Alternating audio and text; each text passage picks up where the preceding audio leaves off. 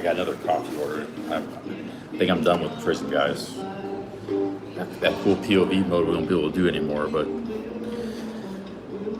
maybe I do that in some of my vlogs with my camera. I can do the same thing in my vlogs with my camera in the future, but I can't stream on prison anymore. It's not working. Wait, videos, guys.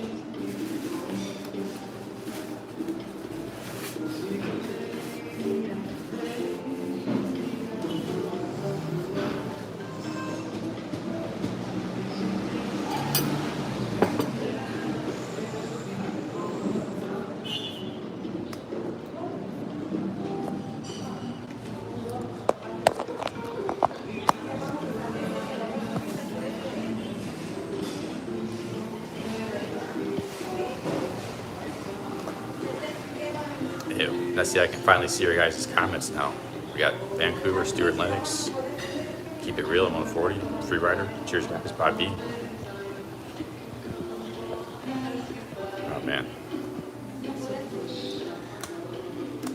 I know it seems like I'm just acting kind of weird, but you're fighting the internet on the bus for 30, 40 minutes. In the middle of a big bumpy bus ride, then you're walking for an hour, then you're fighting Prism, trying to get that to work for an hour. It's just like really frustrating, man. Just trying to relax and do some live streaming.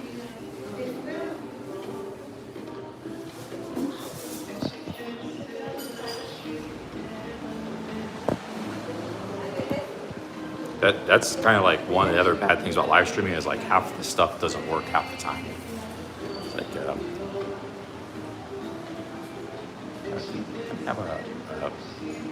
have una botella de agua or agua con gas.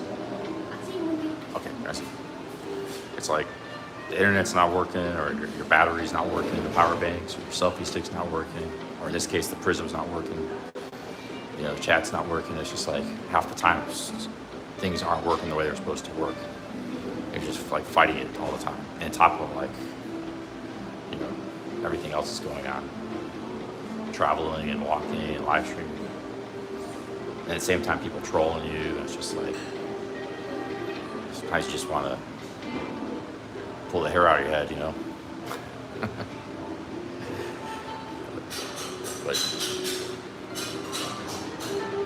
Well, I'm not going to use Prism anymore. That will get rid of a big problem. My power bank's fine. That's not a problem. It used to be a problem. It's not a problem. So I won't have anything to complain about in the future. I just stopped using Prism. I got another coffee, guys.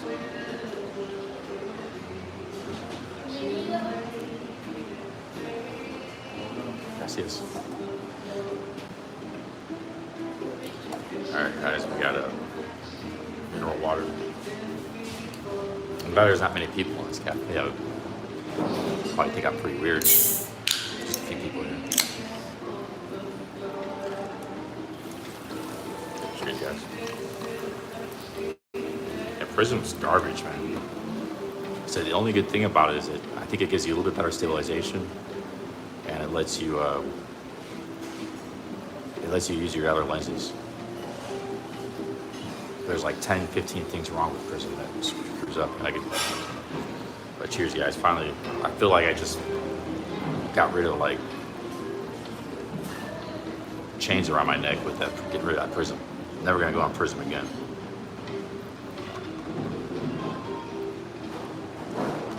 I streamed on YouTube app for years. You know? I was having a problem with YouTube. It wasn't working back in New York. That's why I switched to Prism. Like the internet wasn't stable with it or something. It was like better on Prism. But now like nothing's better on Prism, so other than the lens, you know.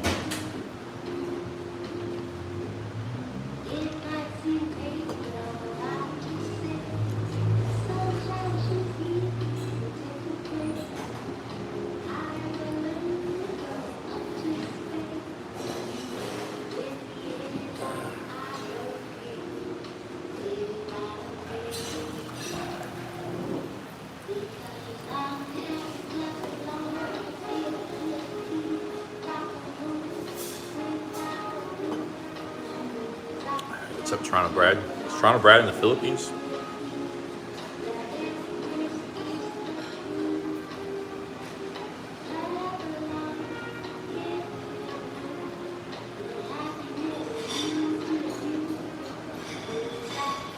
In Guatemala, Shayla.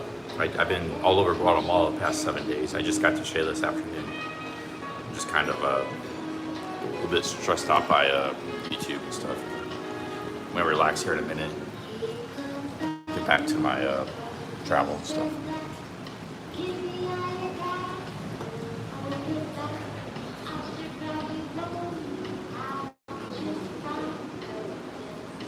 Your parents are from Guatemala? Cool. Yeah, I really like Guatemala. I've been all over.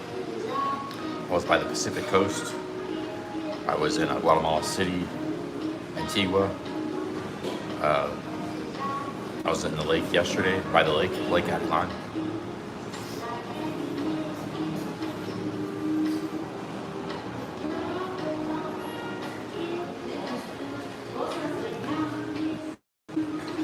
I'm just here at a coffee shop. I had a bus ride from a city called,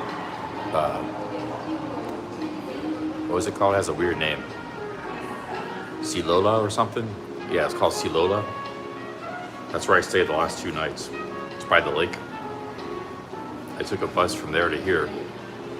And I got real frustrated. It was a long bus ride, but on the chicken bus. But the internet wasn't working, and then my Prism stopped working. So I just got real agitated. But now I'm trying to relax here and calm down.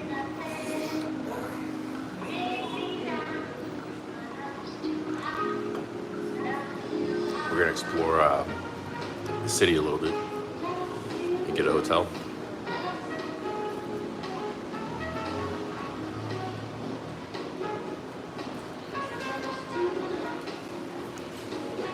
Barry the boss did a super chat this morning.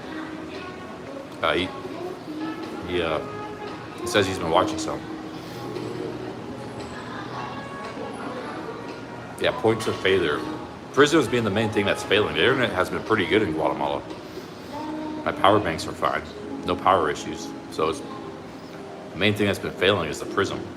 Like in everything. Maybe I need to reinstall the app or something. Like delete it and reinstall it. Maybe I'll try that. That might work. It's just really been working horribly.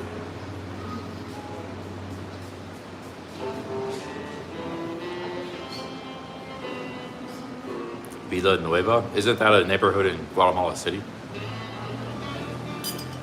Yeah, it's part of Guatemala City. It's west of the airport, I think, if I remember correctly. Cheers, guys. Let's settle down and relax and enjoy ourselves. Let's try to chill out here.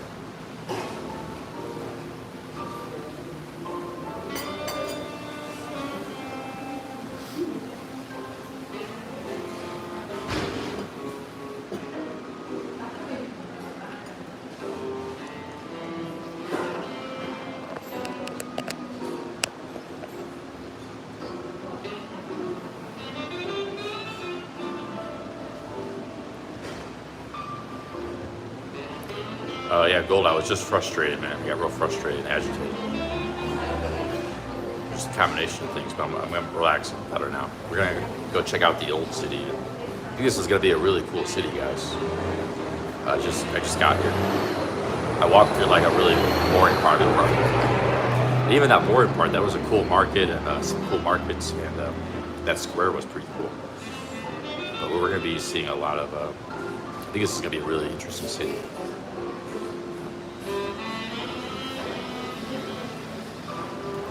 Because it's, it's not too big like Guatemala City.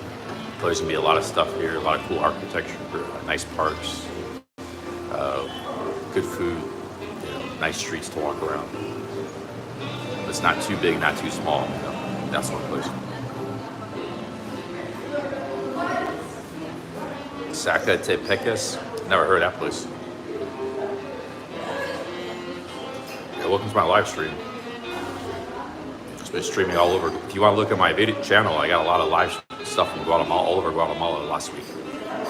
I've been traveling really at a rapid pace, going all over the country. That's probably why I'm like agitated, is because I haven't given myself a break. Just been going at it, traveling nonstop, streaming nonstop. But I gotta try to relax and keep doing what I'm doing.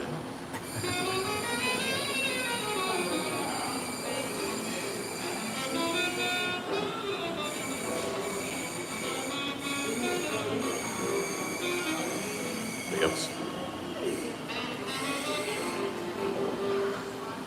I think I might order another pastry for my coffee. This thing is like, it's a chocolate bread.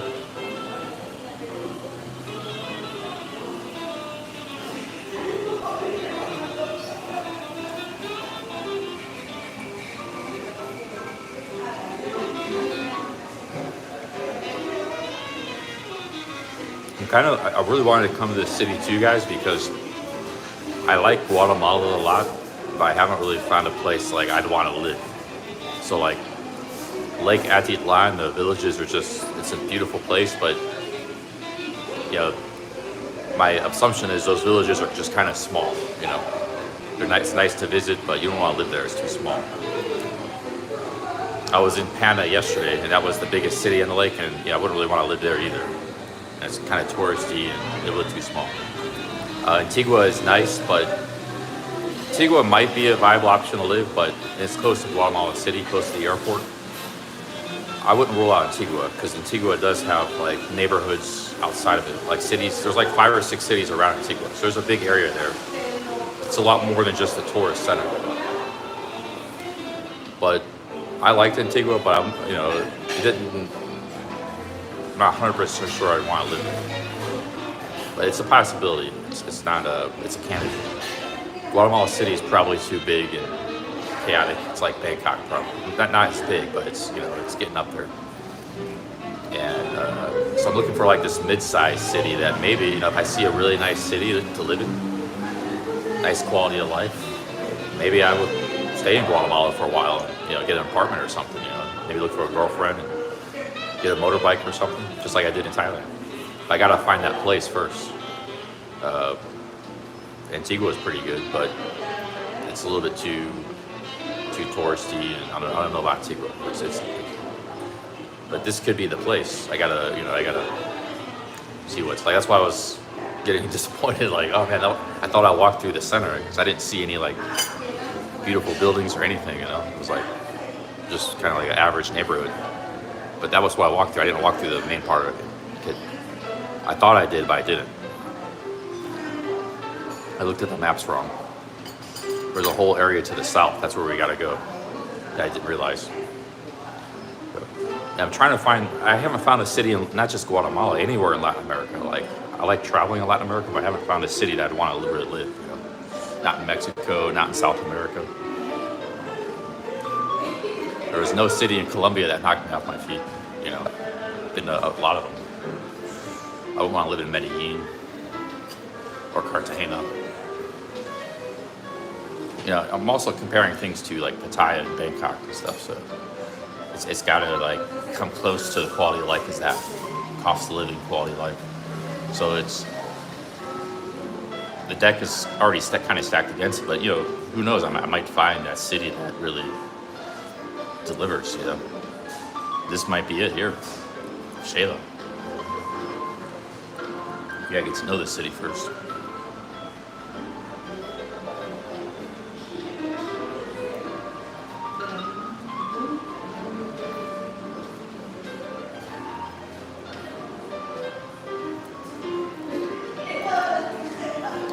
Well, I think Cali was the very first place I visited in Colombia. I think it's the 3rd biggest city.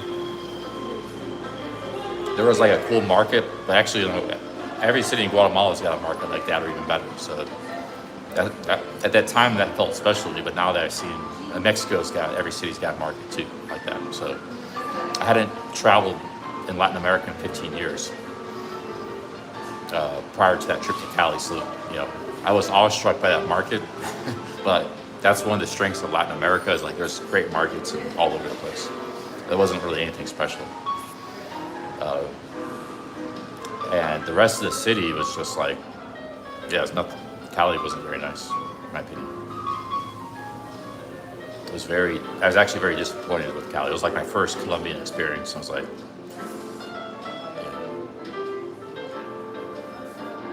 I was only there like a day and a half, but I saw enough. Like I just flew to Cartagena. And the pandemic was breaking out at the exact same time. The original breakout of the pandemic. David Bonner was in Cali, Colombia for a while. And I was watching some of his vlogs. Like there's no nightlife in Cali. There's some like nightclubs, but they're way on the outskirts. Like they're right in the middle of nowhere. It's just, yeah, there's just nothing really there. There's a bunch of homeless people everywhere. Cali is like a lot of desperation. And, I gotta say, Guatemala seems like there's a lot more homeless people in Colombia and like desperate people and stuff in Guatemala.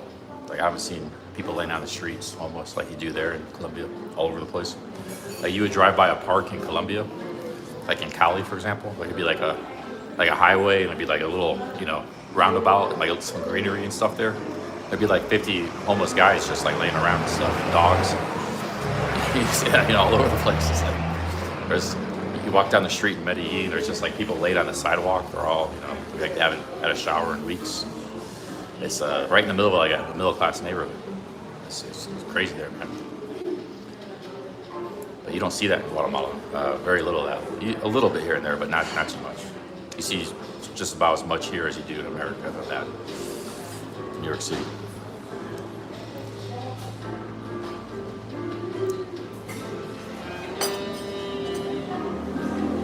Well, I think a lot of them might have been Venezuelans, because Venezuela was people were fleeing for complete desperation. There were people starving in Venezuela like 10 years ago, so a lot of them escaped to Colombia. But nevertheless, like Guatemala's, in my opinion, has a lot better things than Colombia. The expense is about the same, the cost of living, I think. I don't know why people think very poorly of Guatemala. They have this bad impression of Guatemala, but I think compared to all the Latin American countries, it's one of the best ones, from what I've seen.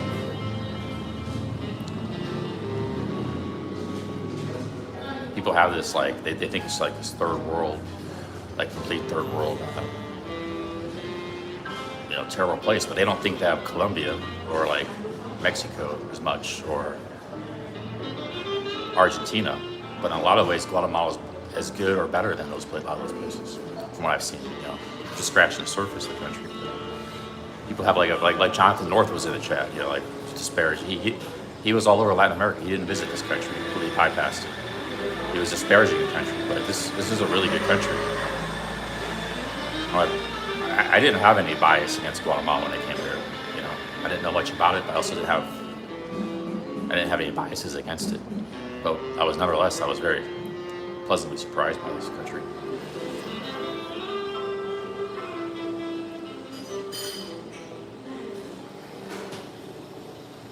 Would I live in Playa del Carmen? Well, I spent a lot of time in Playa del Carmen because that was where I got knocked out. So I was a week there broke.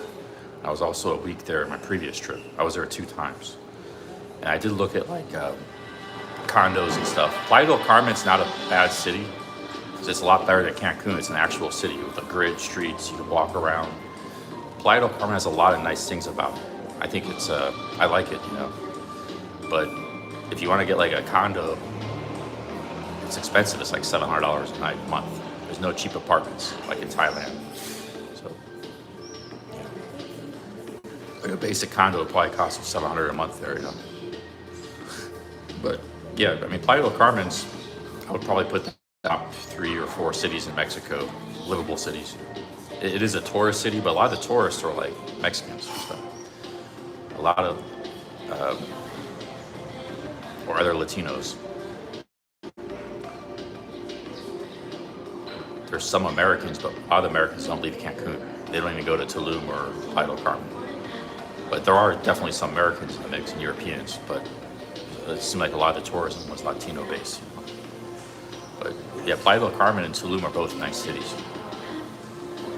I think Playa del Carmen is better than Tulum because there's like just just the way the city's laid out. Like there's walking streets. There's like 2 walking streets. And there's right, and it's also right on the ocean. Whereas Tulum is like 3 miles back from the ocean. You know. Tulum had some nice things about it though. Like there was a nice park in the city. They're both modern cities. They're not old cities. They're just like villages in the past, and they were popular tourism. They're not old cities like most Mexican cities are, but I think they did a pretty good job developing both of them.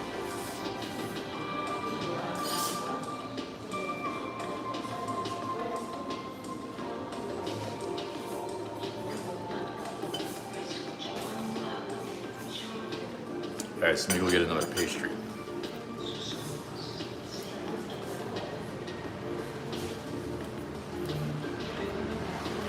I always thought the condo market, you want me to talk about the condo market? That's like a 20-minute topic to talk about right there. Do I got to go into the details of the condo market? Hey, what's up, Busy? Press 1, you want to hear next 10 minutes of the Thailand condo market? 2, no. Because I'd be talking about that for the next 10, 15 minutes.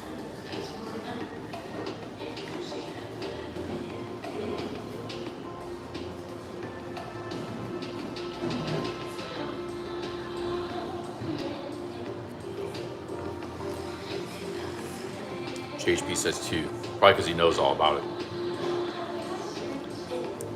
All right, well, we got some 1s. Okay, like I said, like you get a condo in Playa del Carmen in Mexico, which is a nice beach city. It costs maybe $700 a month for a simple condo, which is like $25,000-$30,000 baht a month.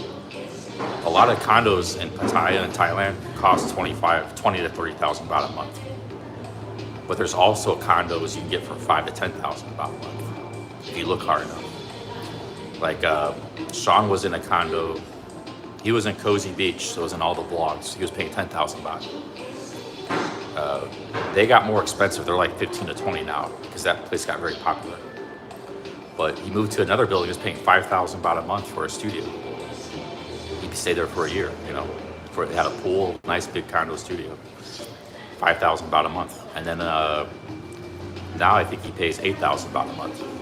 So to me, it seems like, and then aside from the condos, you don't have to rent a condo in Thailand. You can just rent it. They got these apartments. They're anywhere from a fan room is like 3,000 baht, $100 a month, to 10,000 baht a month, $300 a month. So why do you need to rent a studio condo when you can just get a studio apartment? Which is like oftentimes cheaper and more flexible with the rental terms. They can let you rent month to month. Like I used to rent some of those apartments, so I just stay for a month on holidays instead of staying in a hotel. Let me rent for 1 month. I pay like 7,000 baht. So you have like a lot of great options in Thailand, especially in Pattaya. Bangkok does too. Bangkok's got a lot of like cheap apartments for 6,000 to 7,000 baht that are good apartments. They're clean, they're nice, they're aircon,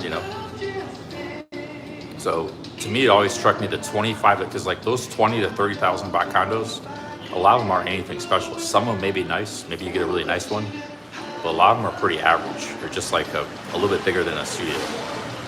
So to me, that just strikes me as overpriced. That's just my opinion. When there's other condos for 10,000, similar niceness, and 10 to 15,000, But Sean, he looks for those deals. So like he puts a lot of work and effort looking for those deals. It might not be easy to find that good of a deal for your condos, but I don't even bother with condos. I just stay in I know so many great apartment buildings. I just stay in the apartment buildings. I even know some apartments that are just like condos. They got like a 1 bedroom. They got a kitchen. They got, giant pool. But it's like a monthly apartment. It's like 10,000 baht a month. So if I want to stay in like a condo type building, I know places that are like apartments, The difference between an apartment and a condo is you're just renting from the landlord. The condo, a lot of times you're renting from other expats or Thais who own the condos, who are trying to rent the condos. So that's one of the differences.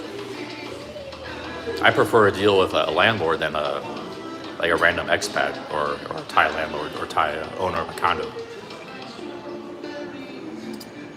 So yeah, I don't know what, like condos are, and there are some beautiful condos, but those get to like 50,000 baht a month, like $1,500 a month. That's another level. But I just don't see, condos aren't bad. Like I said, there are some cheap ones, but if you're in the 25 to 30K range, I don't know. What do you guys think?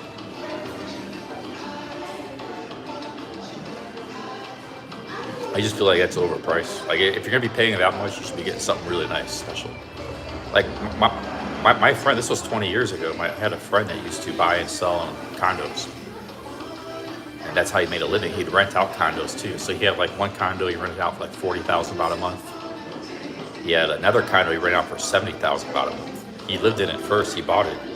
It's a really nice place, and it was one of the nicer condos in all of Pattaya at that time. I don't know what it's like nowadays, but he could get so much money. It was like a 2-bedroom condo. It was a pretty nice place. I give it credit. I don't know if it was worth $70,000 baht. I mean, I would have paid maybe, if I could afford it, maybe $30,000 or $25,000. It was a very nice condo, but he wanted to live in that condo. He bought the condo, but the rental market, you could get like $75,000 baht a month for it. So he just moved in a cheaper condo he bought, and he rented that out to get that money, Because he owned like 4 or 5 condos. That's how he's made his living out there for 30 years. He's from America. He just like bought some condos and rented them, Alejandro, big ups. Thanks for the 3 British pounds. Thank you, Alejandro.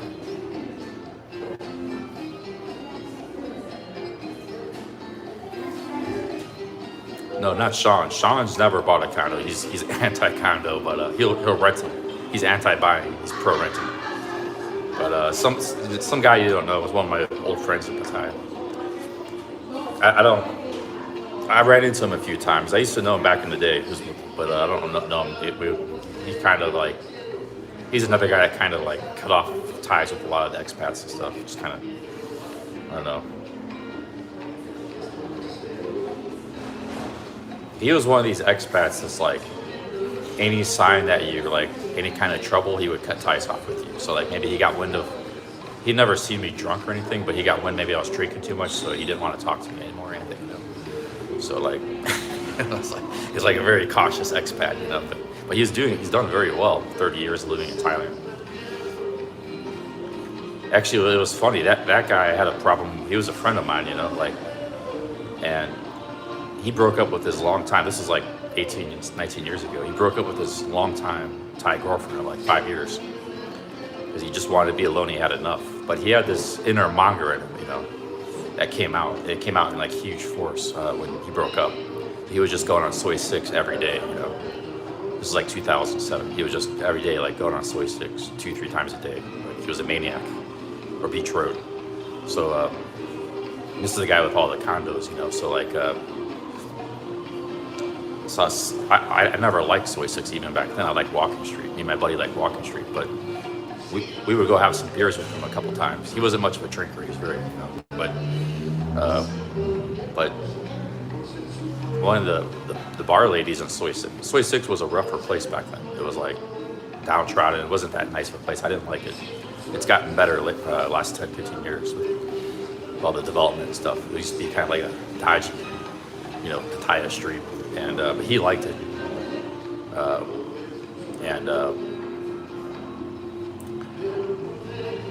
So I was hanging with him, and like this really aggressive lady who I had no interest in was like telling me to go upstairs with her and stuff.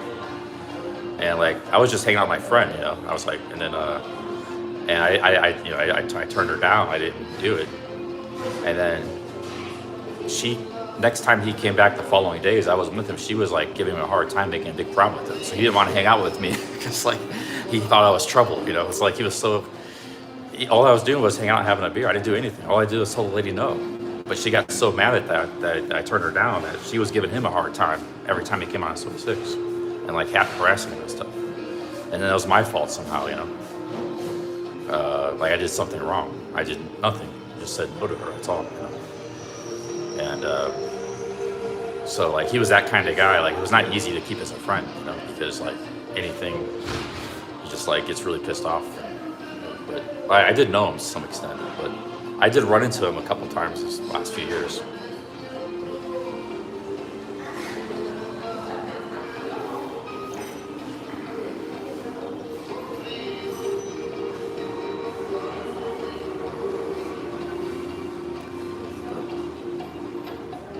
But later he found that was just like a short-term phase for him, just a few months. Then he found another long-term girlfriend. He was with her for years. So yeah, when he was single, he was a maniac, But he was mostly with girlfriends.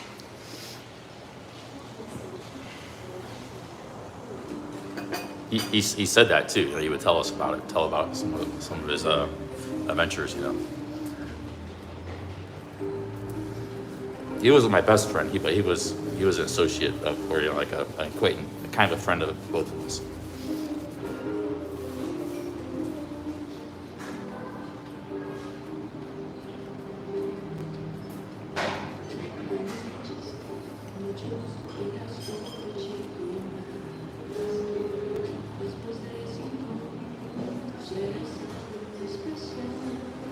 But like Sean, he'll say never buy a condo, but like that guy did pretty good with condos over the years.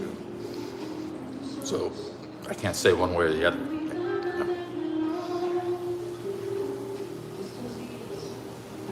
Like he bought condos, some of them went up in value, he made money off that, and he was able to rent them out.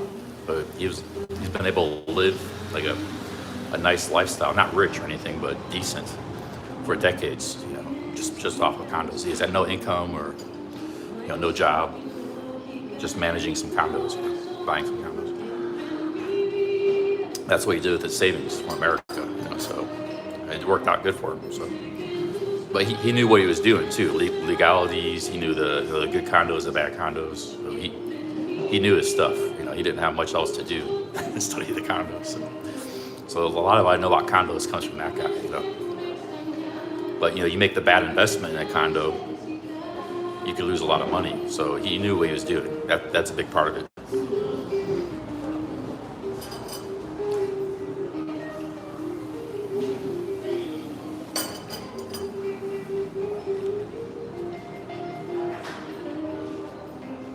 Like I wouldn't mind buying a condo in Thailand someday if I had the money, the cheap one. Just kind of like a place of my own. But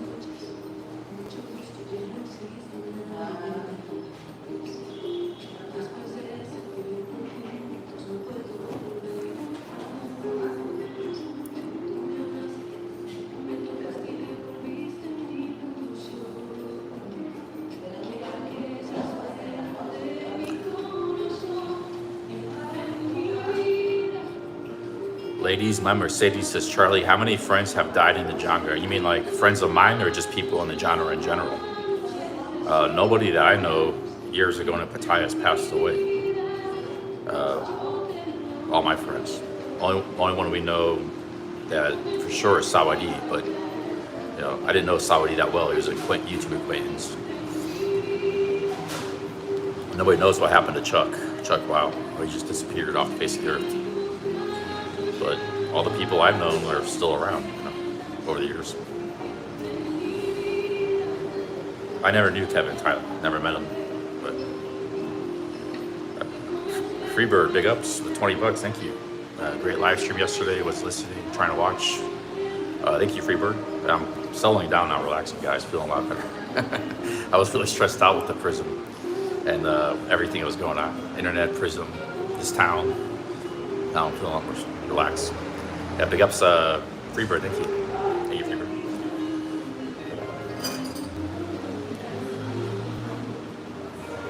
Thank you, Freebird. Yeah, me and Kev chatted a few times in email because I was, booming on YouTube. He was one of the top guys in the YouTube scene in the Thailand genre back then. He was always cordial with me. We never had a disagreement. We had a few email exchanges and stuff, but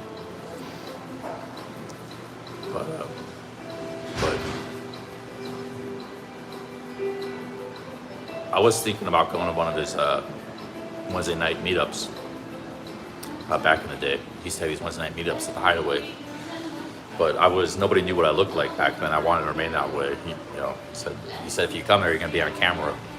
I said, maybe I won't come. I kind of like what's going on here. He said, I'm welcome to come, but you're going to be on camera if you come, Hey, Alejandro with the 5 pounds. Thank you, Alejandro. Thank you, Alejandro. Thank you, Freebird. Thank you, guys. Everybody said Kev was a really nice guy. I never knew him, never knew him. Yeah, big ups, Alejandro. Big ups, Freebird. Thank you, guys. Thank you very much. I wasn't really a real social person. I just had a few acquaintances, and I had like a best friend, a really good friend, And I had this is before Sean. I had like a few acquaintances, and that was it. A few people I knew walking the street here or there, and I didn't really become real social until YouTube.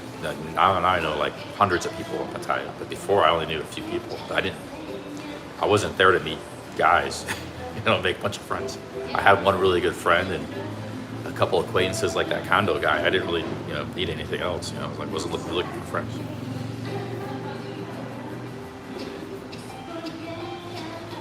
I wasn't like a social butterfly. Some people are, Big ups Alejandro. It's good to have one or two really good friends though. You need a couple, at least one, maybe two, maybe more than that. That's too much. Like 1 to 3 good friends, people you have a coffee with, have dinner with, hang out with, go for a walk, hang out on Walking Street, go to some bars. People you like spending time with, and well, and then also you can kind of count on too if something they have your back. It's good to have that in a foreign country, any foreign country. Not everybody has that, expats, or because a lot of people come and go. Maybe you meet a friend, but they're only in Thailand for a few months and they leave, and then you don't see them again in 2 years. They're back in the country. My friends that I had there, they were there all the time, and I was too.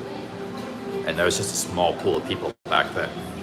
It's a little bigger now. There's a lot more people in Pattaya, a lot more expats, but there weren't that many Americans year-round living in Pattaya back then. A few of them were my friends. Back then. I didn't have any English friends or German friends or Australian friends. Big ups Freebird. Big ups Alejandro. You got to think about that being an expat. If you're going to live in another city, like let's say this city is really cool, but it's always going to be hard to make friends with the local guys. Have a really good guy you can call a really good friend who's a local. I'm not saying it's impossible, but unless you speak the language really good, especially harder in Asia. I think Latin America, it's quite a bit easier. You can make a good friend here in Latin America a lot easier than Thailand or Philippines from a local guy. But if you want like meet a cool American friend, let's say you live in a city, maybe there aren't any around, or they might just be here like visiting for a couple of weeks. So you have to think about that too when you're choosing to live somewhere. There's a lot of factors involved to be a good expat destination. Big ups Alejandro, big ups Freebird. Because remember when I went to Da Nang in 2018, there were no expats there back then. I said that in my vlogs. It's a nice beach city in Vietnam. It's cheap, good quality of life, but there's no foreigners living here, no retirees. Now there's a whole bunch of them. Dion Bryan lives there. Jonathan North's dad lives there. Those are just people we know. There's all kinds of people. There's all kinds of digital nomads living there now. It's not like Pattaya or anything, but there are other foreigners living in Da Nang, Vietnam. There wasn't in 2018. There wasn't even that many tourists there. All the tourists were Korean and Chinese, for the most part. So, Da Nang boomed like the last 6-7 years. But so you got to think about that when you want like another city. Like when Greg Twitchy was living in Da Nang, it was already like kind of taking shape there. Eli the bike guy, Don Johnson, Twitchy. There was already a group of expats starting to live there. Plus people, those are just people on YouTube. But there's people in real life too that are on YouTube.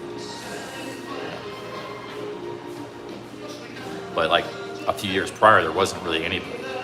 Because I spent some time in that city, like 2 weeks, riding a motorbike, hanging out, and you just didn't see any expats there. didn't really see many tourists. But you know, Da Nang, Vietnam, they knew they built themselves for the future. So like they knew they didn't have a lot going on back 2015, 2018. But like they had to build it and they will come approach. And that's sort of what's happened, you know.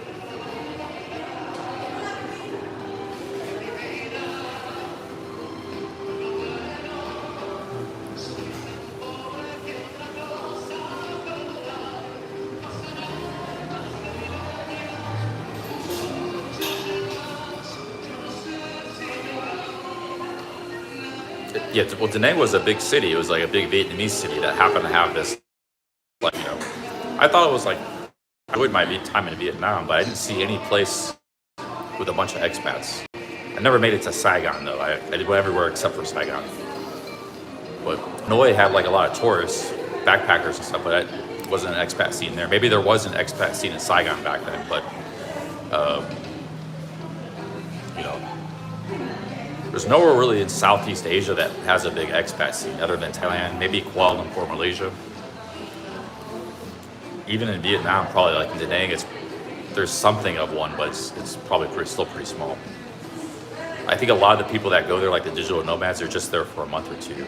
You know, they're just kind of there in and out, or they're there for a little bit. They go to Bali or they go there for a month. I don't know if there's a lot of people there like 6 months or a year. One, the visas are pretty tough there, so you know, that's probably part of the reason. Bali's got an expat scene. Thailand. I don't know about Cambodia. I haven't really been in Cambodia, I think, since 2019. Ben would know about that, Ben and Jonathan North.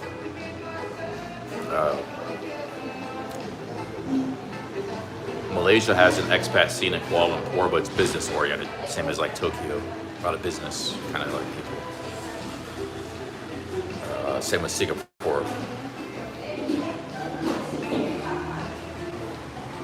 Oh yeah, but a lot of those guys in the Philippines, they just live like in these random jungle towns or beach towns, like middle of nowhere.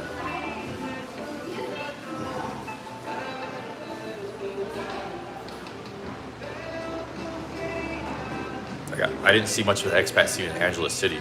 So there was a little bit of one.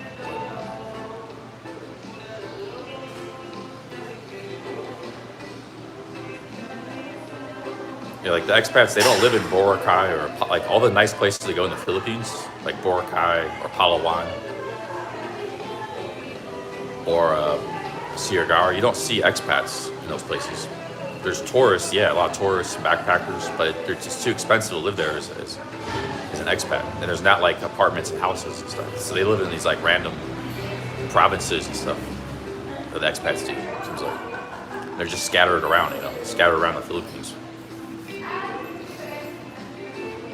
Like they do that in Isan too. There's some expats, they're scattered around Isan, but I think it's more so in the Philippines. The Philippines is a lot bigger than Isan. Isan's just like a third of Thailand. We're talking all of the Philippines, 120 million people. So it's like 4 times the size of Isan. And I think in general, the Philippines has a lot more dudes who like marry local women than Thailand has. You know, Thailand has had a lot, but the Philippines even more. A lot more. It's a bigger country, and just even I think on a per capita basis, it has more. So that's why there's just dudes scattered all over the place in the Philippines.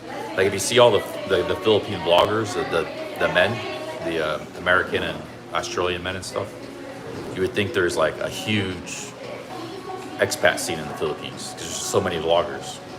But those guys are scattered all over the place. Like there's no like town that has a bunch of expats. You know, maybe Dumaguete, I guess, some reason that town became like that. But maybe Cebu, but that's maybe about it. Like there's no expats. Nobody wants to live in Manila. So and Angeles City didn't seem to have a lot. So I don't know where all like they just live like scattered around the villages, just like Tim K did. All these guys do. They just scatter all over the Philippines because their girlfriends from different provinces. That's where they live. So, where they go live. But yeah, there's a lot of Philippine, American, Western expats, but in sheer numbers. But they're not like concentrated like they are in Thailand, in Pattaya, Bangkok, Chiang Mai, and Phuket. Yeah, nobody wants to live in Manila. Manila's awful quality of life. I don't know much about Cebu. Maybe there is in Cebu, but it's the second biggest city, Cebu. The Boracay is like too expensive. It's too small to accommodate a bunch of expats. But it's a nice place, to visit.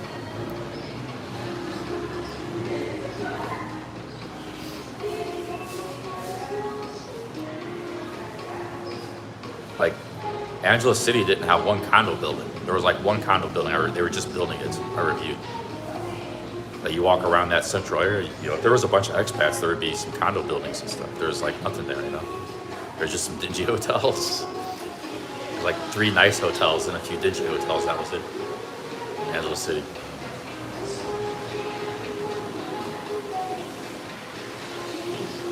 But I liked Angeles City because I had a good time there. I visited there a couple times.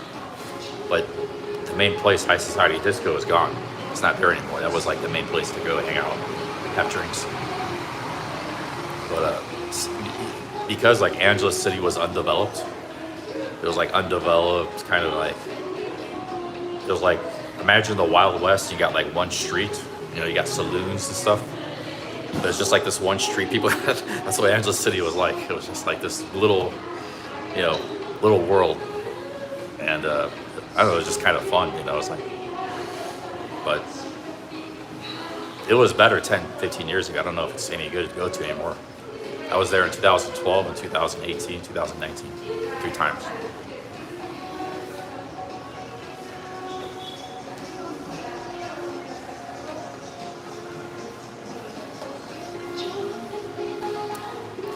Oh yeah, there are some expats in Manila, like Makati. There's that BG. Yeah, there is there is an expat city in Manila. There's not one massive, Manila is a world capital city, 15 million people. There's not one city like that with 10 million plus people that doesn't have some expats. Hell, even Bogo, but still, I don't think there's. I don't know. It's nothing like Bangkok or Tokyo. The expats. There's some there, yeah, maybe some. But, you want to get a condo in Manila, not only the quality of life is bad, it's expensive. Like a decent condo in Makati is like $1,000 a month. Like just like a 1-bedroom or studio. It's very expensive there. You can get a nice studio apartment in Bangkok for like 6,000 baht a month. Not right like in Sukhumvit, but in just some of the other neighborhoods. A lot of people don't know about this, but they're these like Thai style apartments with aircon. They're nice. They got a balcony. They got nice. They're all furnished. There's apartments like that all over Bangkok, and a lot of people don't know about that. They don't have anything like that in Manila or Jakarta, Mexico City, Bogota. Buenos Aires used to have that. I stayed in before, but everything in it's gotten expensive there. I don't know why. So a lot of this stuff you only have in Thailand. It's like that's the place. You want to live in a big city, you can get a nice cheap apartment in Bangkok. You're not going to get one on Sukhumvit. The condos there are like 30, 40, 50, 60,000 baht a month. But like I said, you go to some of the other neighborhoods all over Bangkok, you can get a nice studio apartment for like 6,000, 7,000 baht a month. There's a lot of vloggers on YouTube. That guy, that food guy, he just got a condo for $270 a month. But I said that's a condo. I don't like getting condos. You can get an apartment. But even the condos, you get cheap condos in Bangkok too. So like Thailand is just hard to beat. So it's the whole package. When you compare the Philippines, like just comparing Manila to Bangkok, Bangkok's a much nicer city than Manila. They're both similar size. They're both huge cities. But Manila's got no transportation system. Bangkok's got an amazing train system. Manila's dirty and a lot of extreme poverty. There's not really any of that in Bangkok anymore. Maybe there was 30 years ago, 20 years ago, but it's way cheaper. A nice apartment in Makati is $1,000 a month. It's you can get one for as cheap as, like I said, $200 a month in Bangkok. I guarantee you can find an apartment in Bangkok for $200 that would go very similar to one that would go for like $800, $1,000. It's a small apartment, but it would go for $1,000 in Makati, in the Philippines. So it's just like, why would you ever live in Manila when Bangkok exists? But people do. Like David Byrne, he lived in Bangkok and Thailand for years. Then he started living in Manila. He was living in Manila in the pandemic. So he decided he liked Philippines more. So I guess people do decide they like certain things better, but Philippines does seem to charm a lot of guys where they like it. Like Ricky is the same guy. He could live in Thailand. He could afford it. He's got great income. He used to stream a lot in Bangkok. He likes Bangkok, but he chose to live in Philippines. So a lot of guys do seem to like the Philippines a lot, but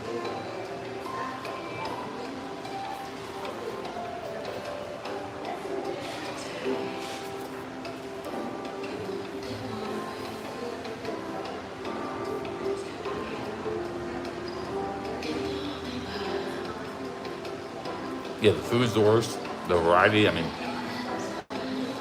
I walked around Makati and all the malls, like the nice parts of the Philippines. Some of the nice parts and stuff too, of Manila. Can't say I was like super impressed, man. It's hard to get around, no transportation. It's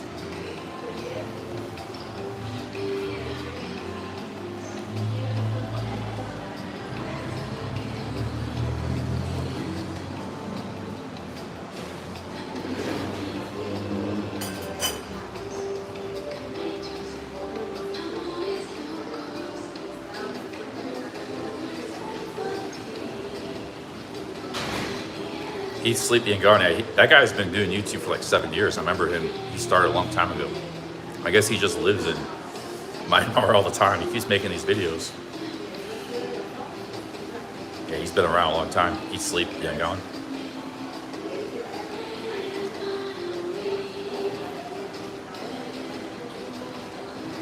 What?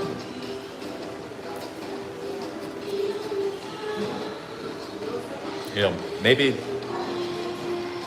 I don't know.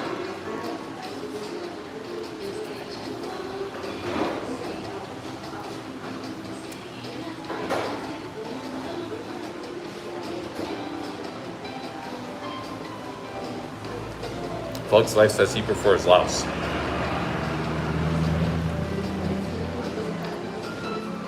Thomas Matthews says, will any of these places be cheap in 10 years? Yeah, Thailand will always be cheap. Southeast Asia will probably always be cheap. Like Vietnam will probably always be. There's different economics going on there than a lot of the rest of the world.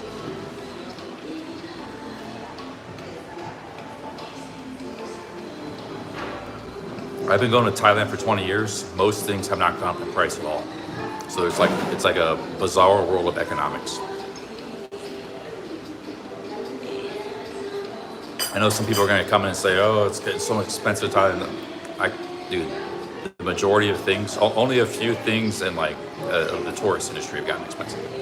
But everything in Thailand has remained the same, or about this, maybe 20% increase max in price. Everything in Thailand is the same as it was 20 years. That's why it's still cheap. It hasn't gotten more expensive. That's why we can all still go there. The day that changes, I don't know if that will ever change.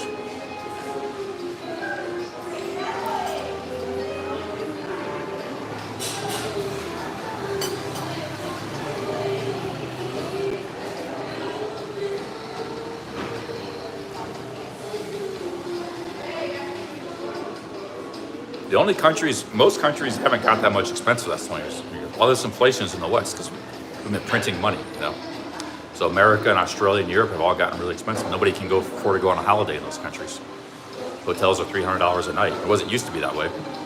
So the voodoo economics has been in the West. The rest of the world is just kind of normal, going on about their day, some people have gotten very rich off those voodoo economics, maybe 25% of the population, but the other 75% have found themselves basically poor. Where like, yeah, they're maybe even making a little bit more money, their income, but their money doesn't go very far.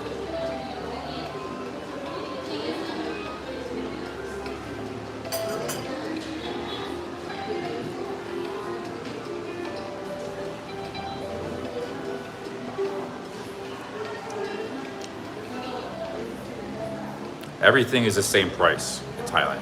2005, when I first started, it was 2025. The trains in Bangkok, same price. The bus from Pattaya to Bangkok, 120, whatever it costs, 150, I forget how much exactly it costs. The taxi from the airport to Pattaya, the bot bus in Pattaya, 10 bucks. Chicken and rice, street food, common guy. That has gone up maybe like 10 baht, a little bit, 25%. So there are a few things that have gone up like 25%. Hotels are still like, when I was going to Thailand, I was paying like 600 baht for a basic hotel. They're still 600 baht. Some of the middle range hotels have gone up some in the tourist areas, especially like Koh Samui, Phuket, but Bangkok has gone up some, but in general, everything is the same price. Cheap fan rooms were 3,000 baht back then, they're still 3,000 baht. Cheap apartments with aircon are 6,000 baht, they're still 6,000 baht. A basic condo is 10,000 baht, it's still 10,000 baht. Everything is the same. Beer was like a bit cheaper because they didn't tax it as much. So you could get like a Heineken for 30, I remember the prices of everything. You could get like a Heineken for 32 baht back then, now it's 40. I think, I don't remember how much, I used to only drink Heineken, so I don't remember what like Singha and Chan cost back then, and Leo. But I think, beer has gone up like 20-25%, but that's because they put in more taxes about 10-15 years ago on alcohol. This is not including the exchange rates, by the way. This is just what things cost in baht in that country. So everything is like the same. I used to get a cup of coffee at Alban Pan. It was expensive. It was like 80 baht. A bagel and a coffee was 150. You go get a nice pastry and coffee, it's like 120 or 100. Nothing has really gone up in price. Everything's the same in 20 years. Like you get a draft beer at a go-go, it was like 60, 70 baht back then. It's 60, 70 baht now, like in happy hour or something, So Bangkok has seemed to have gone up in the tour, like the hotels and stuff. That does seem to have gone up some. Some of the restaurants. But I was never big into Bangkok anyway, so I don't even know what it cost much back then. How much more? But I know like Pattaya, like a lot of these other things, everything's pretty much the same. Taxis maybe have gotten like 200 baht more expensive, like that trip from Pattaya to Bangkok. So it has gone up a little bit, because that you have to kind of negotiate for. So like sometimes you get a good deal, sometimes you don't. But in general, yeah, you're probably gonna be paying 200 baht more on average for a taxi between Bangkok and Pattaya than what you used to pay. That's a 20% increase. So some things there has been a 20 to 30% increase, but most things are the same or slightly higher. It's not like massive inflation in Thailand.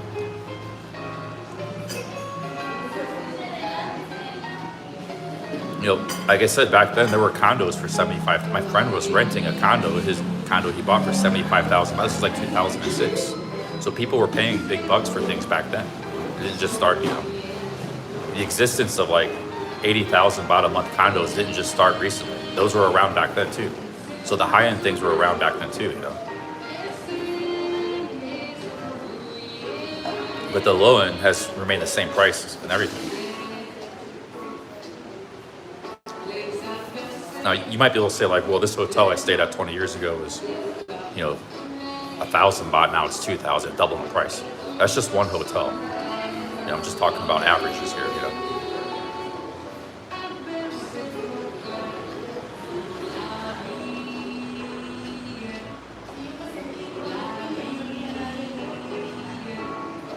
Yeah, maybe I can't go into the certain things, because first of all, the certain things, I don't know, man, but that's very complicated. I don't even want to go into that, but it's a whole, Barry talks about that some on his channel, but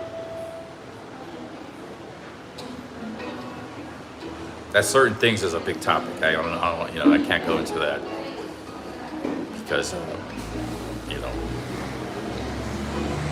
but I'm not an expert on that anyway. So I've never bar climbed from a go-go before my entire life. I've had many beers at go-go's, but I've never bar climbed from a go-go. So I'm not an expert in that topic.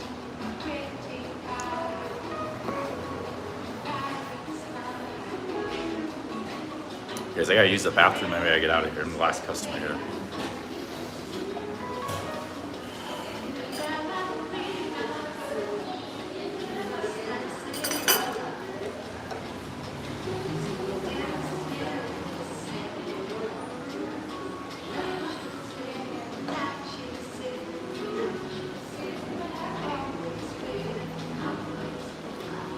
Massages are the same price, you know. There's still 100 baht massage for an hour, 150, 200. Back then it was like 150 to 300 in Pattaya for like oil was 300, Thai and foot were like 150 to 200. It's the same today, exact same. The price of massage is exactly the same.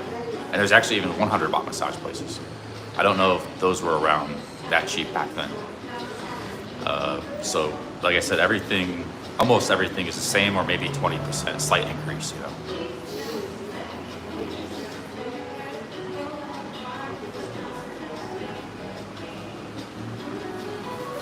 Whereas, you know, in America, the price of apartments have doubled the rent. Like, used to be rent 20 years ago, apartments were $500 to $700. Maybe a nicer one for $1,000. Now it's like any city in America, it's like $1,500 minimum just for a small apartment, 1 bedroom, you know. So that hasn't happened in Thailand. It's kind of massive inflation, or it happened just a little bit. The exchange rate is kind of shitty though, so that kind of hurts. Like right now, the exchange rate for the dollar is 32.5. When I was there, it was like 36, 37. But we're not talking exchange rates. We're just talking the price of things on the ground in baht. Because you know, the exchange rate could go back up tomorrow. You don't know what's going to happen with the exchange rate. It was doing pretty good. The dollar was pretty strong against it the last few years, and all of a sudden the baht got strong again. So, but you know, it might go back up to 36 or 37 soon. Who knows? We don't know what's going to happen with that. Yeah, you know, you want to run a motorbike, it was like $1,500 if you get a really good deal, to like $4,000, you know. Like usually I was paying $2,000, $2,500 for a motorbike. It's always rented motorbikes, I never bought one. And it's the same thing. If 3,000 is like the going rate, but there was a lot of places, like there's a competition, so you could get it for like 2,000 or 2,500. But like if you just walk in and ask them, hey, how much is the motorbike? They'll say like 3,000. Now there are some places you might say, like, I saw a place recently, I asked about a motorbike, he wanted 8,000 for his motorbike. But it's just, there's always like a guy asking crazy high prices. There's a restaurant asking crazy high prices, or there's a condo. They always have that. And those people even get customers sometimes. They're just like, well, I don't really want to bother with it unless I get like, you know, I don't want to rent my motorbike unless somebody pays me a ton of money. That's basically what that guy was doing. So that's not the average price. That's just like an outlier, you know. But everything, you know, this whole spectrum of things that I've come to know in Thailand has always been about the same price. And it does seem the last trip, hotels were starting to get like more expensive, and a lot more expensive in Bangkok at the time. Like it made a lot more, like 30, 40% more. Like it was getting hard to find like hotels for $20 a night in Bangkok. And even in Pattaya, I was having some problems. So like I think the hotels might be gone up some, especially recently, last few years. Like they're not really building new hotels in Pattaya or Bangkok right now. Like you don't see construction of new hotels. So I think there's a supply and demand problem there with it, because the tourism is so popular. But the fan rooms, the condos, the cheap apartments, they're all about the same price. The hotels are going up though, because like they need to start building some more hotels, you know. That's the problem. I gotta use the bathroom. Hit my head on this lamp here. I probably think I'm crazy. It's real low, man. You gotta be careful here.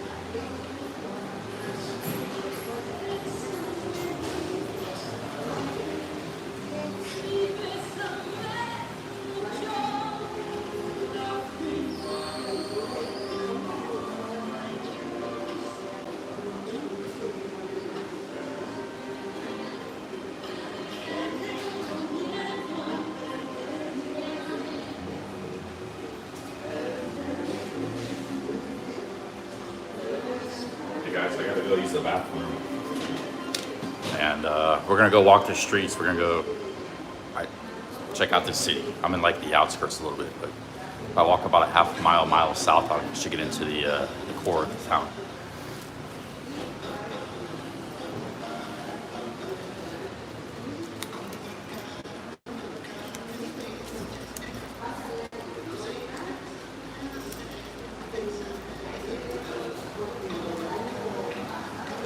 Yeah, like the other thing too was when I was in Thailand and Pattaya for like basically almost like 3 years in the 2000s, 3.5 years.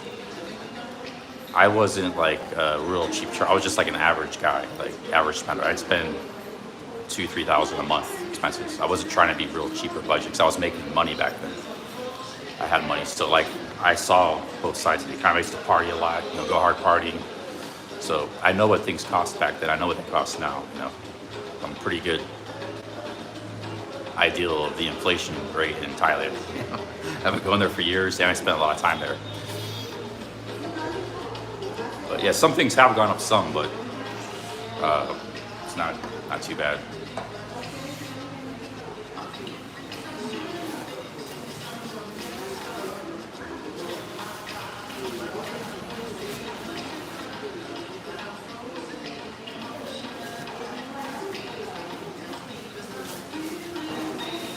But you know, not everybody, like a lot of people, if you just discover Thailand or you're just going there recently, like I have a huge breadth of knowledge and experience there. I don't know everything. I'm not even, you couldn't know everything unless you're like Thai yourself. And even they don't know everything, like, but you have to be able to speak Thai and things like that. But I just how to know to navigate, you know, in that country. So like, sure, you're not gonna have that advantage if you're kind of new there, but and you might get caught up into like, you know, where you're paying a lot of money for everything. You're paying a lot for your hotel, for food, this, because you don't know how to like necessarily navigate very well. You know, that's not really your fault, but you just have to basically, you know, learn more and get more experience there and explore and figure things out. You know, like do I really need to stay in a hotel that's $70 a night? I'm staying for a month, and I see this room that's aircon and it's like 7,000 baht a month. That's like just as nice as a $70 hotel. So you can pay $200 a month for the whole month, or you pay $70 a night. What are you gonna do? Let's see, you didn't know those, if you're kind of new, maybe you didn't know those rooms existed. You just thought, you know, you wanted to stay in a nice, decent hotel, and that's acceptable, and you thought, you know, you gotta pay $70 a month. Be back in a minute, hang on.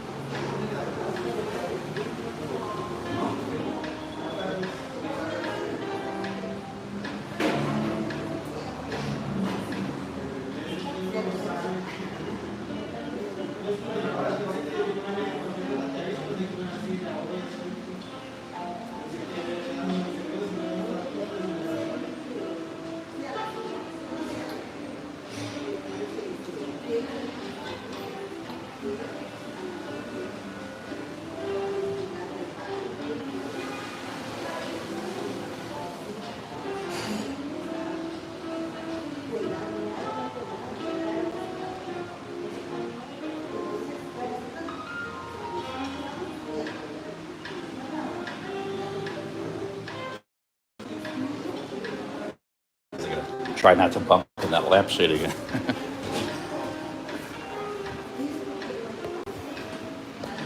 All right, let's go walk around. My mood's in a much better after those 2 coffees. I was in a really bad mood from the prism and stuff. Malfunctioning.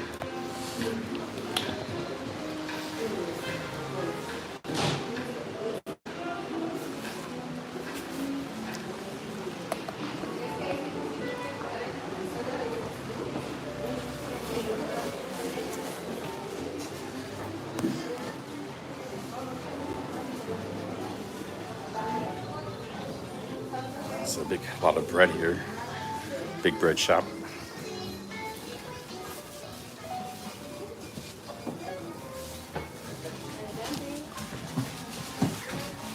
Gracias. Okay, so I think I head about 10 blocks south. I'll get into the downtown area. My place. Hey, how's it going? Centro por allá? Sí. Sí. De Estados Unidos. Sí. Venezuela. Oh, Venezuela, ok. Muy bien. ¿Te ofrezco pulserita? ¿Ah? Oh, no necesito, gracias. Hola. Hola.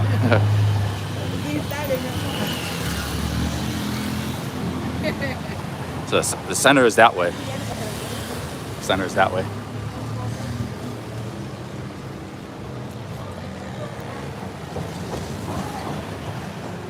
We're gonna try a little bit, since I got a stream on YouTube, this looks pretty stable.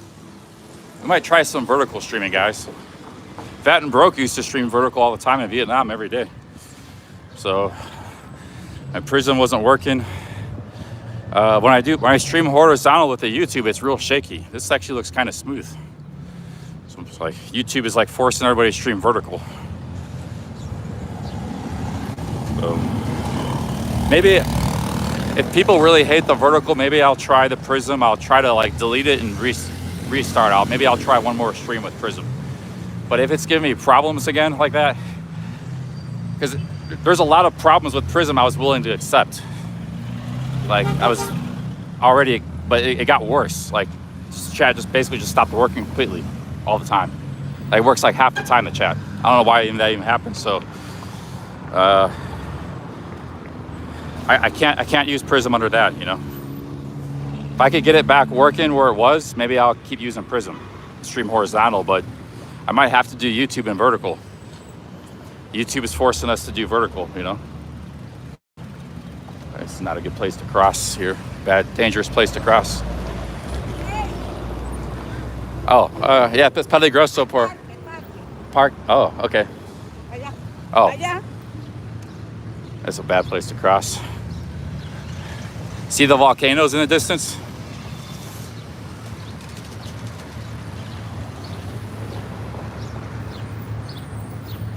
Yeah, I know a lot of you guys hate vertical.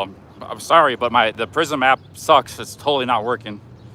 And YouTube is like, if you use a YouTube app, they're kind of forcing you nowadays to use vertical. Okay, let's cross. So, like, if you stream vertical, you'll actually get like new viewers too. Like they actually promote vertical streams a lot. A lot of them, they don't stick around very long, but you do get some new viewers. Guys, I might have to be forced to do this. Like, we'll see. I don't know, but maybe I'll do it for a couple days and see how it goes. I've never done much vertical streaming. I have listened to your guys' complaints, you know. Okay, the old city is down there somewhere.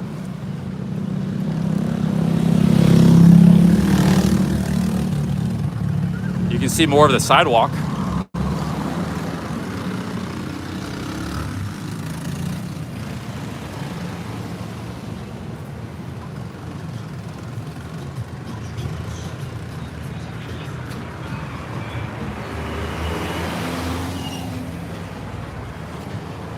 See, like Adam Morningstar, I've never seen him before on this channel. You see a lot of names I've never seen when you stream in vertical.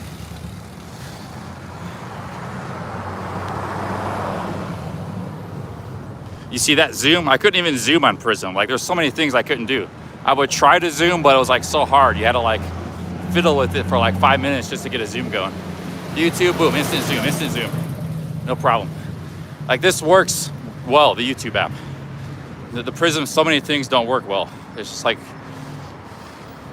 But I was willing to put up with all of that, all the things that didn't work well. But when the final straw was when the chat just basically just stopped working, it would just like pause and just get, that had enough. That was driving me crazy. I just sat down at a coffee shop. I wanted to chat with you guys, and the chat was just freezing up. It wouldn't like, I'd have to like close Prism, come back 20 seconds later, try to keep refreshing it. Sometimes that would work a little bit, it wouldn't.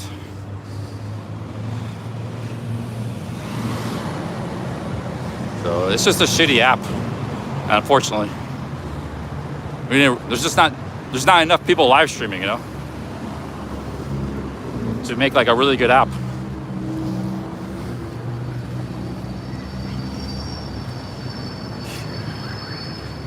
I'm in Guatemala, city called Shela.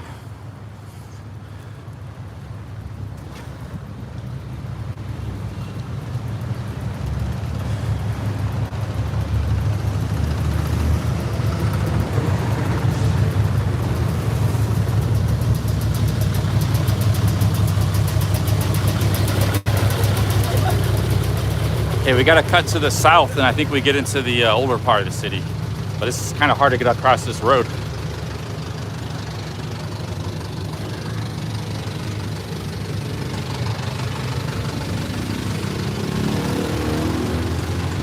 The nicer part of the city.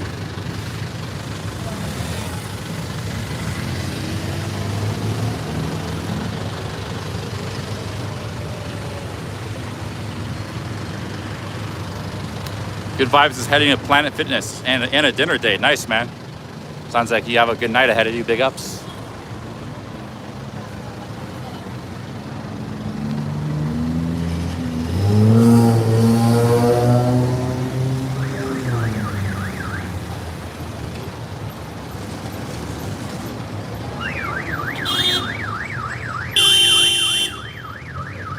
Almost had an auto accident there. These guys are about to fight each other.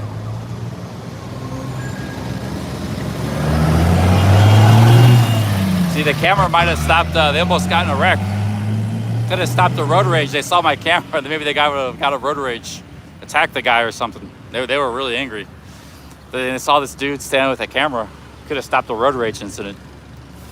So oh, maybe I'll just drive on instead of getting out and punching the guy or something. It was a taxi and like SUV, old beat up taxi. I don't know who was wrong, I didn't see it, but I saw them fighting. So cameras can do a lot of good, guys. Saw this dude standing, pointing a camera at them.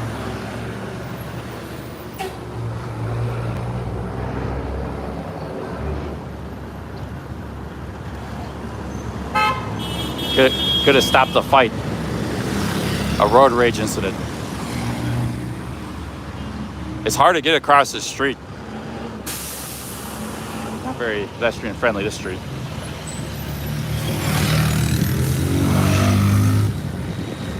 Okay, let's see. Can we go now? There's no crosswalks. Okay, I think we can go now. Yeah, it's pretty safe to go now. I mean, there's no cross lights. That's an awesome looking volcano.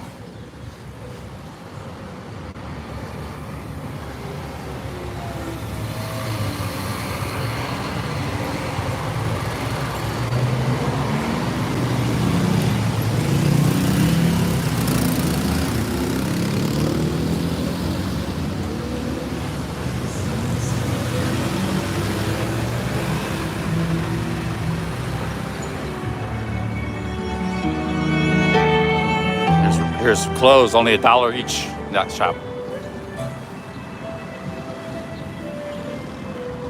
I think we're in the more affordable part of, here's a restaurant. I walked by this restaurant earlier, it was full of people, Churrasco. It was full of people for lunch. I was gonna stop here and eat. Nobody's here now though. It looked really good. Maybe I'll come back another day and try this restaurant. I gotta remember where it's at. There's a couple people in there, not many. It was full on lunch.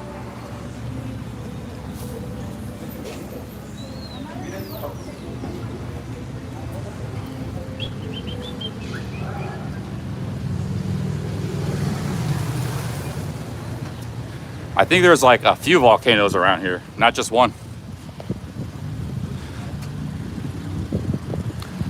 Antigua also, there's not just one volcano, there's like 3 of them, 3 or 4 of them. So that looks like a volcano, but some of these might be dormant. Some of those ones in Antigua were live, active volcanoes. Let me check my maps just to make sure. Yeah, we're going in the right direction. We're just like way north of the center. This neighborhood is like a newer part of town. We're way north of the center, so we just had to go a lot further south. Maybe another 10 blocks. But that's all right, we get to see this part of the town. I just thought, when I first got here, I thought that was it, when I walked through. I thought that new part of town was all this city was. But it's a lot more than that. I was just a little bit confused. I got a little bit confused by the maps. Or mistaken. What I did was I went back into the maps and I searched Centro Historico. And then it shifted all the way, so I was like way north. I thought I walked through it, but I was actually like way south of where I was. I didn't realize that. I went on Google Maps and searched that, you know, so that. When I was back at the coffee shop. Because I thought like I had walked through the whole city already, like I'd already seen it all. And the part that I walked through wasn't very impressive. It was just like this, modern and kind of like average, you know. Because I had like big expectations for this city. I thought it'd be like a really great place. But we haven't seen anything yet, so.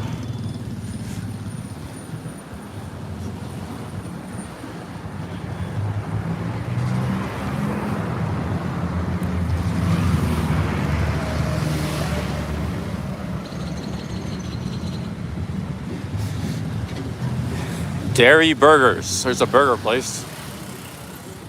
See, now we're already starting to get in some older buildings now. So we're getting out of the new part of the city into the older part.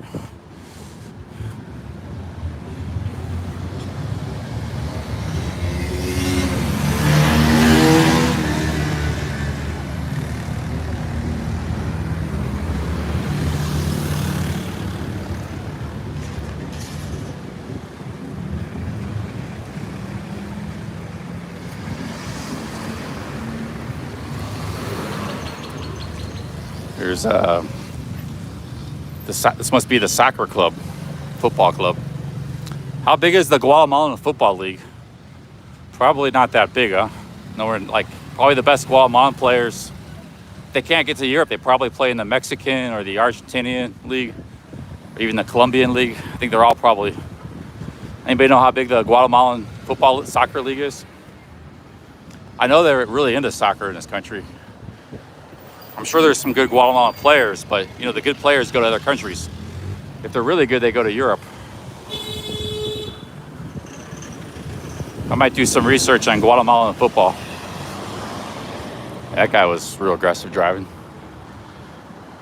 Guy looked crazy. Screw loose. Those guys scare me, man. You see somebody in a car, like an SUV, driving crazy, looks all pissed off. He looked all pissed off in the car and driving fast. It's like scary, man. Driving real aggressive. Here's some street food. See, we're already getting some older buildings now, getting back to the older part of town. Yeah, maybe I was pissed off by my camera. I haven't had anybody angry at my camera yet this trip. But maybe he was just like road rage, already pissed off. Nothing to do with me. He did look at me a little bit though. I don't know. I had a few people in cars here, they were just kind of waving at me, you know. But yeah, maybe, I don't know.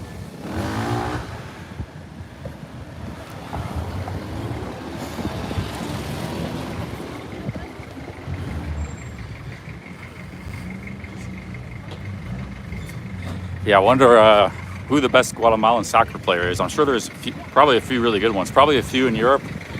Maybe 10 soccer players in Europe. Like the Guatemalan national team, probably most of those guys are playing in Europe. You know, they might not be playing in like Liverpool, but they could be playing like in, you know, a minor Spanish team or a minor Italian team. maybe the best ones playing like in a big team, the best few. There's a lot of competition for soccer. It's worldwide. Even just Latin America, you got Paraguayan players, they're good. You got Uruguay, you got Argentina, Brazil, you got Chile, you got Peru, Colombia, you know, all Central American countries, Costa Rica, you got Mexico, Canada, United States. That's just the Americas. You know, think of all the good European players and African players, and Middle Eastern players. So, Japan, even Japan, they play a lot of soccer.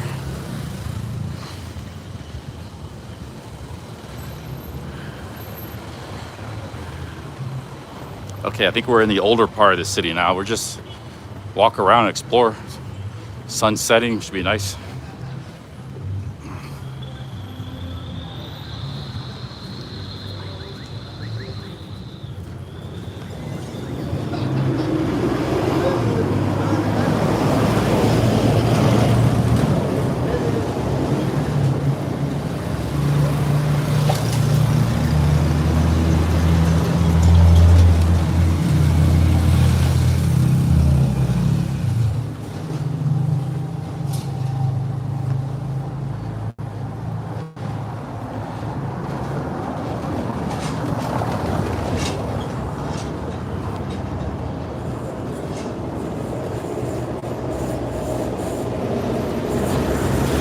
See, another problem I had with Prism, even before the whole chat thing was messing up, I was struggling with the internet in the bus.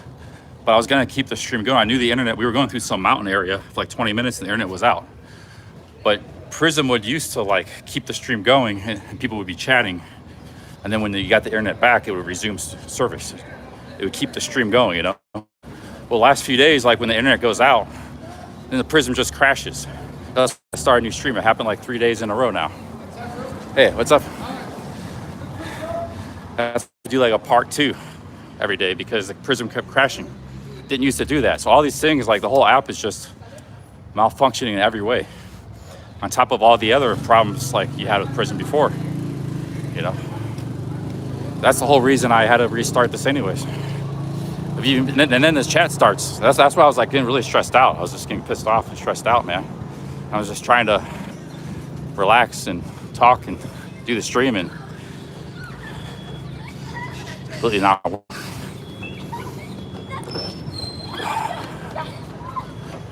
Got a little park here.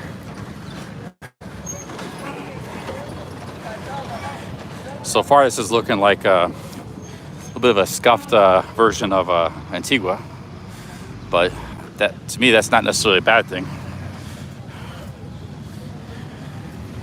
We'll see what the whole town's like here. Just starting to get to know it. It's very cool with these mountains and volcanoes in the background, just like Antigua.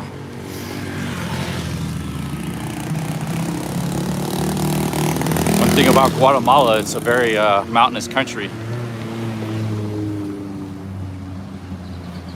Everybody in the mountains.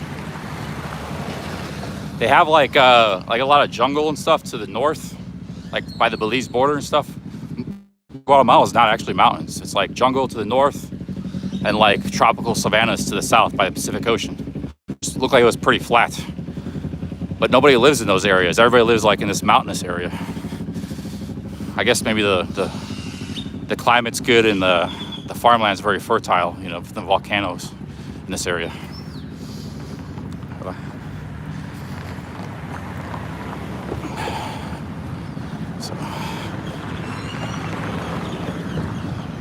But it is very mountainous. No denying that.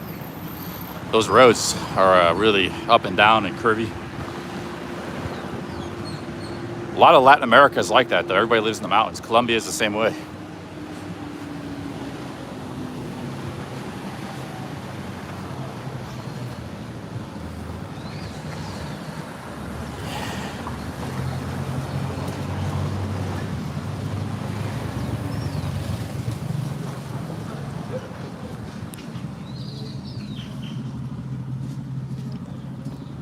Streets are kind of forlorn, not much going on. I guess it's a weekend though, Saturday, so that could be part of it. But actually, this is a cool looking city already. I'm already liking it now. It's a very cool looking city. Just everything's closed right now because it's a weekend, I guess. Everything's closed. Streets are kind of dead.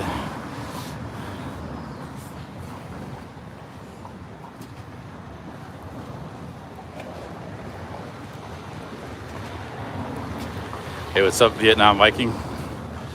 Ben, we got Ben in the chat. You ever go, what do you think about your thoughts about going vertical? Or you just use, what do you use, Ben? You use Prism or do you use YouTube? Because I'm about pulling my hair out with Prism. I've had it, man, Prism. Maybe it's only my problem. Maybe I have to like delete the app. Something's wrong with my app or something. Delete and reinstall the app. I know Kelly uses just YouTube. He's never used Prism. I don't know what B More Ron uses. Prism has you, oh, so it's not working for you either. You're having problems with Prism too. There you go. Just go stream YouTube vertical. YouTube vertical, you get like new viewers and stuff. Chocolate Man used to stream YouTube vertical all the time. He had like 20,000 views every live stream. You get a lot of people popping in all the time. You can do YouTube vertical, and then Fat and Broke used to do a lot of YouTube vertical too. He would have like 20,000 views on every stream. He'd only have like maybe 100 in the chat, but after you finish like a 5-hour stream, he had these massive view numbers because there's just people popping on all the time because you can swipe up. So just, you know, Prism is not worth it anymore. I was kind of a fan of the Prism for a while. I mean, I switched because I was having some problems with YouTube app. But wow, is this a sigh of relief to be back on YouTube, man? Not dealing with all the bullshit from Prism. I'm just working a million times better.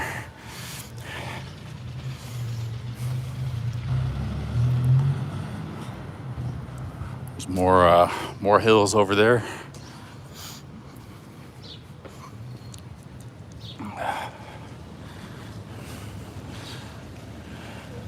This is a cool, one of the reasons I thought this would be a cool city, because like in a lot of Latin American cities, Spanish cities, you have like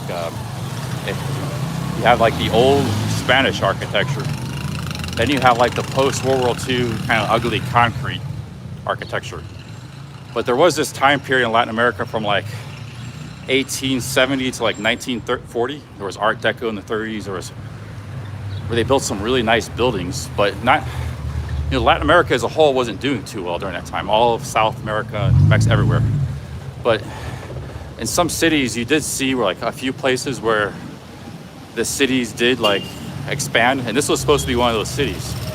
So like they're actually very unique. The cities that did do well in like 1900, 1920s, late 19th century, you know, it wasn't a great time for Latin America as a whole. But the cities that were doing well, they're actually like kind of really unique cities in the Spanish-speaking world. Like Merida is a little bit like that. I saw Porto Alegre in Brazil was like that. Buenos Aires is actually the one of the, you know. So they're like different than the other colonial cities or the modern 1960s concrete mess cities. And I think this is one of those cities, you know, that kind of, they had a coffee boom. They were building the coffee plantations around here. And this city was booming in like 1900, 1920s. It's like different than other Latin American cities, and I already see that. That's what I thought it would be like, and I kind of already see that now. It has like a different character. Like it still has a bit of the old Spanish style mixed in. It's like a mix of things. You got the modern, the old colonial stuff, and then you got the that time period that's kind of like a lost time period. But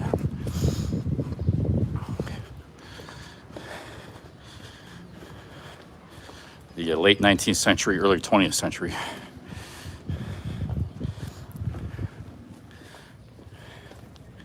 In America, that's when our cities were booming. You know, like cities like were, a lot of those cities, our cities were built in that time period. And some of Europe, a lot of Europe too. like Berlin was built mostly after, you know, the unification of Germany in the late 19th century, early 20th, and a lot of American cities too. But in Latin America, a lot of the cities, they were small. There wasn't much cities or population, and it was just these old colonial cities, colonial towns that the Spanish built like 300 years ago. And the population in the cities didn't really boom until after World War II. You had the Green Revolution, you know. So there's that time period when America and Europe was booming that Latin America wasn't. But there were exceptions. Cities like this place was the exception. So you have like a unique kind of thing to it.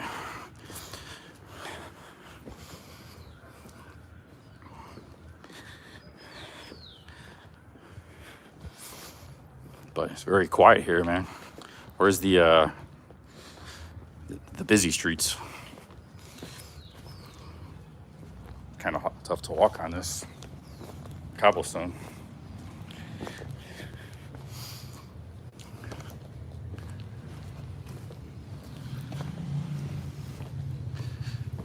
Now Buenos Aires was booming in the late 90s. They had like 2 million people. They were one of the few exceptions. But, you know, Sao Paulo, Brazil, which is the biggest city, I believe, that and Mexico City. Mexico City wasn't doing very well back then. You know, Sao Paulo didn't even hardly exist. It was like a small town. Rio just had like a colonial area, and then it did have a bit of growth, I think, in that time period.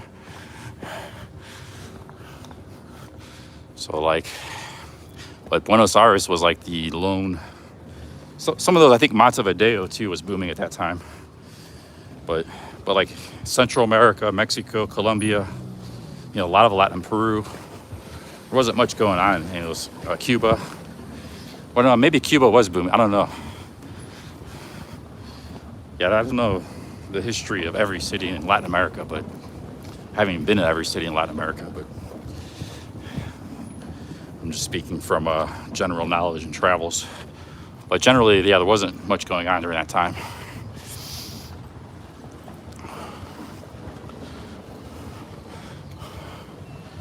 But Merida wasn't really like, Merida in Mexico was like, I guess it was booming in like that time period. They had like an industry. But, you know, a lot of that was just like, there's the old colonial part of the city, very small part. And it was just like endless row houses. So, you know, that time period didn't always produce great neighborhoods or cities, but what it did was like, it was like a little bit different. It was unique. So cities that had some growth in that time period, combined with the modern and the ancient, the colonial, they're kind of unique looking. You know, they're a little bit different.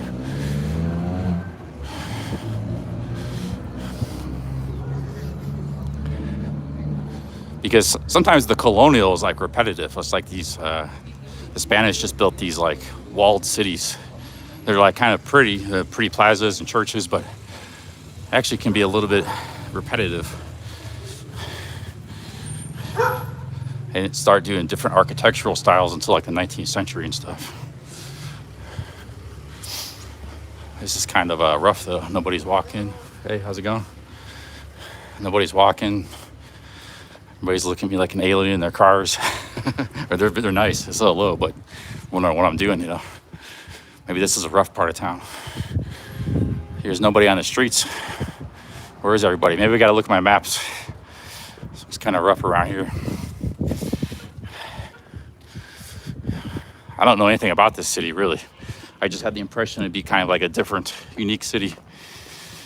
I think we've wandered off the beaten path here, guys. Let's try to find the center. Okay, I think we got to go up here a little bit and turn a right. We'll be back more in the thick of things.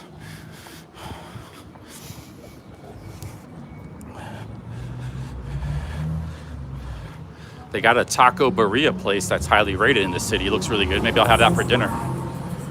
Birria tacos.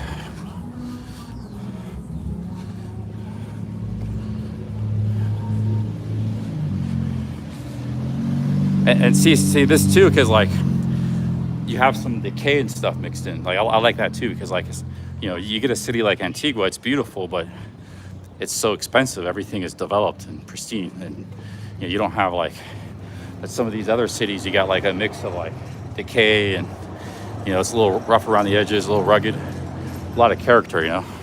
So not only is there a mix of architectural styles, but there's like, it's not all just polished and beautiful for the tourists, you know. It's not all high dollar and richy and posh. It's a mix. I like that. You see a lot of that. Rosario, Argentina is kind of like that. That's kind of a cool city. Actually, I think now it's like a big ghetto, I heard. I was there in 22 years ago. They had kind of like an area like this. There's a lot of interesting cities in South America. South America had a little bit of a different history than Mexico and Mesoamerica, because they had like mass immigration and they're building railroads, and a little bit of a different history in a lot of South America. But Peru and Colombia, I think, were similar to Central America and Mexico, the history, the economic history and stuff. But you get down like to Chile, Argentina, Brazil, Uruguay, they had a lot different urban landscape, you know.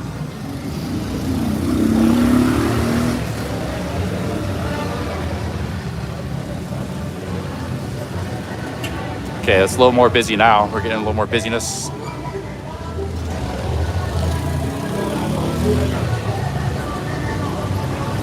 Yo, what up, Barefoot Chef? Like, Barefoot Chef was in San Miguel de Allende. That's an example of like Antigua. It's a very beautiful place, but it's kind of like, you know, it's like, it's kind of one-dimensional for tour. But actually, there are parts of San Miguel de Allende that kind of get like interesting outside the exact center. There's like neighborhoods there. But I like exploring these cities, man, because like they're all different. You know, America used to have some great cities, but we don't have our old architecture. They're not walkable. You can walk around these cities, you know. We used to have a lot of walkable cities, but they're not so much anymore.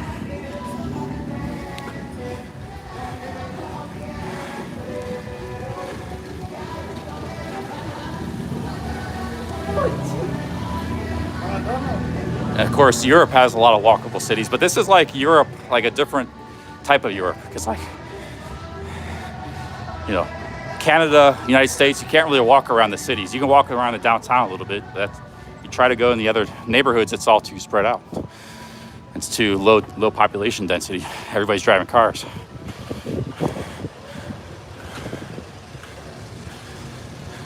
It's really only Europe that had like the walkable cities, but they got that in Latin America too. So that's why I like these Latin American cities. Some of them are like colonial, Spanish colonial. Some of them are, you know, like I said, that time period in the late 19th Industrial Revolution, early 20th century. Some of them are modern, but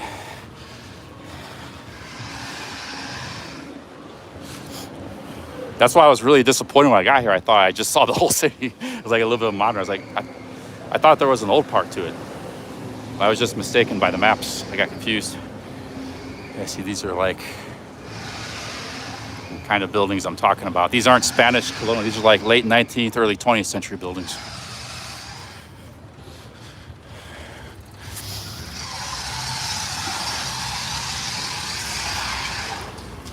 See these little, it's kind of, I'm kind of getting like Buenos Aires flashbacks a little bit. I used to walk all over that city exploring. Gotta go back there someday. Haven't been there since 2003. I used to go there a lot. That was my getaway place. I think this might be one of the main squares.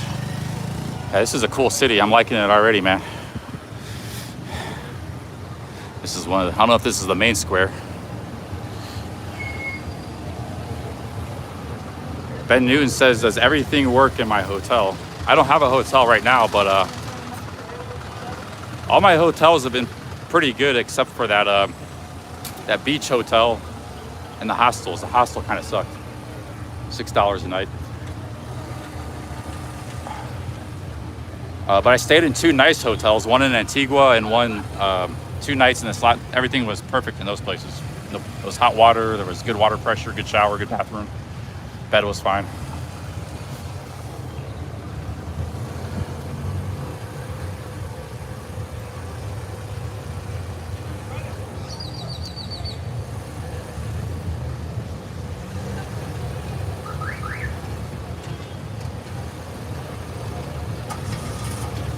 Barefoot Chef. I'm in Shela, it's called Quetzaltenango. It's in the western part of the country.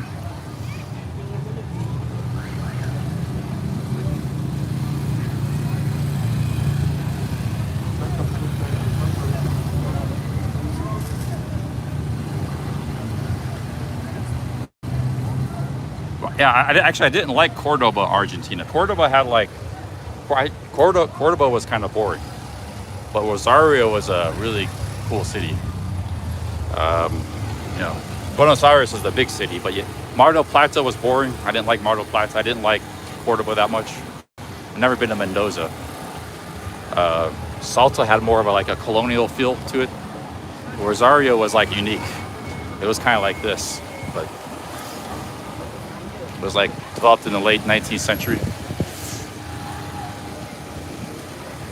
But I heard that was like a big crime. Like it's like the worst crime city, Rosario. There's no tourists go there. When I was there, it didn't seem too bad. But I guess, you know, Argentina has a lot of struggling times. So that was like a rough city, I guess. Pretty dangerous. I don't know how it's doing now. That was like 5 years ago, 10 years ago. This city does get some tourists and stuff. It's not like Antigua, but there is tourists here, maybe some expats.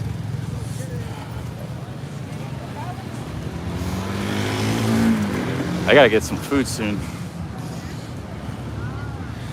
That's a pretty cool city, man.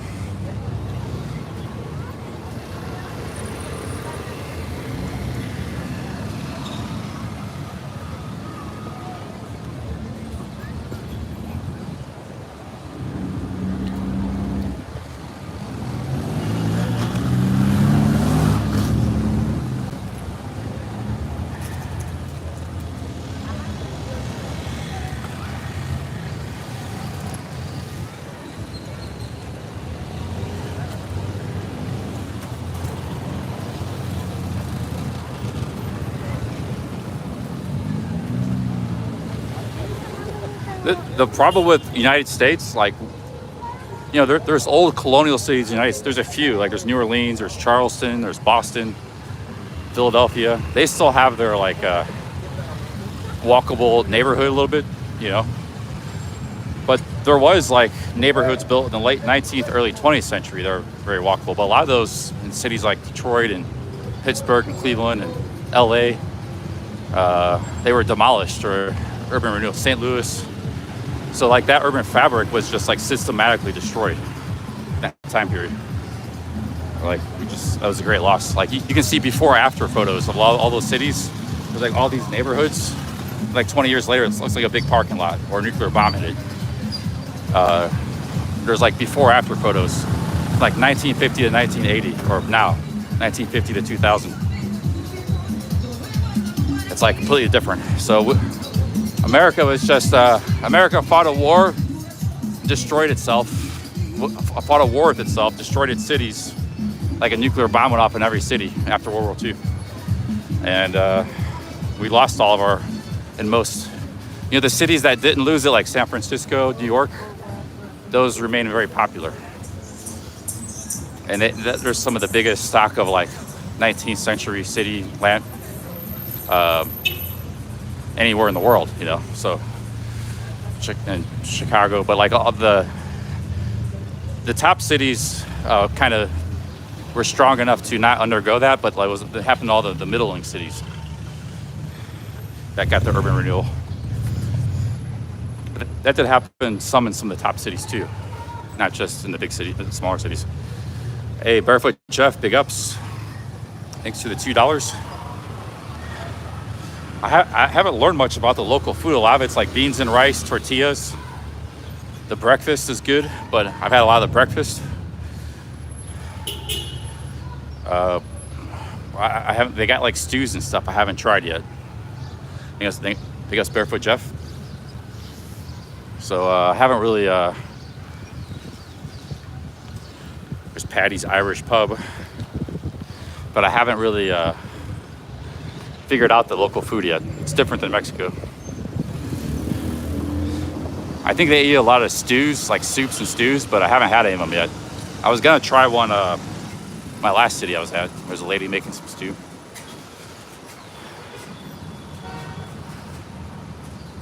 Hey, Chi 10 with the $2. Thank you. Thank you, Chi 10. Thank you, Chi 10.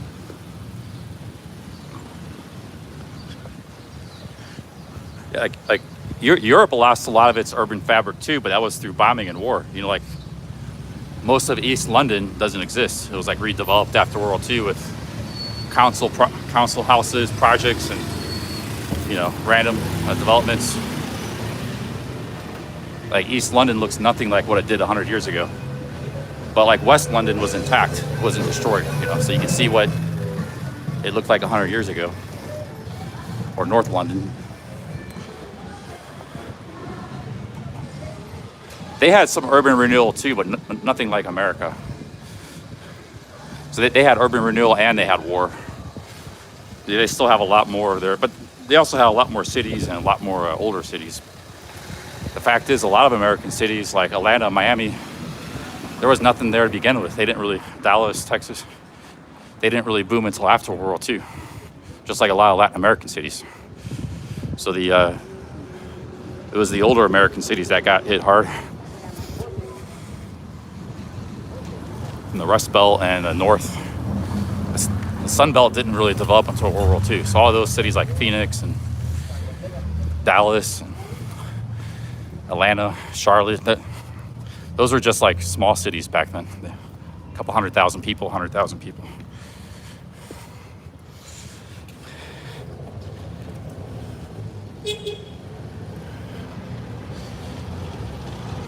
Yeah, like a lot of German cities, there ain't much of a lot of, Germany was one of the great, you know, there was the original Industrial Revolution, the early Industrial Revolution, took place in England and Belgium, starting in England.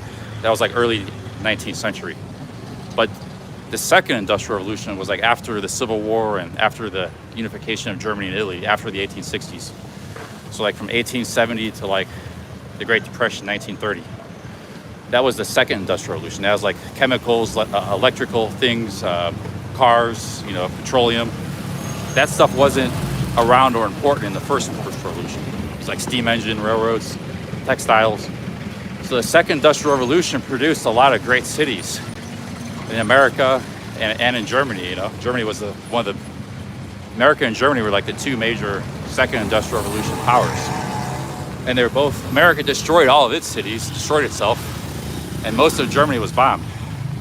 But cities like Leipzig and, you know, they were amazing. Like you can see a YouTube video from like the 1920s in Leipzig. It was like a urban wonderland, you know. It was all developed like in the late 19th century and stuff, you know, when Germany was really booming. Population and industry, becoming a powerhouse. So, you know, a lot of those cities were all bombed out. Hamburg, they were bombed out in World War II. I mean, for a good cause, you know, but America had no reason to lose their cities, you know.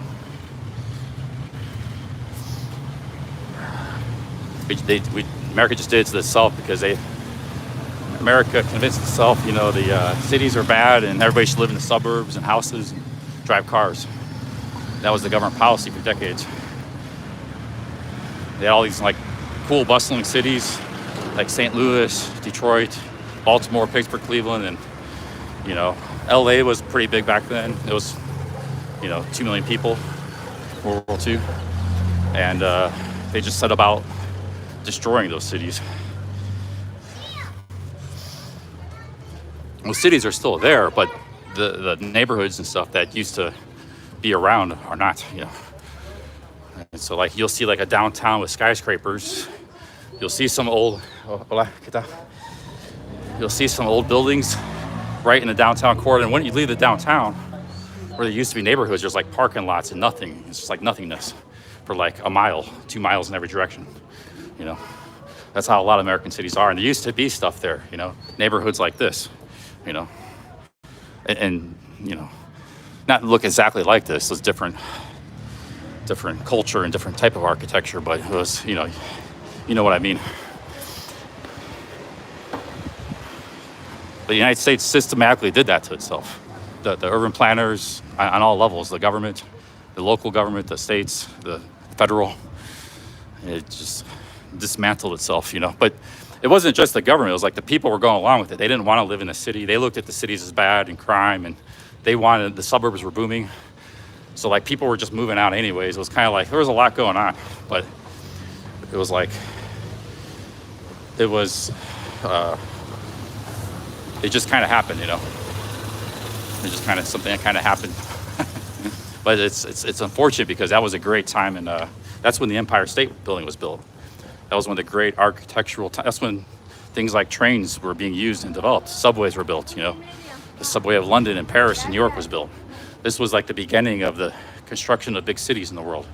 It was a great time in human history, and a lot of it was lost, either to war or urban development.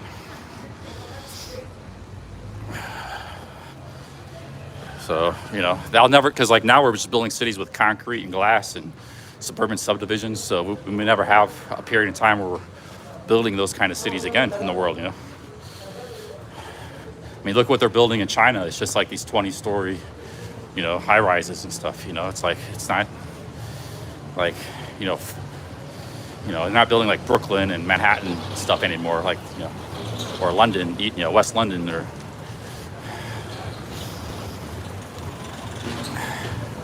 but sometimes you come to these little small cities too, you know, like this is comparatively a small city, but it does have that time period too I'm talking about.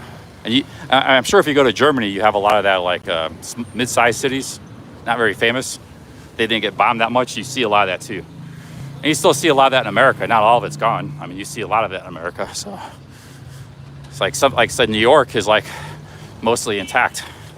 That's why it's like one of the most beautiful cities in the world, you know. Most of what was built in New York. There was quite a bit of redevelopment in New York too, but it was so big that they only ruined a little bit of it, a portion of it, maybe 30%, 20% of it or something. The other 70% still there. And actually it's gotten better because like the modern buildings and skyscrapers and stuff, it's like complementing the old stuff. So New York's like just getting more beautiful every decade, you know? But it's just, you gotta be a millionaire to be there.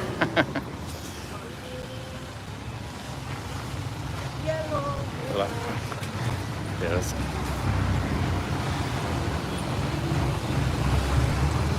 Well, LA was kind of different anyways, because they didn't really, LA only had 100,000 people in 1900.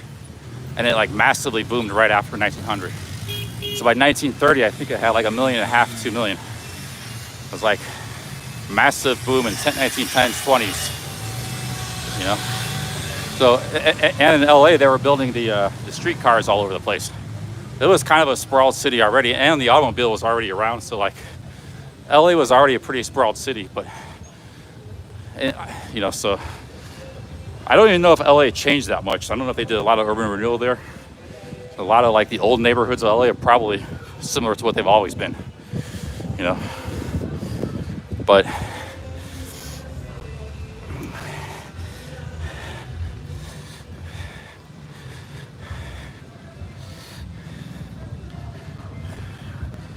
like LA, they were kind of like building bungalows and houses right off the bat. Like it was like sprawl right off the bat, kind of a lot of it.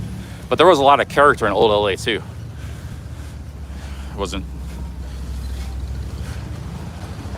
like a city like Charlotte, North Carolina that just developed after World War II. Charlotte, North Carolina only had like 60,000 people in World War II. It was like a medium-sized American, maybe 100,000, something around there. It was very little. Now it has like 3.5 million. Just absolute massive sprawl city. A lot of people never even heard of Charlotte, North Carolina. Like if you're from Europe, you might not even heard of that city, but it's like the second biggest banking city and fastest. It's been one of the fastest growing cities in America for the last 40 years. 50 years. There's a lot of that in the Sun Belt, though. That's not the only one.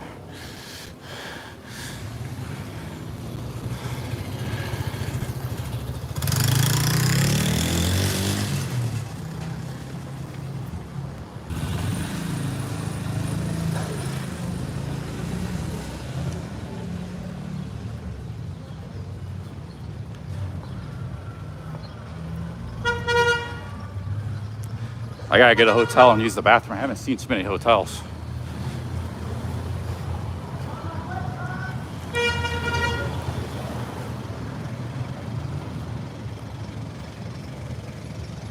But a lot of European cities like London and Paris, all those like, yeah, they're ancient cities and they were huge like 400 years ago, but they also developed mostly in that time period too. You know, most of their population growth was in like from 1850 to World War II, that 100 years.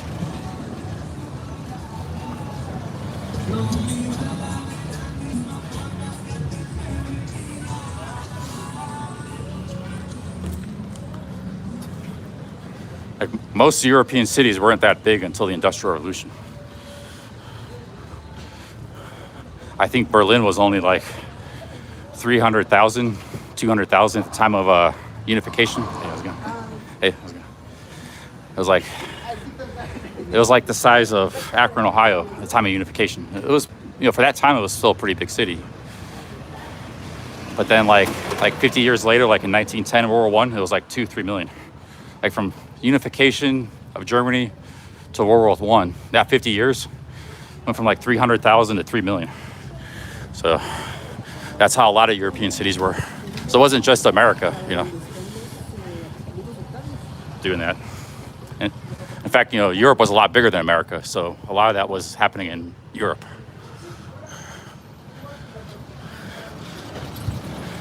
America is somewhat more comparable in size to Europe now because we kept growing when Europe stopped growing.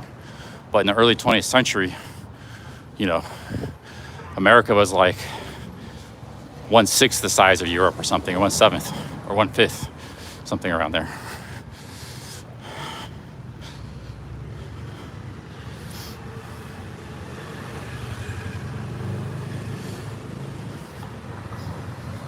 Here's a restaurant.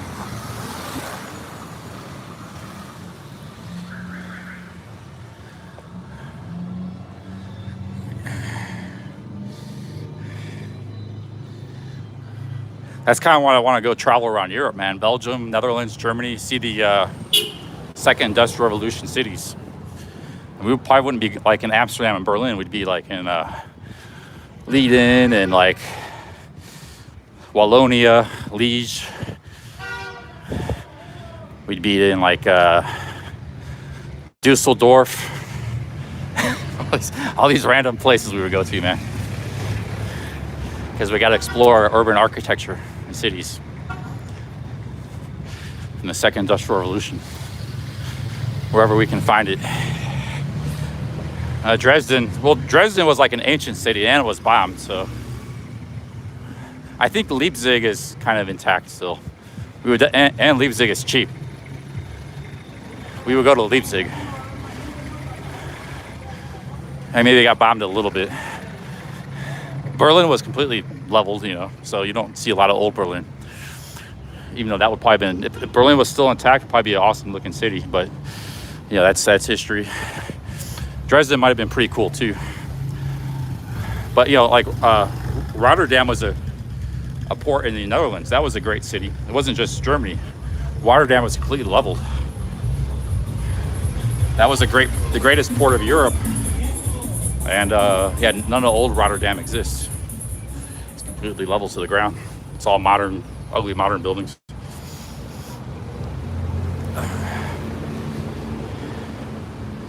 Yeah, Hamburg was mostly leveled by the British in 1942. There's some of old Hamburg, I think. I don't know. I think it might have some nice old neighborhoods. Hamburg was a great city. It was like the greatest. It was a great port city. Germany didn't really have one city. They had like 5-6 big cities: Frankfurt, Hamburg, the Rhine-Ruhr Valley, Berlin. You know, even like Leipzig. There were like 6 pretty big cities. And Hamburg was yeah, the British like wiped it out in the middle of World War II, which, you know, I don't blame them. They were battling for their lives, you know. But the Germans already did it to a lot of London, a lot of English cities. So you can't really blame the British. But I'm just saying, you know, like Hamburg, that's another lost city, pretty much, mostly modern, I think.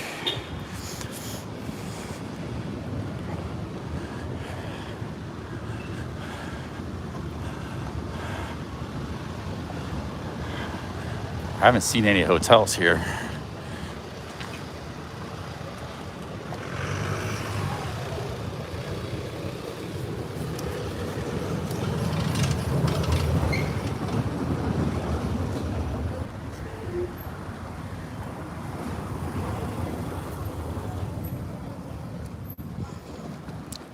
Yeah, the Hamburger was a bit of a revenge. Well, you know, one, they were, when Hamburger was bombed, I think England had air superiority, because basically what happened was England and France France surrendered and England had to go back across the channel. And Germany was not capable of invading with an army because they didn't have the navy. England had a way better navy. They couldn't send an army and invade England, cause them to surrender or you know, conquer them like they did with France. They had to go across the channel. So what they did was they thought they had a better air force. They were going to bomb them into submission. And you know, the British, for one, they refused peace because they were trying to make them either a peace treaty or just kick their ass and make them a peace treaty. Sort of like how Americans did with Japan. You know, Japan didn't want a peace treaty either, but you know, after a couple nukes, they agreed to a peace treaty. So Germany was trying to do that with England. They were just going to bomb the hell out of them, make them sign peace, and they were going to get England off their backs, and they could have their way with Europe and Russia and stuff. And they thought they had the better air force, which I think they did at the start.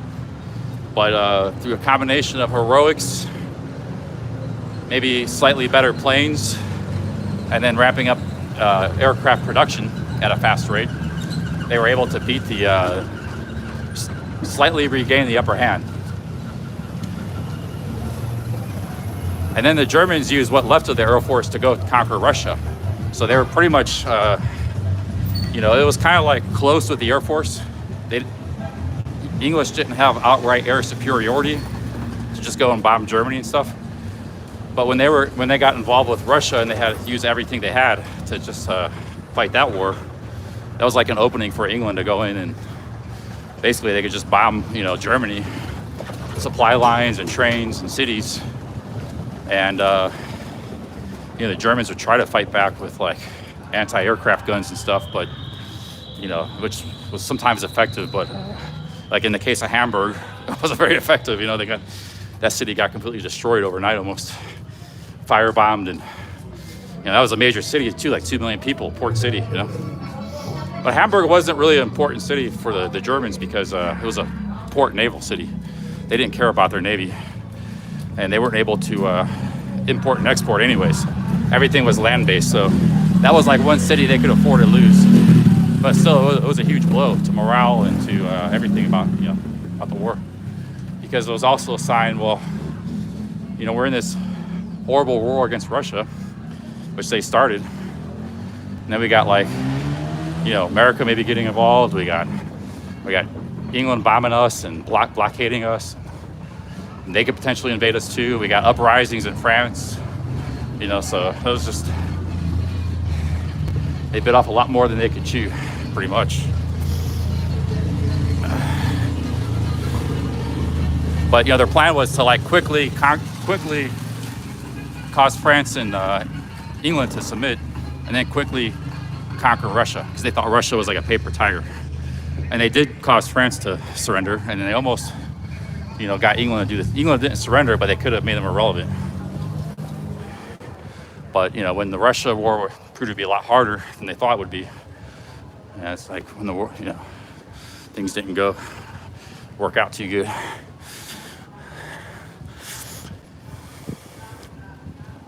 Yeah, World War II history is amazing, man. You guys like World War II stuff. That's why I talk about it a lot.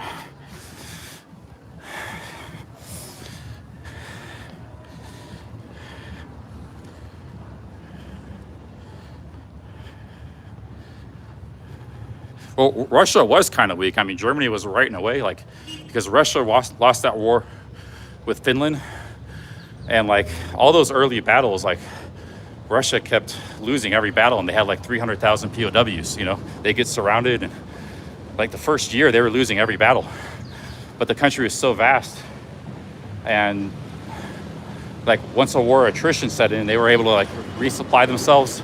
In part, you know, America and Germany helped because we gave them supplies, and plus we were, you know, but once like Russia got into gear, it took them a while, but you know, but they did almost lose the war right off the bat. Like they were within like dozens of miles of Moscow before winter set in. They almost did lose right off the bat. Stalin was hiding in like a cabin in the forest. He had a nervous breakdown. He was gone for like weeks. Stalin, right in the middle of the war, he had a big nervous breakdown because he thought like Germany was their friends and stuff. He trusted them. He thought it was like Churchill was warning Russia prior to the invasion that they're going to invade you, you know. He thought it was like a capitalist plot to break up the alliance. I was like, they kept warning him. And when it happened, he had a nervous breakdown, you know. But once they got their act together, including Stalin, you know, they won the war, you know. All right, man.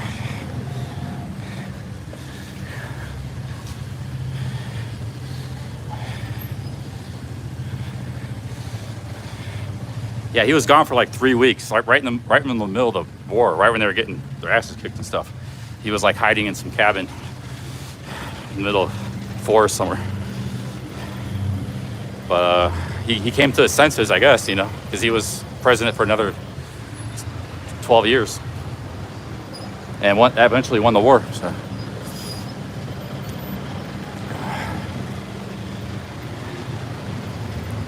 Let's see here.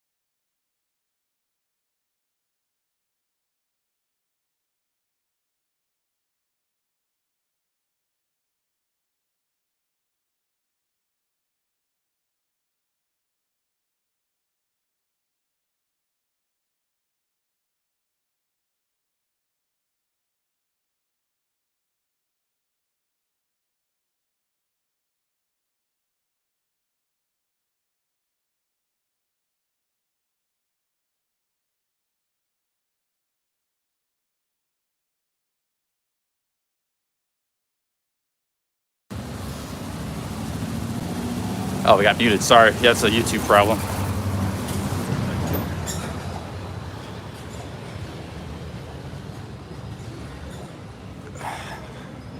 Well, yeah, a lot is made of Italy. I don't think Italy really affected. They didn't really hurt the Axis that much.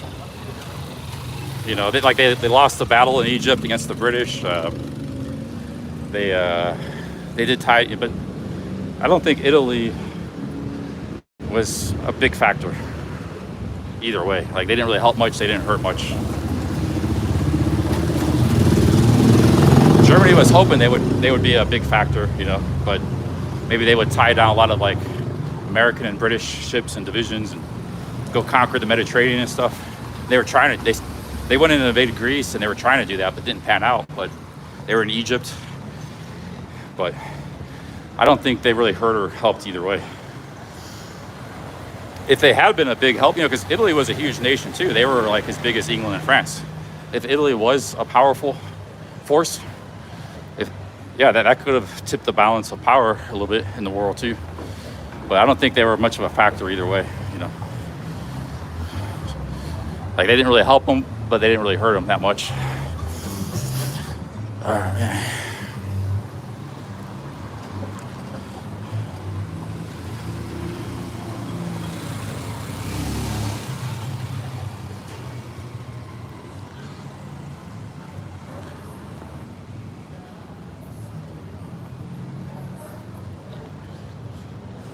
The thing about Italy could have been strong if they focused on one thing, like the Navy or the Air Force or the Army.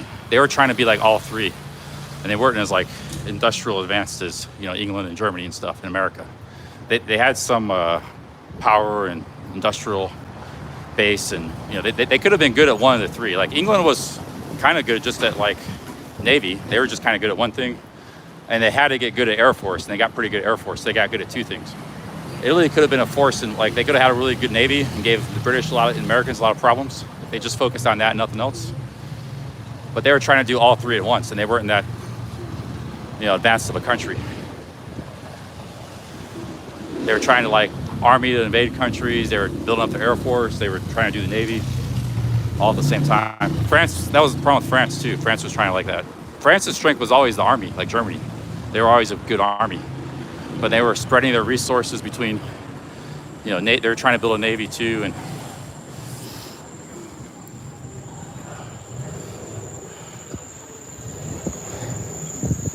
but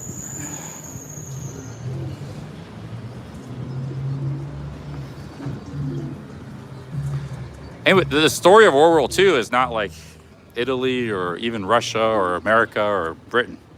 The story of World War II is like nobody expected both Japan and Germany to be as powerful and strong, and like they took everybody by surprise, you know, like that's the story of World War II. That's why, like, the British Prime Minister before Churchill, I forgot his name, that signed the Munich Conference, they weren't that scared of Germany. They already beat them in World War I. They thought they got weaker because they had like an economic crisis, and they didn't realize, you know, they didn't think they were that much of a threat.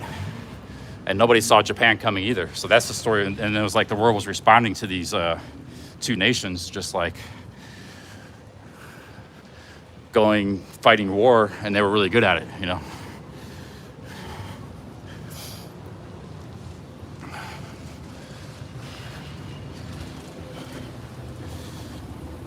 Yeah, Chamberlain. Yeah, like they just wanted to keep peace. They were like, hey, you have like Czechoslovakia, you know, you have a few, whatever, you know, like we're not too scared of you. You know, like we got a huge alliance of nations and the allies, and you know, and then that will, you know, we'll give them some nice, you know, like Czechoslovakia was an amazing land grab. They got diplomatically. They didn't have to conquer that. That was like, you know, a very advanced nation. Look at this house. They thought that would have placated them, and they didn't have to fight any wars or anything, you know? That would have been enough. Look at that house. Somebody's house. That's somebody's house. The guy was just driving in. He didn't mind me filming it. It's a little house, but you know, it's just like if you think like with Russia, like, well, we'll give them like Eastern Ukraine. Maybe that'll make them happy and war's over, you know? That might work, but that might not. Maybe that just emboldens them. And then they go like attack a bunch of other countries and invade them. That's what happened in World War II.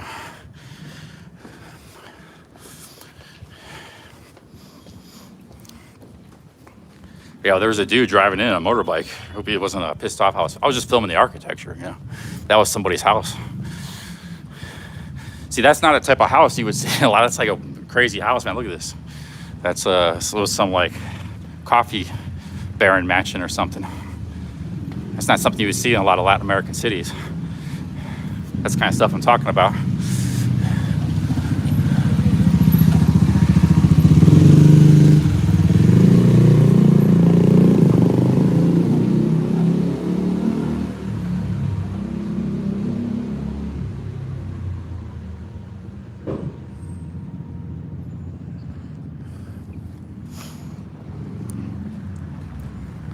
And then there's two stories. The beginning was how effective and powerful Japan and Germany were. It took like the whole world to battle them. Nobody saw that coming. Nobody even expected that. And then the second story was the aftermath. Like, this is a world where America and Russia dominate now. The Soviets, communists, and the capitalist Americans. And like France, European powers, France, Germany, England were like second-rate powers, you know, after that point. So that was the two stories of World War II. And then the Cold War was all, you know, between America and Russia.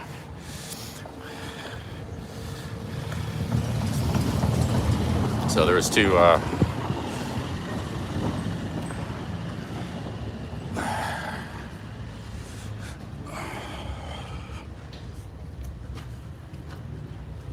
well, Britain and France didn't realize they were second rate until the Suez Canal crisis.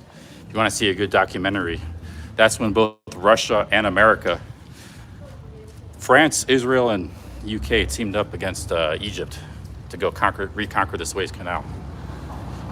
Against the wishes of both America and Russia and the UN.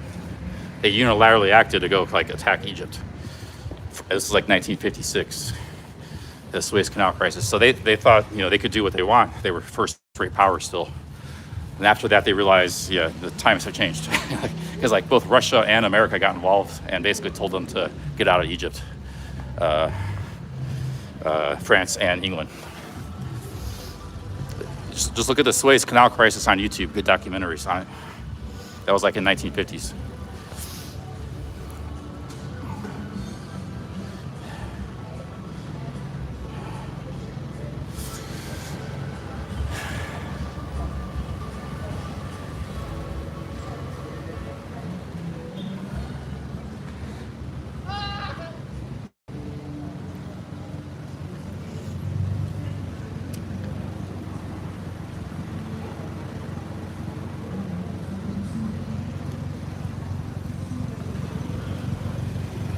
Here's a boutique hotel. That might be expensive.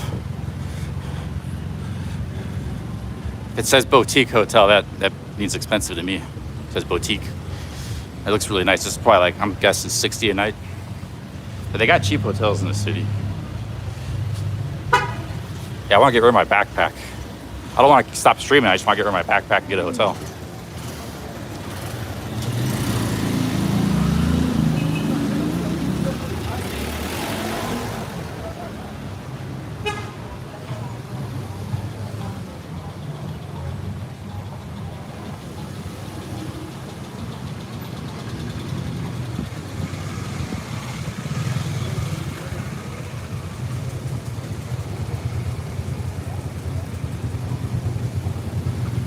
This is the slums. This is the old part of the city. I don't. There's probably slums in the city. I'm nowhere near them. Probably they're usually in the hills in the Latin American cities on the outskirts of town. This is a nice part of the city. Slums don't have businesses like this. They're just like, they're pretty depressing. Like barbed wire and fences, graffiti. This is a nice part of the city. Let me go see how much this hotel is. Probably on my price range. Just curious. I need a little break and recuperate, use the bathroom.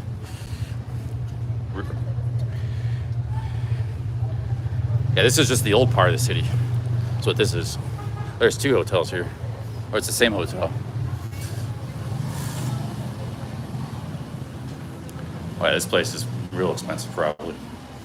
And they ask him, it's too fancy, I can already tell. It's beautiful, though. I like to just go inside and film. I don't want to go inside, though, because people think I might be... Sometimes there's eyes on you in the neighborhood, and you're walking around. This is true anywhere in the world. And if anybody's casing out that place, you know, now they think you stay at that hotel because you went in there, you know. And now you're on the streets all the time, all day. Could make yourself a bit of a target. Like, I want to go inside and see what it looks like, but, you know, could be some eyes on the street. You know, you draw attention being a live streamer. So I don't want to, I'm not saying this is a dangerous city or anything, but you also, it's just common sense, you know.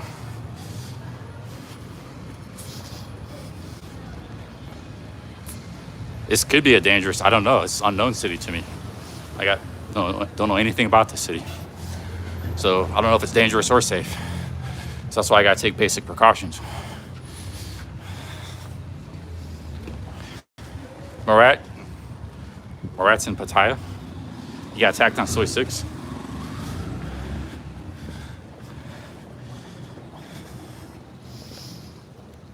Yeah, the problem is these IP2 streamers, they all go to Pattaya and they don't really know that place. Like, they also hang out in like Nana Plaza in Sukhumvit in Bangkok. I hate streaming in that place. That's like the worst place to stream. They all go there. I tried streaming there too. I didn't enjoy it. So they go to like the most challenging places because they think that's where the content is, and they get like attacked. I streamed a lot in Bangkok. I never go to Nana Plaza. I might walk by it, but like I just stopped going in that area pretty much. But I saw Chris Travels was live. He was there streaming in all that area, getting in trouble again, getting yelled at and stuff in Bangkok.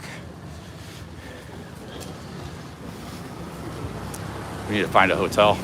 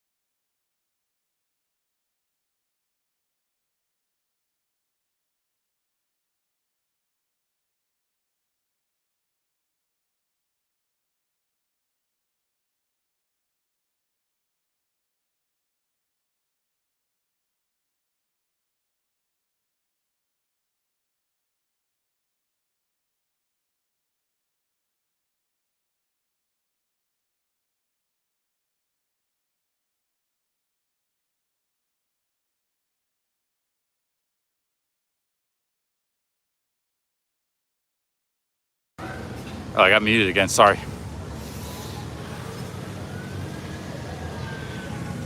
I gotta train myself not to do that. Not to mute myself, because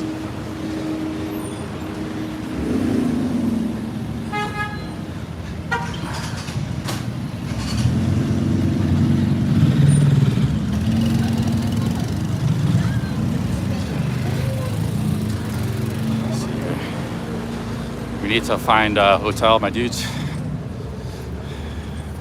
Find somewhere to stay tonight.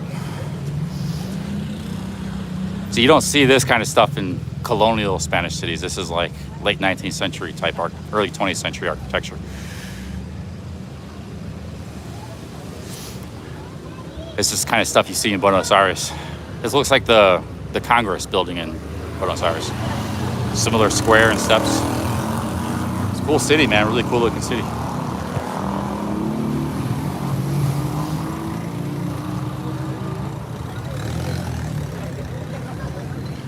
Got people lined up for the street food here.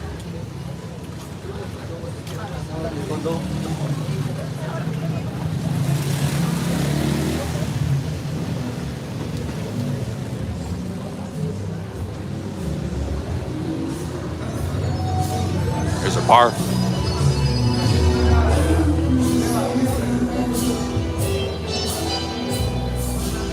Hola, amigo. ¿Hay un hotel económico cerca aquí? Un hotel económico? Hotel? Hotel? A cheap hotel? Well, Un hotel económico. económico. Cerca aquí. Buenos Aires económico. ¿Dónde? Okay. I don't know where you looking for. Just a cheap hotel to sort of sleep. I'll go look. You just point me in the right direction. I'll find it. You can find it. You can find the just the 3 blocks in there. You just looking for the central block. Where? The central block. Oh, Central Park. Those might be expensive around. You can find Luna Bella. Luna Bella? Luna Bella is like 2 blocks to the central park. Okay. Yeah, it's like 2 blocks. You want to say the municipalidad? The what? The municipalidad? Yeah, I'm walking all around. Yeah, I haven't seen that many hotels. Municipalidad. Just keep one at the second round, the second block. Okay. Luna Bella. Okay, all right, awesome. Yeah. I think it's the best. Oh, cool. Okay, gracias, amigo. Yeah, thank you.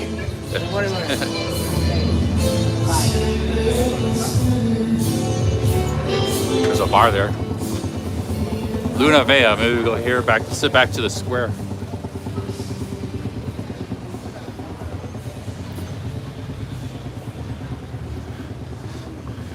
I started speaking in Spanish, but his English was very good. So like we couldn't communicate because he was shifting from Spanish to English, but he had to like recalibrate, you know.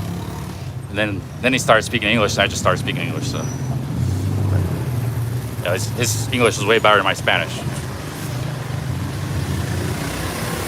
Like, if somebody speaks English better than your Spanish or Thai or whatever, or German or whatever language, just go with that. Speak English with them. Unless you like intentionally want to practice, you tell them that, you know, because it's not easy to communicate. You don't know the language very well. Like, I communicate with people in Spanish, but it's a struggle a lot of times. I struggle with it. Whereas that wasn't a struggle, that was easy. If we had done that in Spanish, that would have been tough. And there's another bar.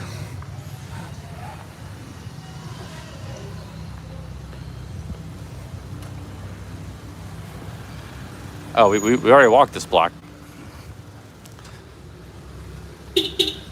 We're trying to find a hotel, guys.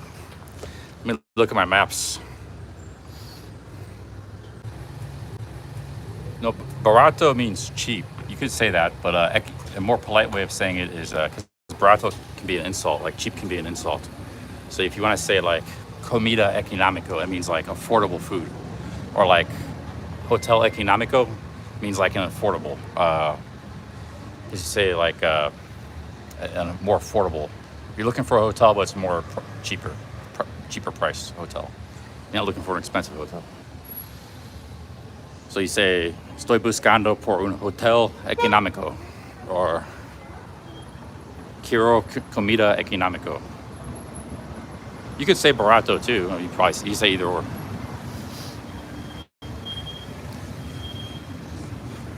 A lot of traffic in this town. Well, he happened to speak a lot of English. 80%, a lot of people don't.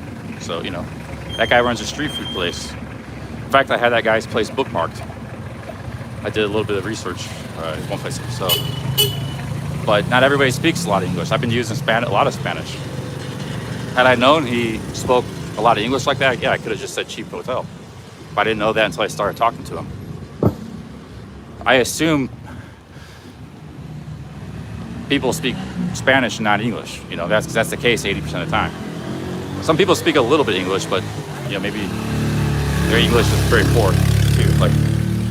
Like his English was about 1 in 4, 1 in 5. Their English is really good. So that's the minority though. Not everybody's, not the whole country doesn't speak great English. There are people here and there that do. Like in Mexico, it's kind of the same way. About 25%, you know, speak really good English. But you go to like to Argentina or Chile, it's like 5% speak really good English. You know, so you really have to use your Spanish there. Or 10% maybe, you know.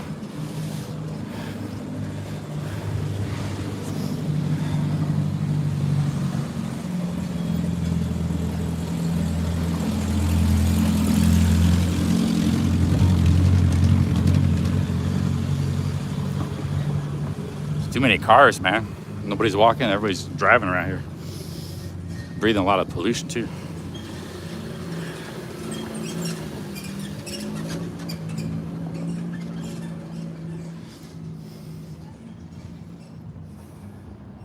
Cool street photography side of the game.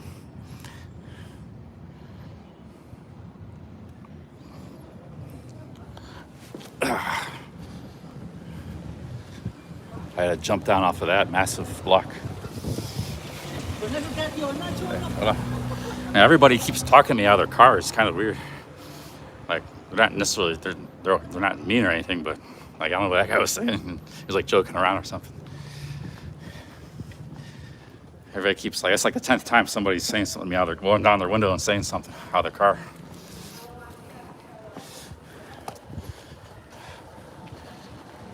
Attracting some attention in this town.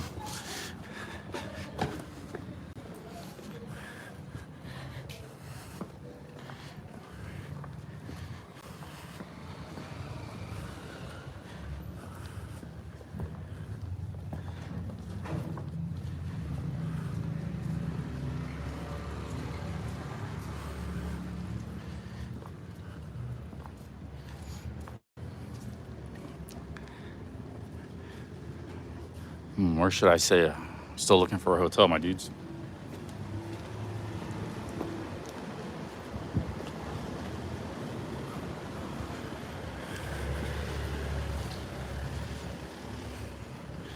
I had no clue what that guy said, you know, so like that happens a lot of times. My Spanish isn't very good. I'm telling you guys. Sometimes it seems like it's good because if you don't know any Spanish and like I'm conversing, asking questions and responding to their answers, and it looks, but that's just like canned vocabulary. You know, it's like stuff I'm like food and things like I'm used to communicating. Like whatever that dude said, I had no idea. Oh, sorry, buy this house. Whatever that guy said, I had no clue. That just shows you.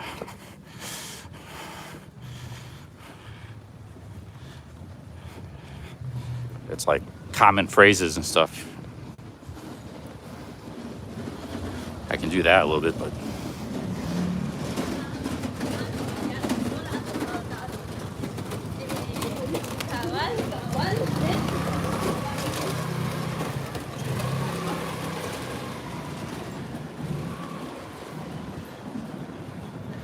yeah, I just started saying económico instead of barato.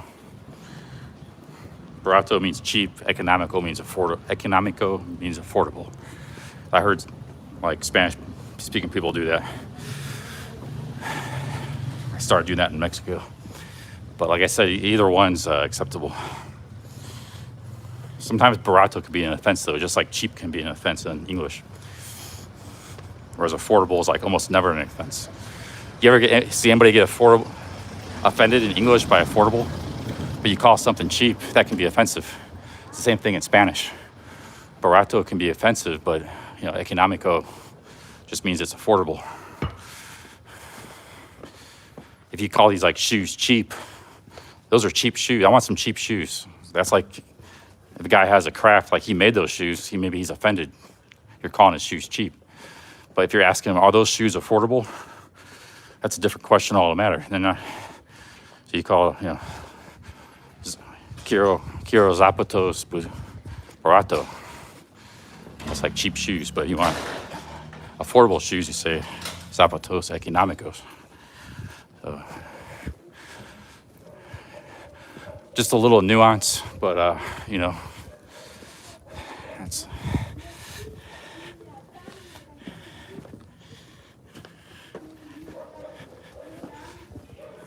that's why people get offended by my name, Cheap Charlie. It's like that means that dude's stingy. That can be a bad thing, But if you're just like wise with money and careful, that's not so bad.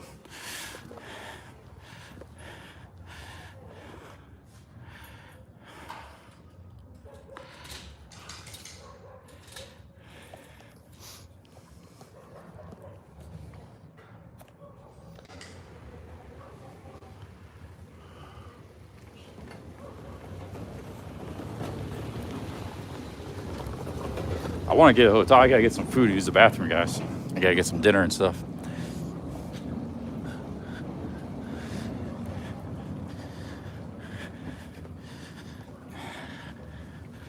Yeah, if I had two phones, I could go on a website and book a hotel.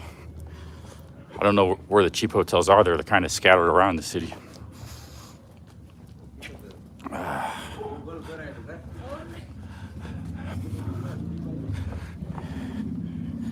This kind of reminds me of Chile a little bit. I was in a couple cities in Chile. Not Santiago, but I think it was called Valparaiso. Yeah, Valparaiso. This reminds me of Valparaiso a little bit. I was walking around. That was a coastal port city, but it had like this rough kind of, just kind of looked like this, Valparaiso, Chile.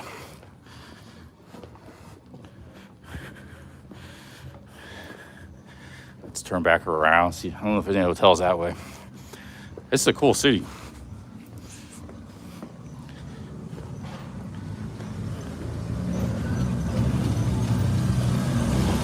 I didn't actually see much of Santiago because, I was there with my Argentine girlfriend. We took a bus from Argentina, Buenos Aires, to Santiago. I think we had dinner that night, but I don't know. I guess we just left the next morning. We didn't do anything in Santiago, the capital. Then we went to Valparaiso, the port town, and let's see, maybe there's a hotel up here. And that was kind of looked like this, old port city, late 19th century, early 20th. But there's a lot of hills. And my girlfriend didn't want to walk up the hills and explore the city with me. So she was too tired. She just wanted to go home too. She didn't want to travel or anything. So I think she just left on her own, actually. Yeah, she just went back to Argentina on her own. I stayed for a couple more days in Chile. I went to Vina del Mar, which is a coastal resort city. And then I left back to Buenos Aires. Yeah, she stayed 1 day. It was a 20-hour bus ride each way. You'd think you would stay in Chile for a little bit. She just was not. I had a few girlfriends like that. They were not into travel at all. They completely hated it. I was eating and taking her to nice restaurants and all this stuff, man. It's nothing, nice hotel, not expensive, but good enough hotel. Nothing was, she just hated to travel. And then there's nothing over here. Let's turn back around. And then I had Thai girlfriends like that too. But my My ex-Thai girlfriend loved to travel. She was like the only one I ever knew, every lady I knew. So like, she could have been my soulmate. We both screwed it up because she loved to travel. But at that time, I wasn't much of a travel mindset myself, and she was. So I was like the dead weight. But you know, if I had met somebody like that now, it would be great because I travel, she travels. You know. But like we were in different wavelengths back then. When I was traveling, I meet ladies when I wanted to travel. They didn't want to travel. Then I met a lady who wanted to travel. I didn't want to travel. I just want to stay in Pattaya, play poker and drink. So now I'm traveling again, you know. Need me a lady that wants to travel. It seems like how life works, you know. Doesn't.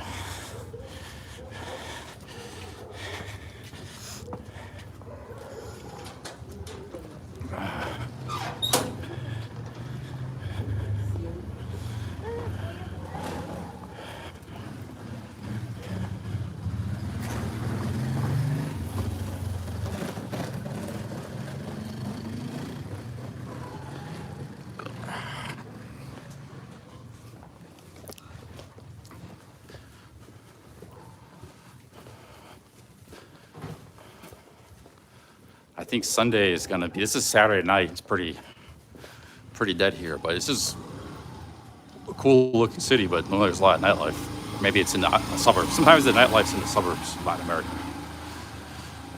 Maybe that's the case. But yeah, maybe we'll get it. But I don't see any taxis in this town. I wonder if they got Uber. Like if I want to go out there and show it to you guys tonight, I don't even know how to get out there. I'm not gonna walk 3 miles out to the suburbs. It's like Chiang Mai, one of these cities that doesn't have any taxis. There's no tuk-tuks here or anything, you know. Those other Guatemalan cities had tuk-tuks. This one doesn't. I actually think there's like some kind of NWO conspiracy. Like I'm noticing because like some of these mid-size, this is like a mid-sized city like Chiang Mai. All these mid-sized cities don't have taxis. It's like they're forcing everybody into apps, Uber and stuff. The small cities still have it. I was in all those small cities in Guatemala. So they're kind of off the radar a little bit. They got taxis, street food, all kinds of stuff. But you get to a mid-sized city in the world, it's like, there's like a project to like get rid of all the taxi drivers and the self-employed people, push everything onto apps, 15-minute cities. I'm actually kind of seeing this around the world. Every time you get to a mid-sized city, there's no taxis. Chiang Mai, same way. If you get to some little small Thai city, they got taxis, you know.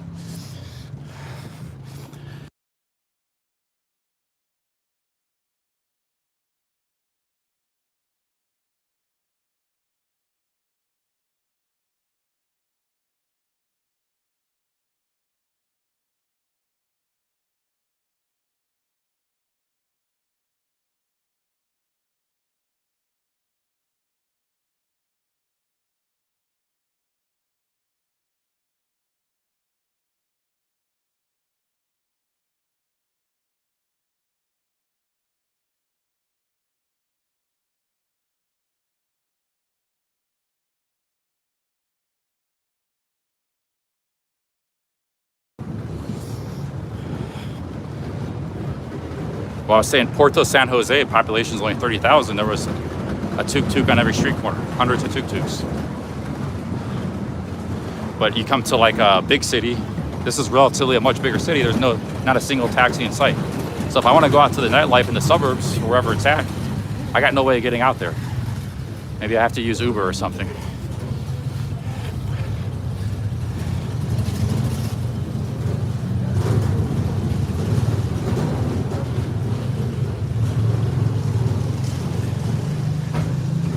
But see, the real big cities are complicated. So Guatemala City, you know, Bangkok. But like it's like it seems like they're starting with the mid-sized cities because like they're easier to. The small cities, there's too many of them and they're kind of irrelevant. Like the big cities, there's just a lot there to handle. So like they made a project to get these around the world, like 100 small, mid-sized cities, 1 million people each. And they're like implementing these you got to get on the apps. You got to use apps for everything. QR codes. I'm kind of seeing this, man. All the countries I go to. It's happening in the mid-sized cities. From like 500,000 to 2 million people. Not the mega cities, not the small cities. But later it'll be everything. But, you know, starting with the mid-sized cities, because it's the right, you know, balance to try things. Whereas, you know, the small cities there's just too many of them, and anything kind of goes in those places. This is where you can implement. Every country's got one or two mid-sized cities. You can implement like these kind of changes.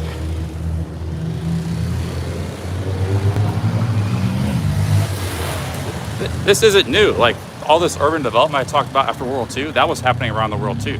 So it's like every couple generations they get like this plan to restructure society and cities and things, and usually doesn't work out too good, and they go to something else the next generation, you know. So now the new thing is apps and everything, making everything electronic. You can't just hail a taxi in the street. You got to go on an app and book it. Then you got artificial intelligence monitoring everything and accumulating data. Everything's controlled. No more cash economy, no more, you know, but I think they've been trying this for a while now. I think they're failing. Like they started doing this about 10 years ago. They should have already had it in full swing by now.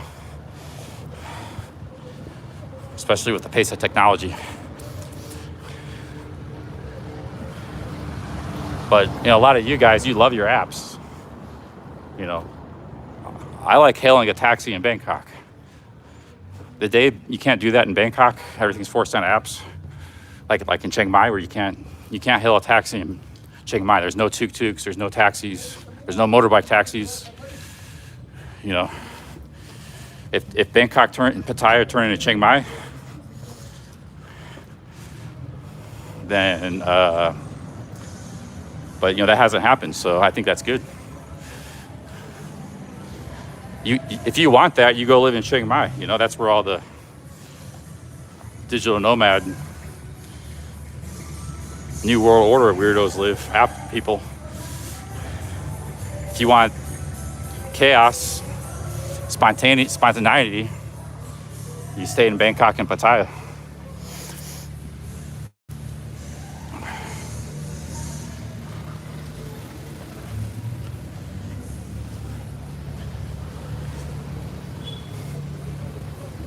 Yeah, I think that whole thing, that was supposed to all be in place by, I'm not a conspiracy theorist, but a lot of this stuff is out in the open anyways. Like they were saying 10 years ago, the 2030 project, you know, everything was gonna be these controlled cities, whereas like it was gonna be convenient.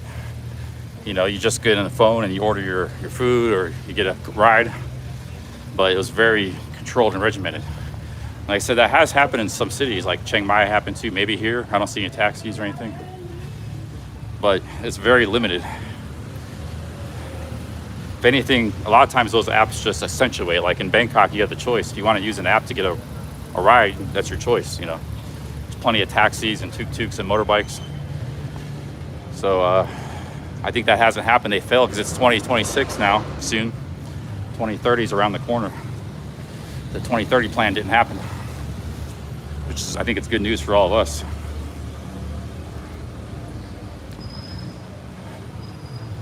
You know, and the postmodern World War II urban revolution failed too. Like they did a lot of damage, but you know, they didn't destroy the old urban order that we still have around today. And that's even, Pattaya didn't even exist in World War II. That's a great urban city. So, you know, new cities are rising.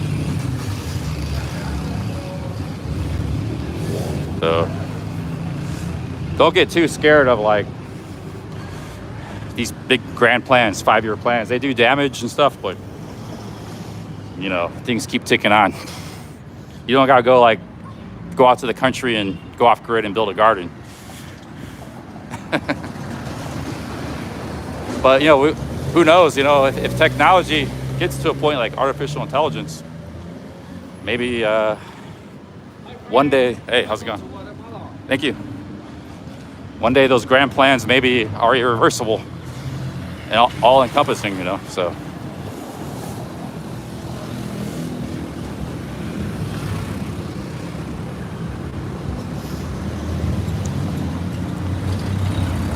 I think even artificial intelligence is blown out of proportion. Not much to worry about that either.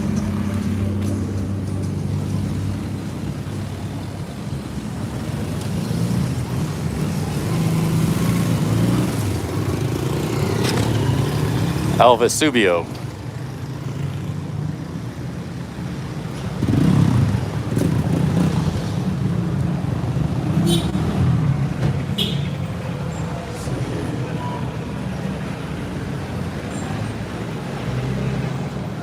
Oh, that's nice. Look at that.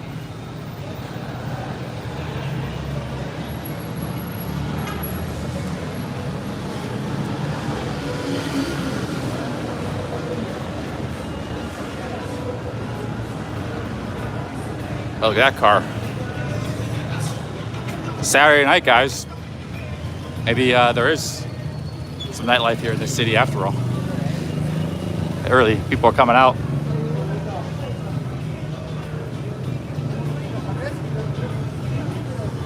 Still have to find a hotel.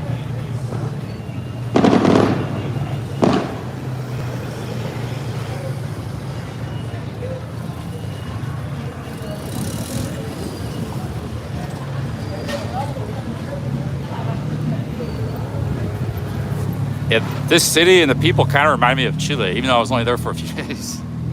The people look like Chilean people. It's like a different part of Guatemala. They all got glasses. Chile, they all got glasses. A lot different than Solola. Solola is a very Mayan town, heavily Mayan. This kind of reminds me of Chile.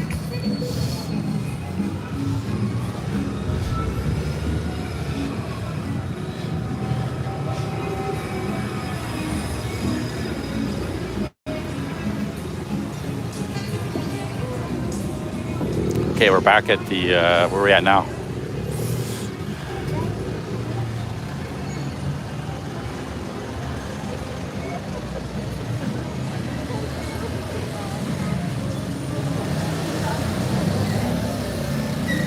Okay, this is the main square.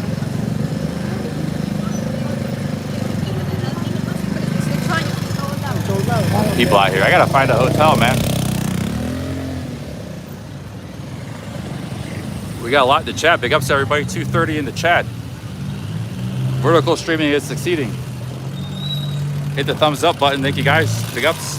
If you're watching, if you've never been here before, say something in the chat. Say hello. We welcome everybody here. We're a very welcoming community. Any nationality, political background, left, right, everybody's welcome here. Any man, woman, any sex. Don't be shy, say hello, hit the thumbs up button. I think we got a lot of people lurking in the background. Armani Jones, hello. Hit that high button. They got that high button on the vertical.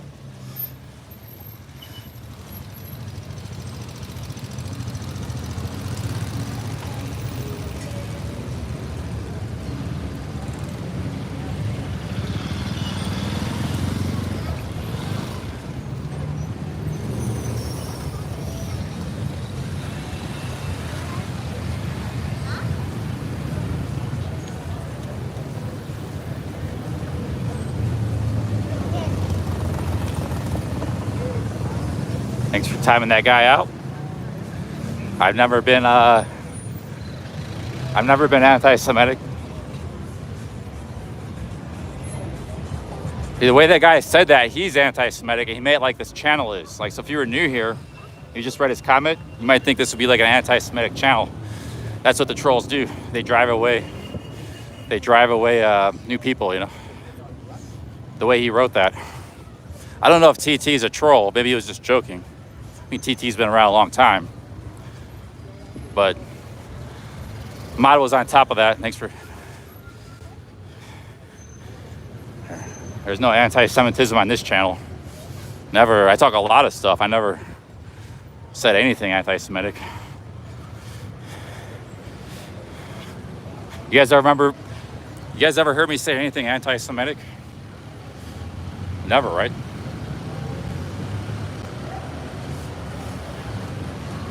But just, you know, he may have been, maybe that, but you should say, he should have said I. He should have said I in the sentence. But, yo, big ups TT. No, I don't know. I know you're in the genre. I don't know who you are too much, but yeah, that's not cool, man. Keep that to yourself.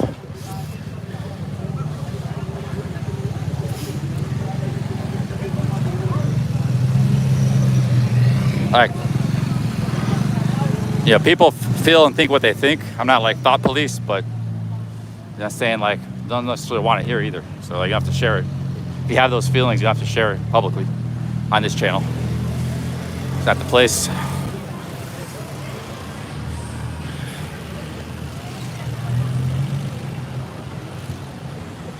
All right, guys. I saw a hotel on top of the hill.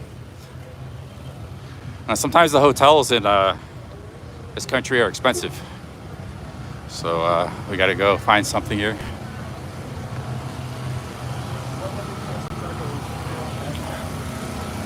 This hotel is probably expensive.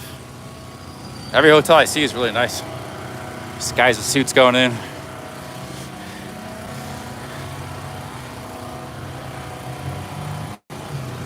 I'm almost at the point I just want to splurge now. If I can't pay like 80, I don't want to pay $80 a night or something, you know. Let's see how much this is.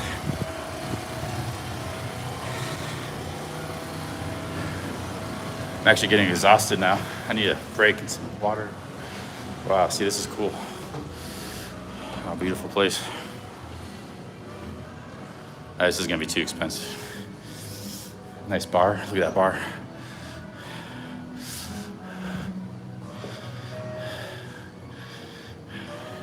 I'm just gonna sit in the lobby and book a hotel, guys, because I can't keep wandering around. I'm gonna pretend like I stay here. Go use the bathroom here and book a hotel.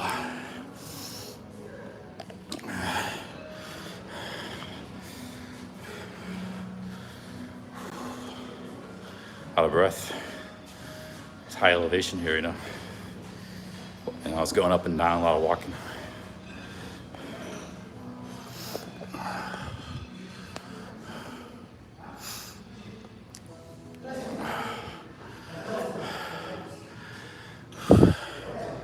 Hey, James Owens, thank you. Thank you, James. Let me go book a hotel, guys. I'm gonna be gone for a couple minutes. Thank you, James.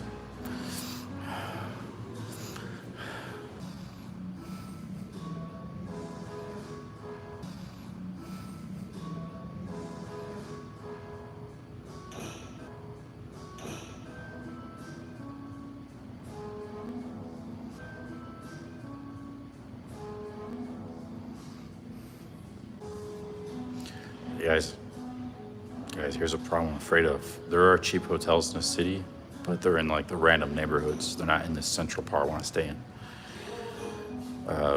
And I can't take a taxi because the NWO. I can't take a taxi to those places. There's no taxis to the city. So I gotta maybe try to find something in the center here.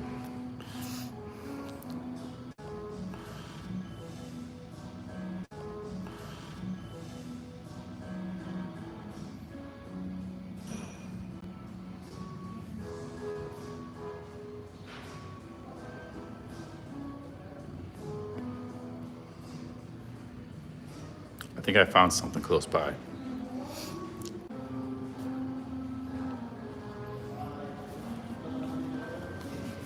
All right, guys, I found a hotel close by. Lucky, pretty good price too.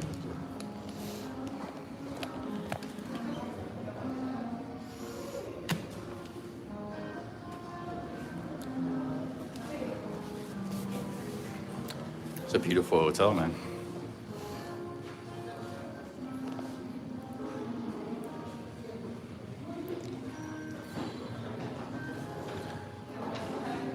Yeah, well, Chiang Mai, you have buses to other cities, but you don't have You can go to other cities, but if you want to get like around the city, there's no public transportation.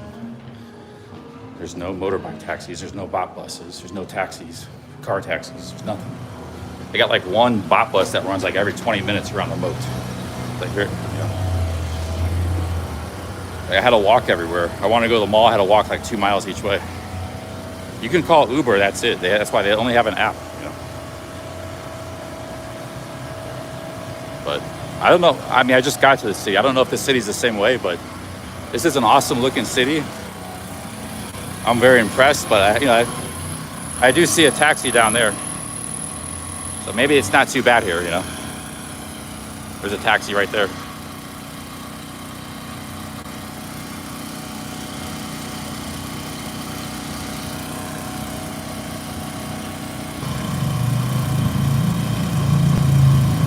Guys, that hotel I was just in is $150 a night.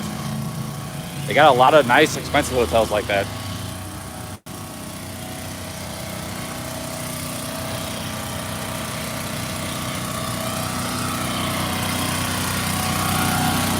But I found a hotel for $18 a night in the same neighborhood, so let's go there.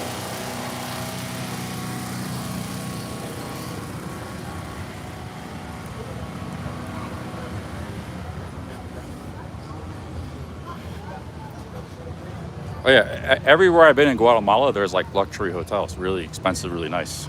Like that's the second one I saw. I saw another one was real nice too. That one inside. I didn't ask the price, but I can just tell the way it looks. It's really expensive. But you know, it's nice having a choice. Bangkok's the same way. There's hotels $150 a night, hotels $20 a night.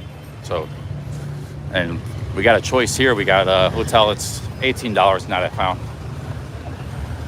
same neighborhood. I think it's up here somewhere.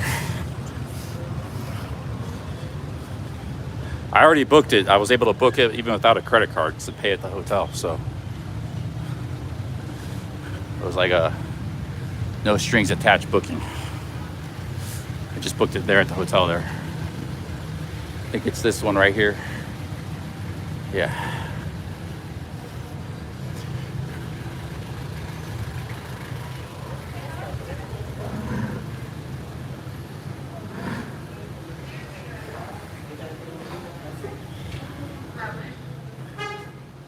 Looks like a pretty cool place. Buenas noches. Tengo una reservación por 2 noches.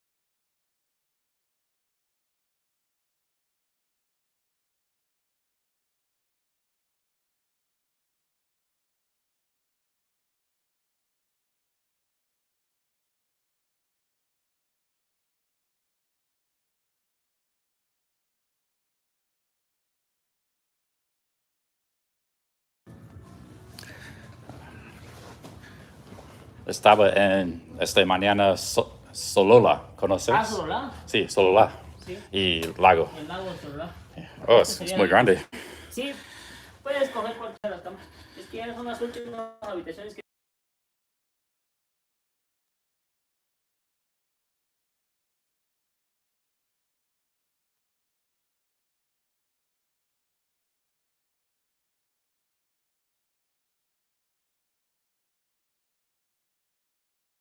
mi papel.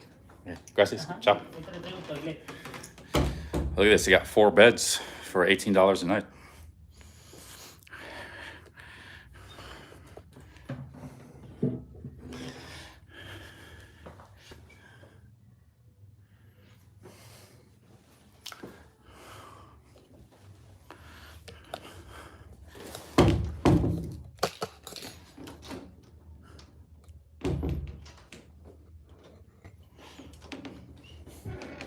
Can't make this stuff up like Viking Prepper would say. 4-bed hotel. Oh, you look. It's pretty old. You see this door closes. There you go.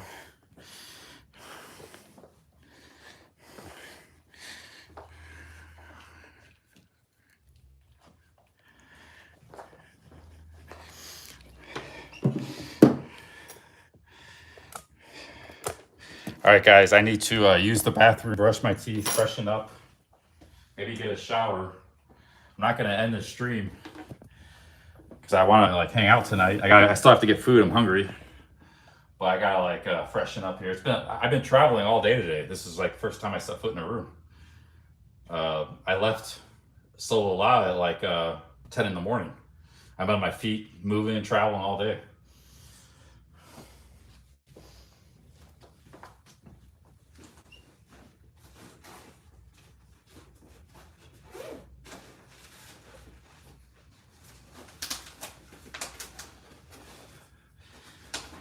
Oh, man.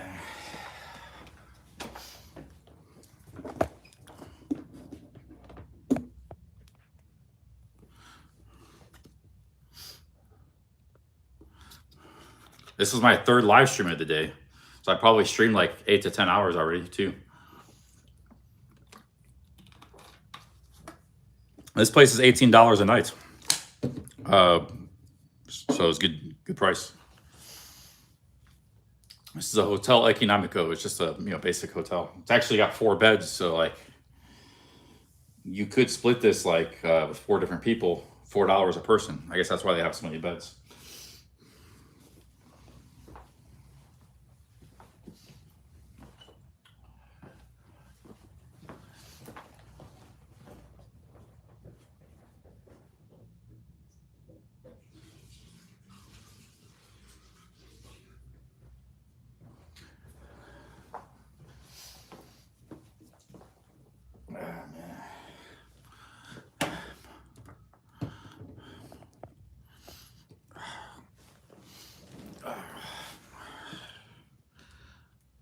I think I need to take a shower. Hope they got hot water here. I need to take a shower and do some laundry. These socks are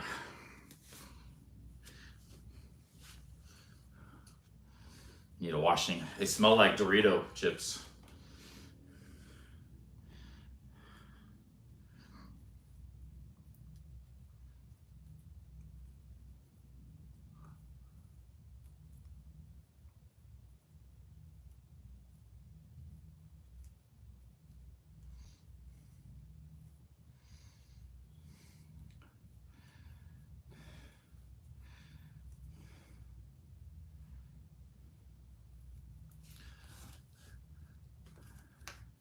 This would be a good place for like the IP2 crew, because like they stay at the Mold Mansion. They could stay in hotels like this, man. Come to Guatemala, split this hotel like the real broke IP2 streamers. They could stay here for like a week. $4 a person. They got 4 different. They got a bed here and 3 beds here.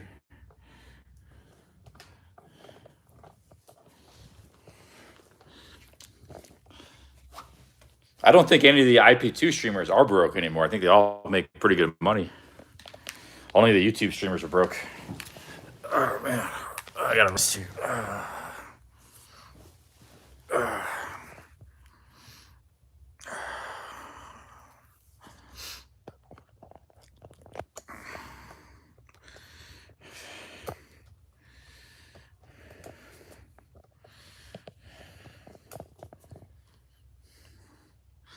I feel like I can do an all-nighter streaming. I've been kind of waking up a little bit late. And just kind of like today I woke up at I think around 9:30.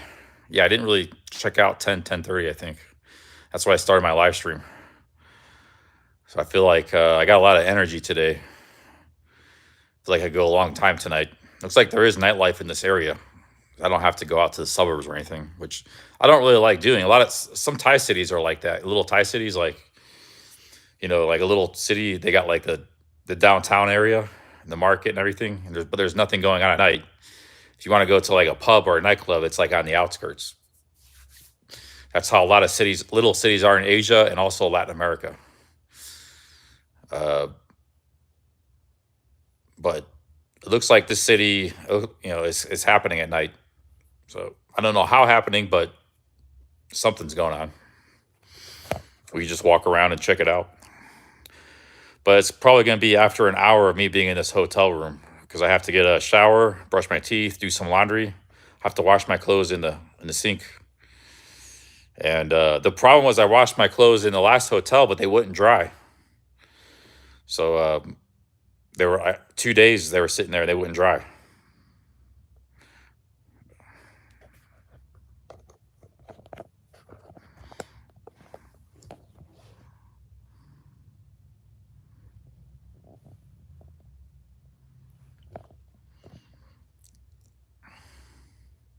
Yeah, I think there was too much humidity in the room. It wasn't hot in there. It was like cool weather, but it was maybe too high humidity.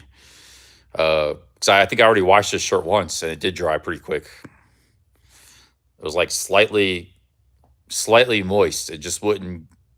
There was like a certain level it wouldn't dry,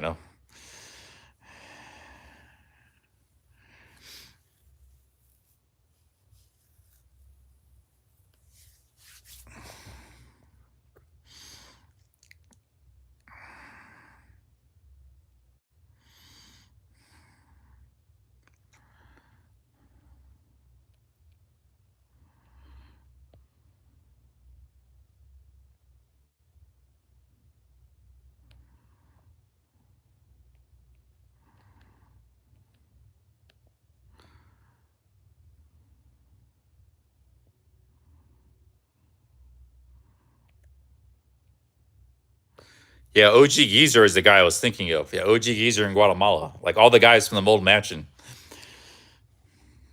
But I met OG Geezer in New York. All those guys at the Mold Mansion must be broke because that's why they stayed there. I think they were staying there like free of charge or really cheaply. But it was a horrible place in like Queens or Brooklyn somewhere. It was full of mold. When I was in New York last year, like there were like 5 other streamers. They were all staying at the Mold Mansion. A lot of those guys, I don't even know who they were. But like those guys could all come here and stay in this room for like $4 a night. This is what overseas travels can offer that America doesn't offer. Because if those 5 guys wanted to stay in a hostel, I was paying $90 a night for a hostel room. For basically a room the size of this bed. And that was it.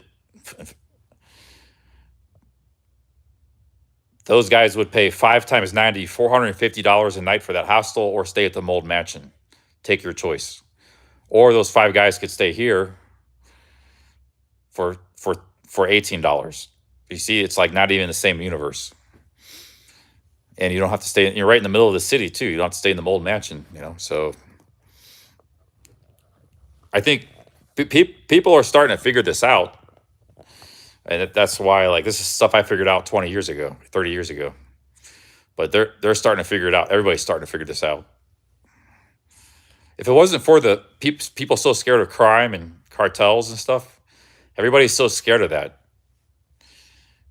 But if people weren't so scared of that, there would be tons of tourists and Canadians and Americans and Europeans and Japanese and Chinese and Indians running all over the place, just like they do in Thailand.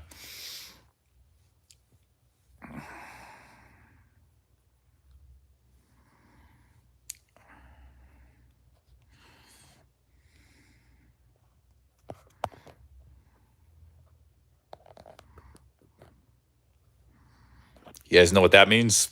Don't look it up. Can anybody figure it out? It means not smoking. No smoking.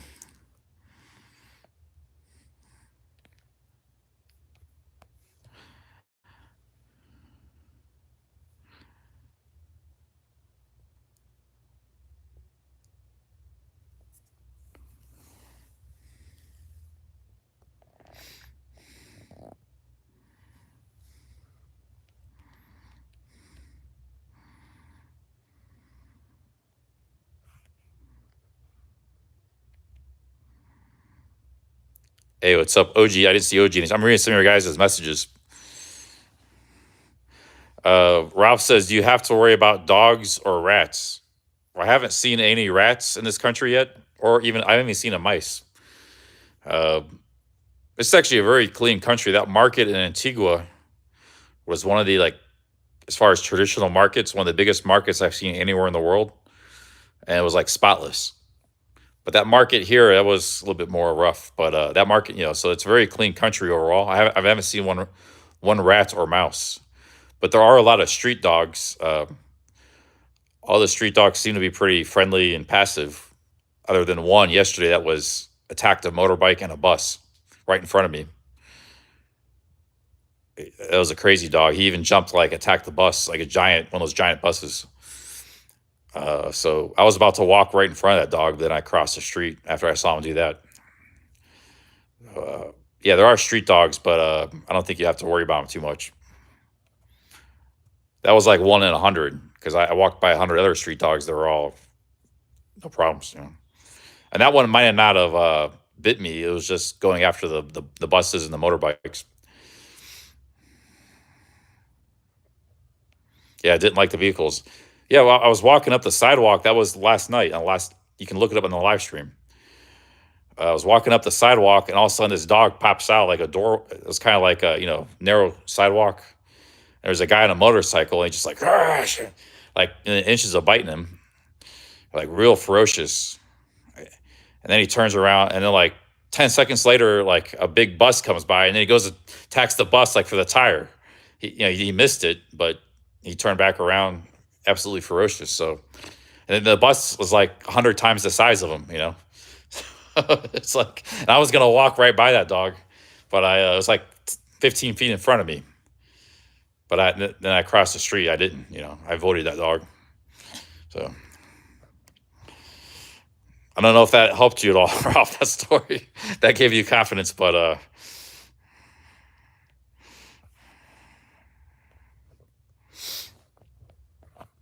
I walked by 100 other dogs. They were all fine, so.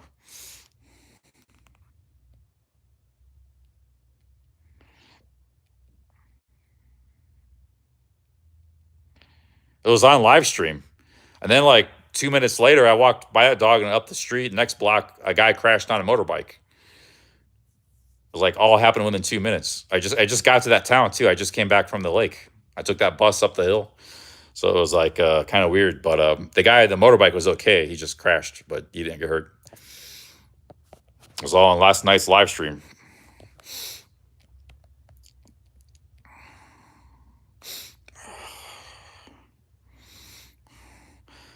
I don't know if I'm gonna go out tonight now. Now that I'm laying down, I'm starting to get tired now. Maybe I'll go freshen up. I gotta get some food though. I'm hungry.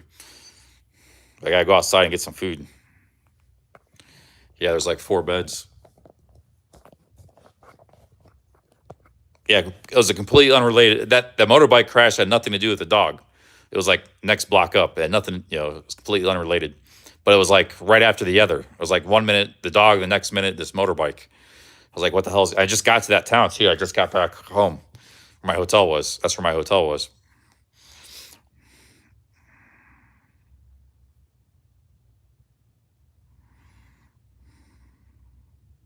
No, I'm not going to stay, and I have to go out and eat.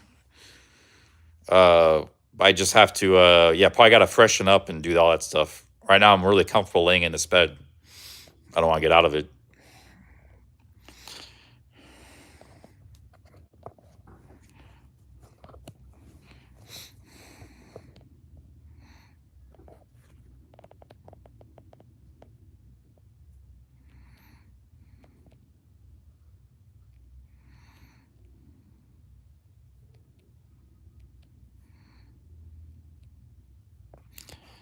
Yeah, I don't think that dog was actually had a problem with people, because there was like a lady in that area and the dog wasn't paying any attention. So I think it just had a thing out for vehicles.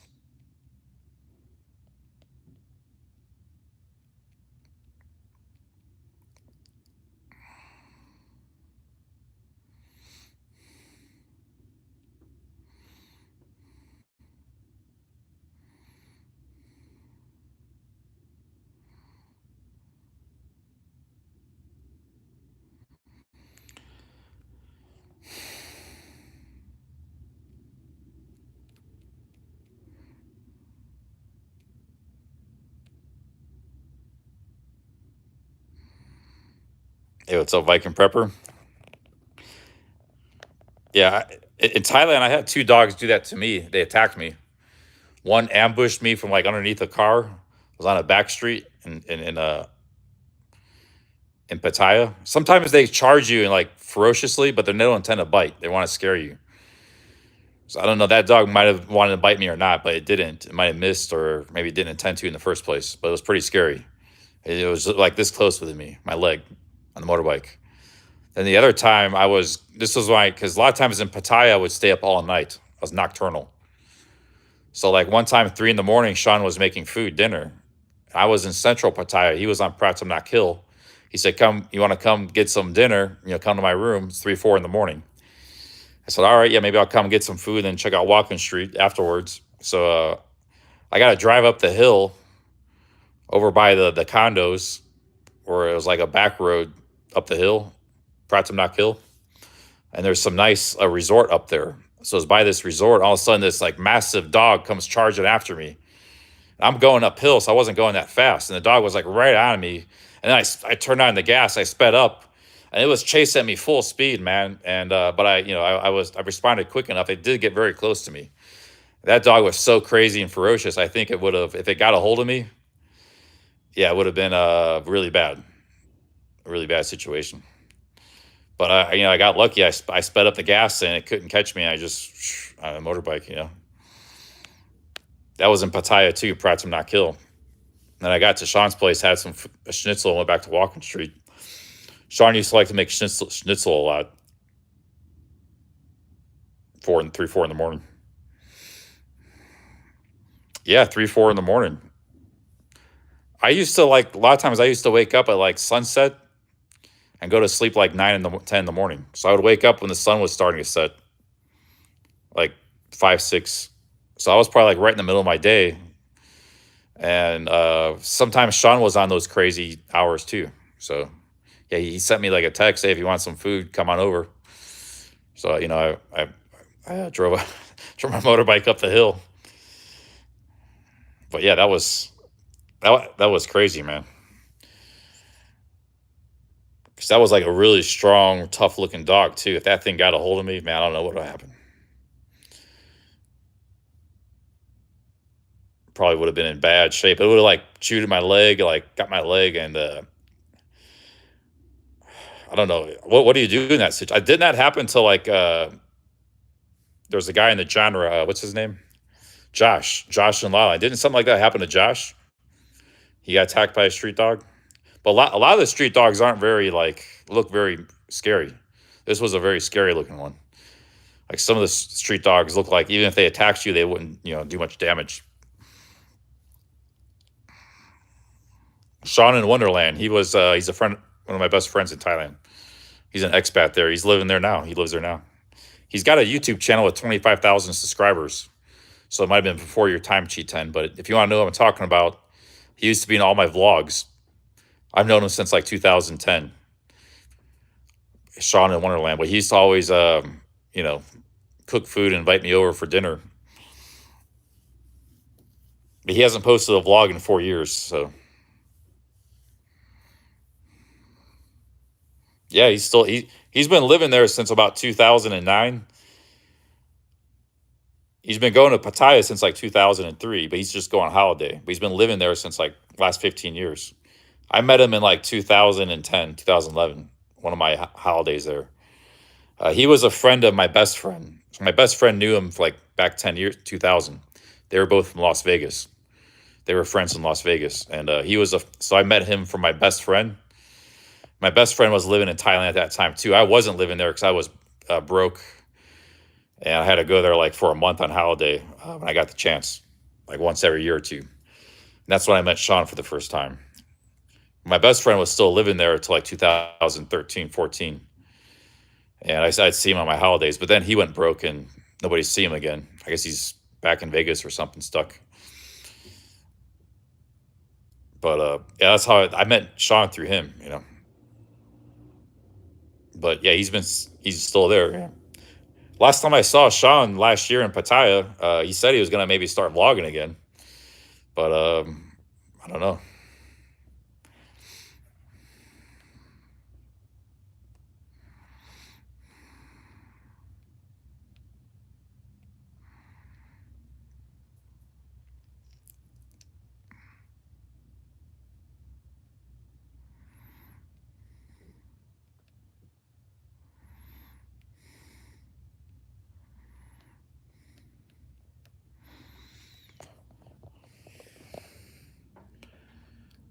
I don't feel that great, guys. I felt like I was this morning and last night, like I was running myself a little ragged. And then I kind of feel that way now. It's popping up on me. Hope they have a hot shower in this room. I don't know if I could take a cold shower. Some of the hotels don't have hot showers, some of the cheaper hotels. Oh, man. I gotta go get some food. 7 days straight of streaming and traveling. Tomorrow's Sunday. I might not do much tomorrow. Might not even stream. But I'm gonna keep streaming tonight, I guess.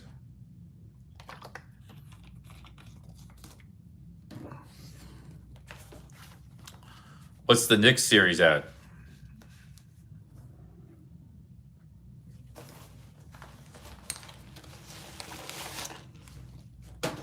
I don't even want to do laundry. I'll just do that tomorrow. I just want to get a quick shower.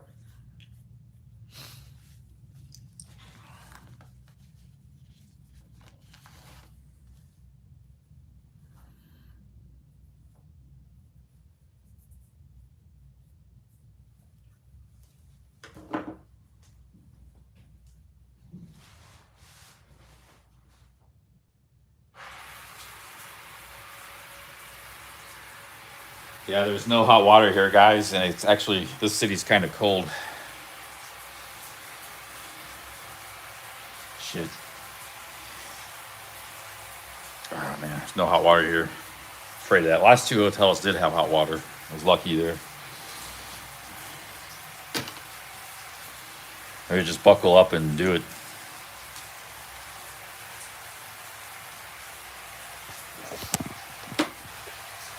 Let's see if it gets hot. Sometimes, all these showers are always different. Yeah, actually, it's lukewarm. It's not bad. Yeah, every shower, this is like Asia. You know, in Asia, like every shower is different. Same way here. You don't know how hot it is, how it's going to react. Low, high water pressure, different machines, nozzles. Same way here. Like, you don't know what to expect. So there is a shower here.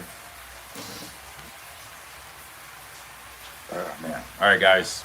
Get a nice shower. I got sunburn.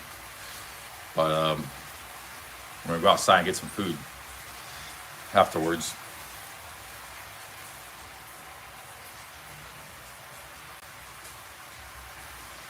I need a towel, though. Where's my towel at?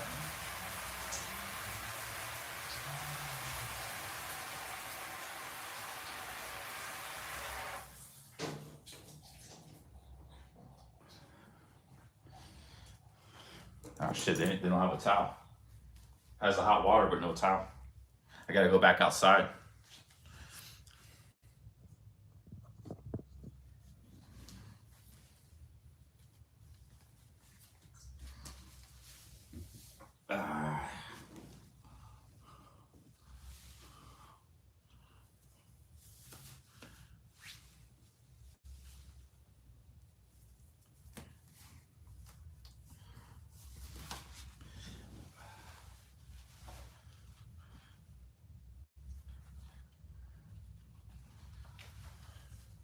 Where's my shirt at?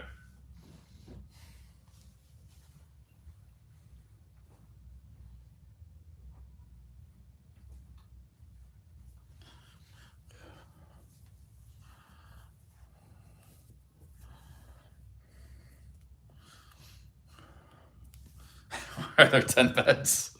I don't know. There's a lot of beds.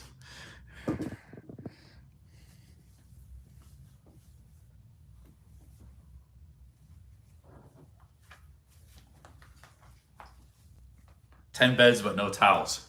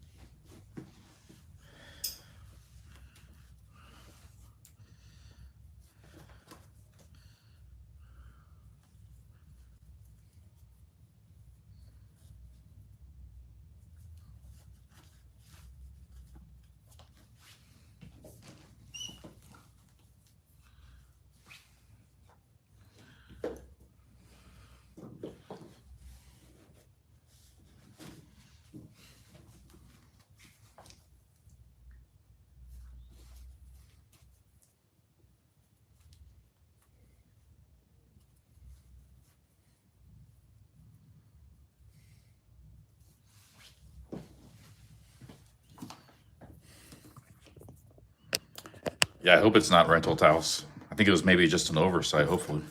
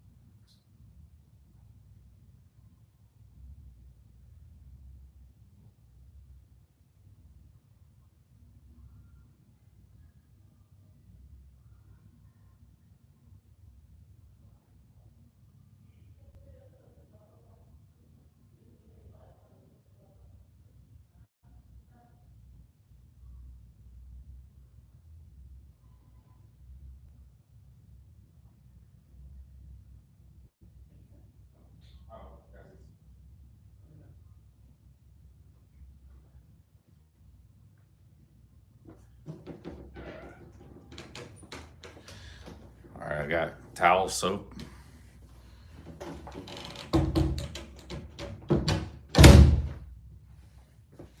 Didn't have to rent it either.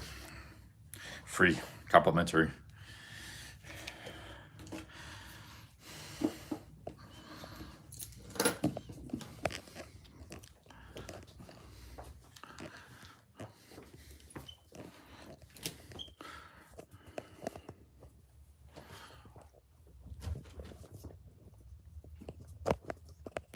All right, guys, I'm gonna get a shower. Be back in about 5 minutes.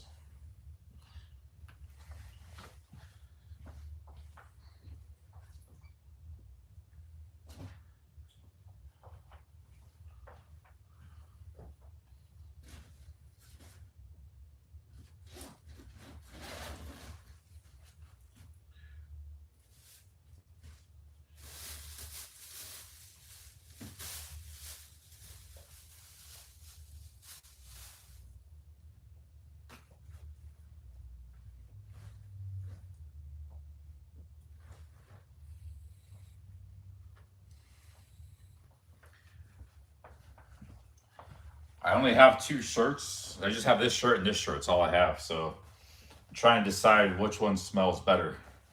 Neither smell bad, but they do have a little bit of a smell to them. I think this one might be better.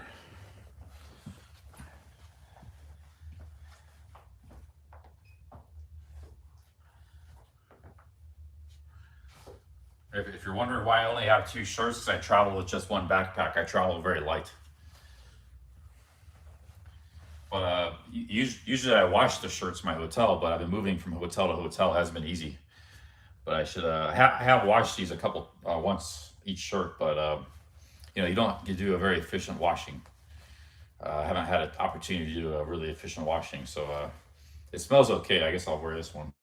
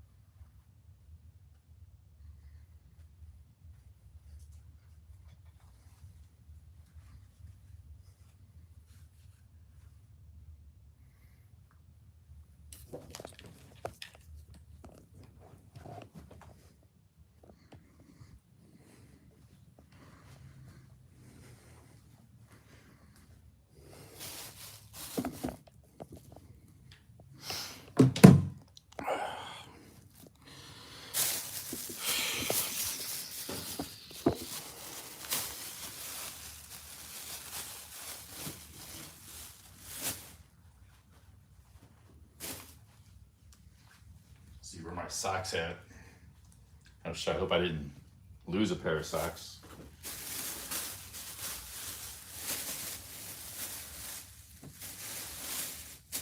Damn. I didn't lose them, but these clothes are still wet, man.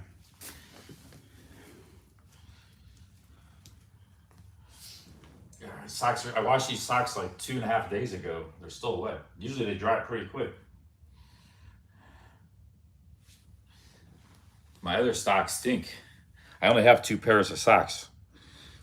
So I washed them, they smell good, but they're still wet. Usually these are made from wool, usually they dry pretty quick.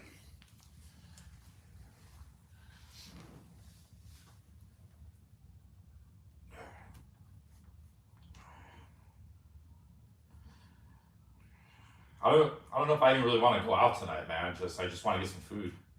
And I want to go out, but I don't want to go out like smelling like a bum.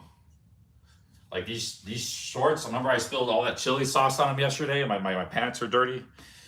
I gotta wash my pants. I only got one other pair of shorts, and these are too cold. Now, if you want to travel like me with one backpack, you can bring more clothes. I could get rid of some of this camping gear and bring, like I got a camera for vlogging I haven't used yet. So you might not, that'll free up a bunch of extra space and weights. My vlogging camera, and I got this blanket and all this camping gear. So like I could have brought more clothes. That's probably what I'll do next time. But I needed this blanket one night. It got cold. It's my blanket, sleeping blanket. So maybe I got to bring a little extra or more clothes next time. I don't even want to put these socks on, man. They're like wet wool socks. So I can't. I'll just put on the smelly socks, I guess.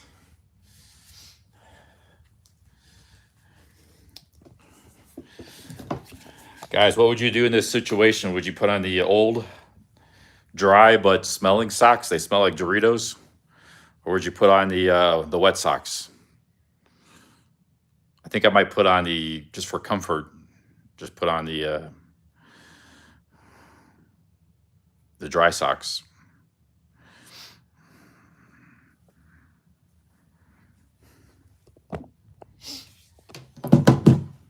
These are clean. I cleaned these, but they're not dry yet. I don't know. They're not drying.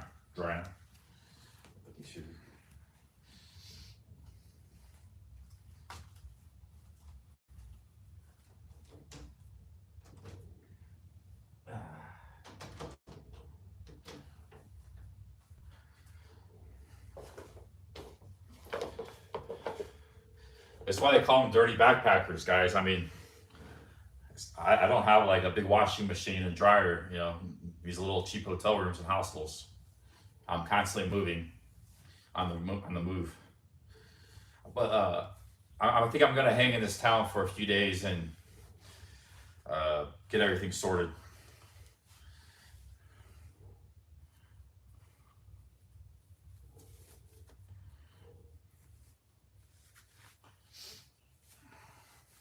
I don't really have anywhere to go after this.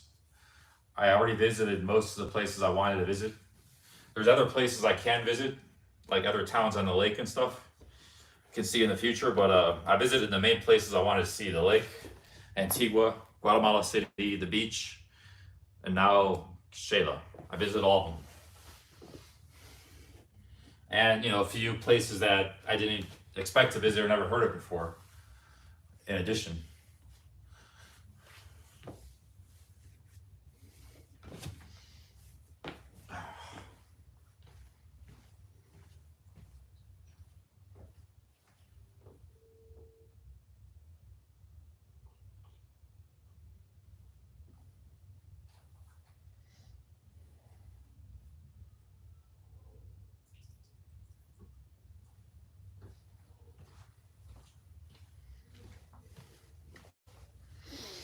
All right, guys, let's go outside here.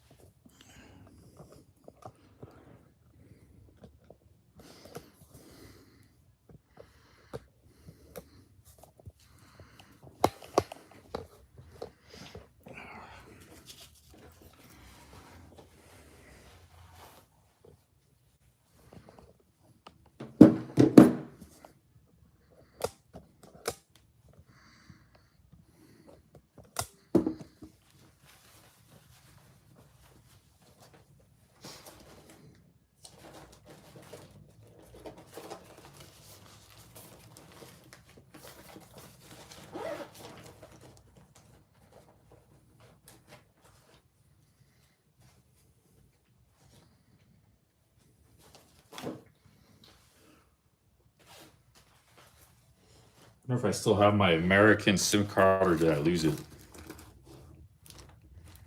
I need that back in America. Still got my Indian SIM card. That's from India. Airtel. Probably go back to India.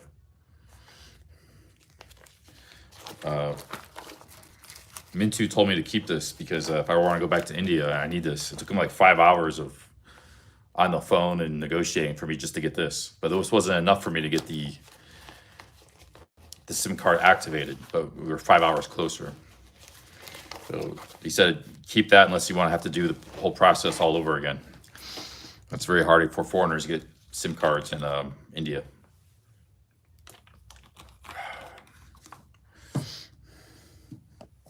Actually, I had to go there 2 days. The first day was 3 hours with this guy. The guy was trying to hook up my internet. And then I had to go back the next day of another 2 hours. And he still wasn't able to get it done. But he said, keep that SIM card. Otherwise, you got to start all over from scratch. I was actually going to give the guy like a $15 tip. But, you know, Mintu's from Delhi. But when he was talking to Mintu on the phone, he had a lot of respect for Mintu. He said Mintu's a great guy, and he wouldn't take my tip after talking to Mintu. So he just did all that work for like nothing. I mean, I tried to offer him a tip, but I guess he had a lot of respect for Mintu. He wanted to show he really took care of his friend, which was me, who was me, you know.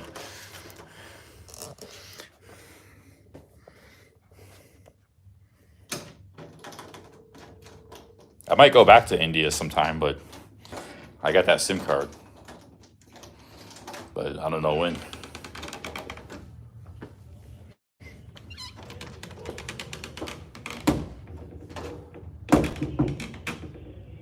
Got my key? Yeah, I got my key.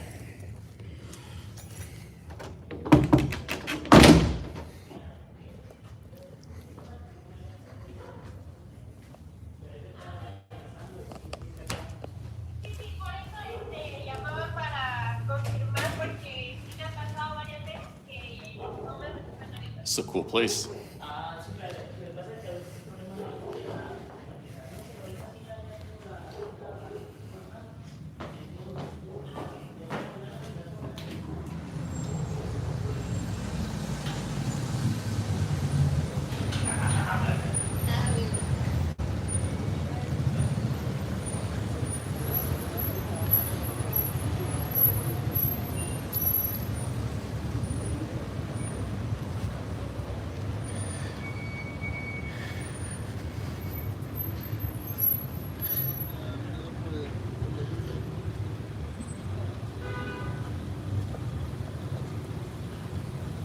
Well, Mintu said I was in Amritsar in the Punjab. Mintu's in Delhi. It was like, maybe 8 hours driving from each other. They're very far from each other. But Mintu said he had a guy in Ludhiana, which is another city in the Punjab. He said if you can make it there, it probably could get you internet. But I already decided to leave. It's like, I just went back to Thailand. Because I was really on the fence. I was thinking about staying. I was in Amritsar for 3-4 days. But yes, they don't want foreigners to have SIM cards there. But we were getting close. So maybe if I had went to Ludhiana, or if I go back to India, maybe I'll be able to get it next time.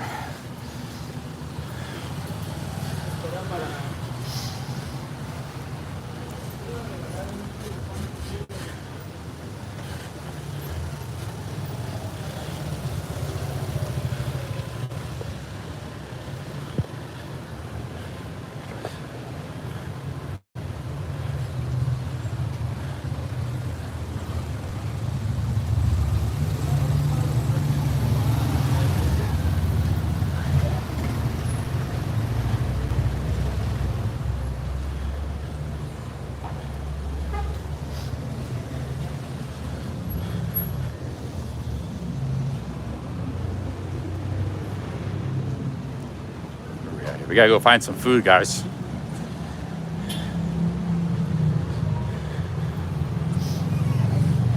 Look at all this traffic. It's probably all people coming out for nightlife.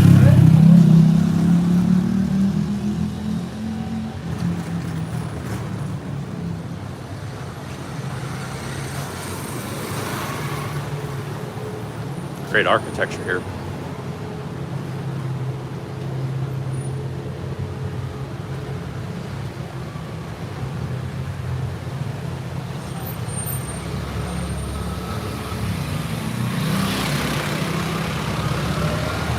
Dilly Dork, why do you keep spamming the chat? I told you not to spam the chat, man. You can make a funny comment once or twice. Why do you guys say it like 20 times?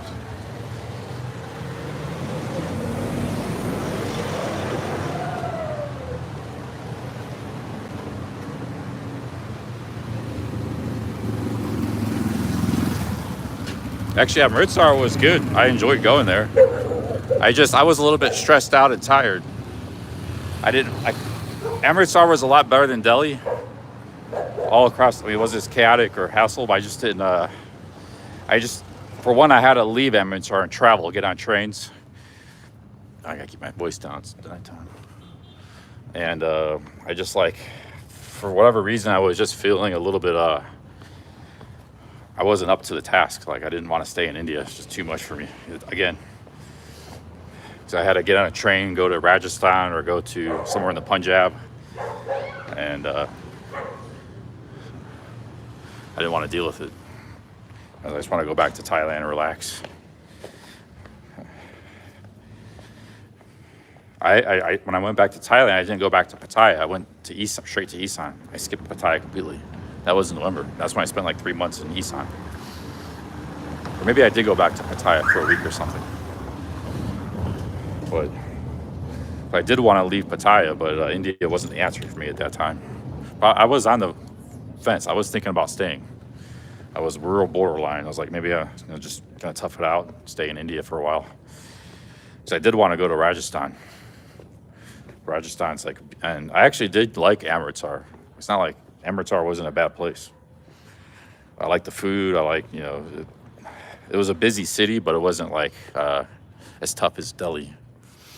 And people weren't as aggressive, and it was still kind of tough.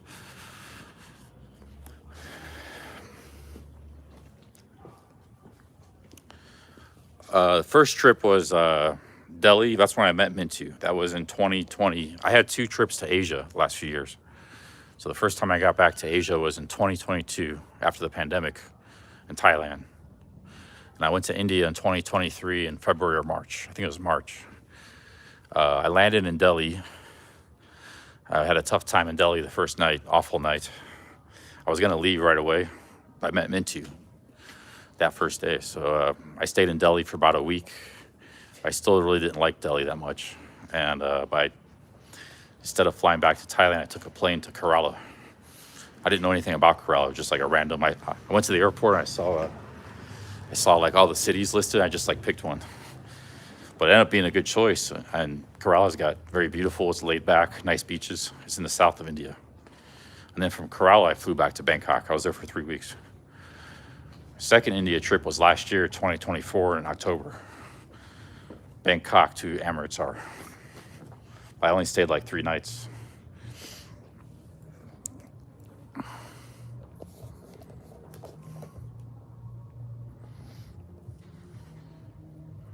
This kind of looks like India right here.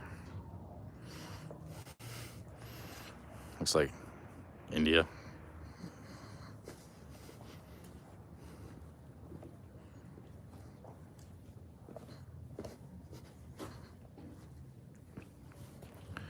Mintu's a Delhi native. And Mintu actually took me to his house. I met his family. He has 2 sons. They're probably in college, but then they're probably like, I don't know, 7. They actually watch my live streams too sometimes, they say. He had a wife, nice house. He had a nice house in the suburbs of Delhi. He had cars. He was born and raised in Delhi. And yeah, he kind of saved the day for me. I don't know if I ever went back to, well, I probably would have went back to India, just maybe I would have went to a different city or something.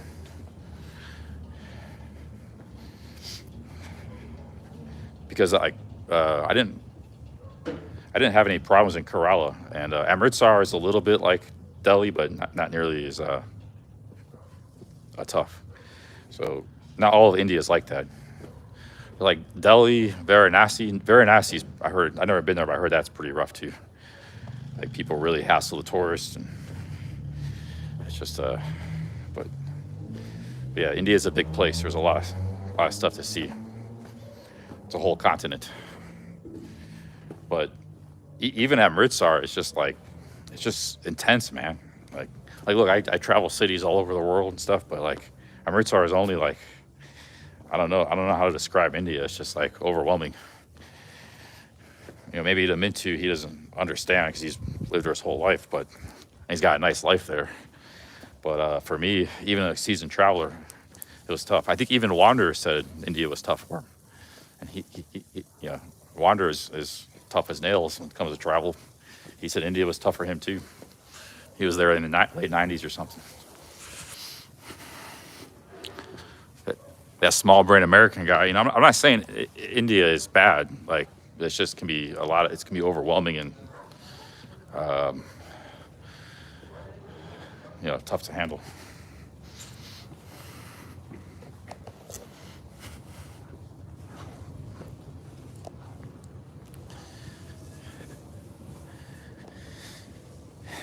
It's a subcontinent. India, it's called the Indian subcontinent. India is most of it, but also includes Bangladesh, Pakistan, Sri Lanka, and Nepal, and Bhutan, and maybe a couple other places.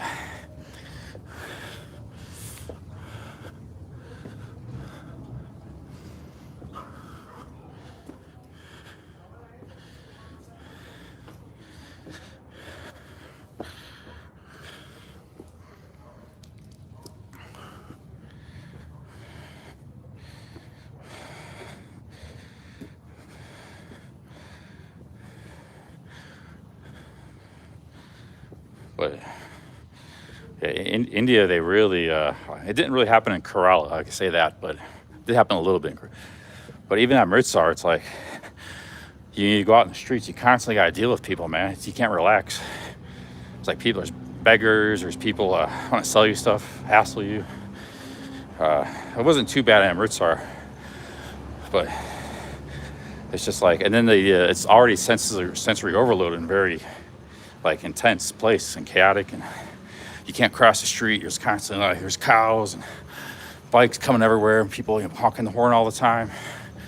It's very it's just like everywhere you go is like that, you know. It's like scooters flying by, people honking the horn, cows going by. There's like monkey up there, you know. There's like dogs running around, and there's somebody comes up to you. It's just like, it's just constant, man, everywhere you go in India. And there's pollution. It's hot. It's like, you go escape to your hotel, man. I was like, I don't know if I want to deal with this. I came here, I thought I signed up for it, but I changed my mind.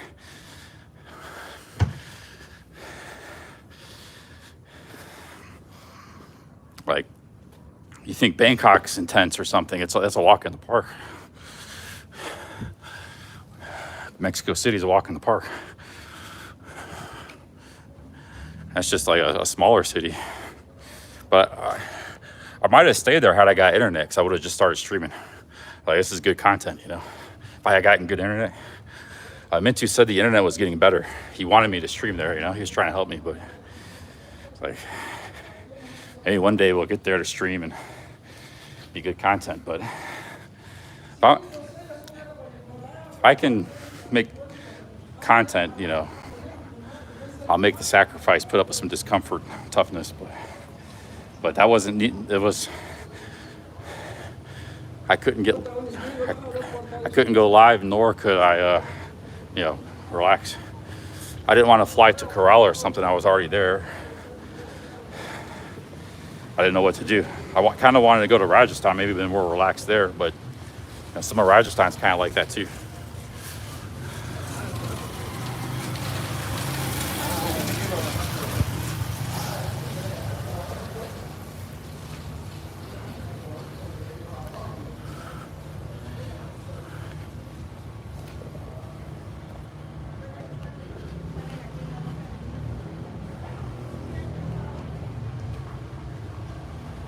Yeah.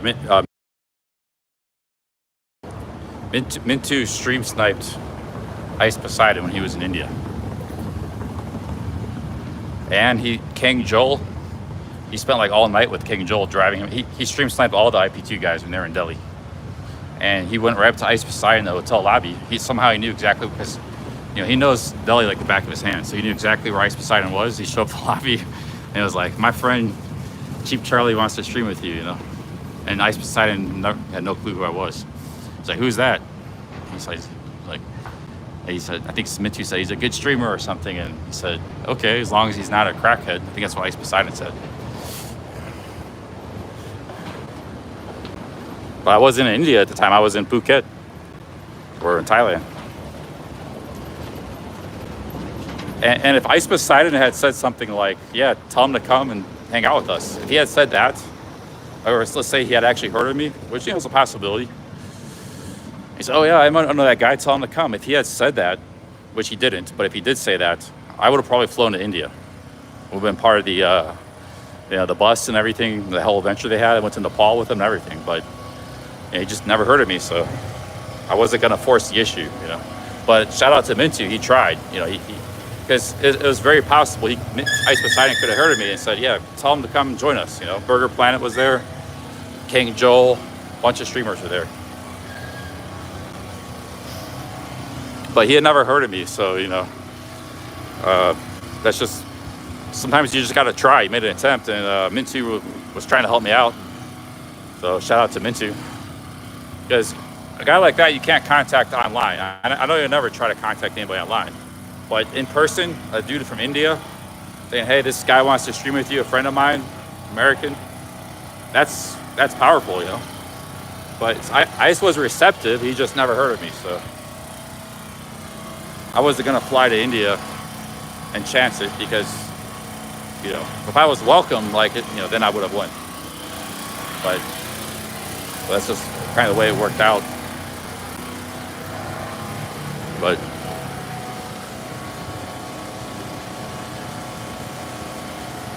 hey guys, we need a nice meal somewhere, man. I'm hungry, really hungry.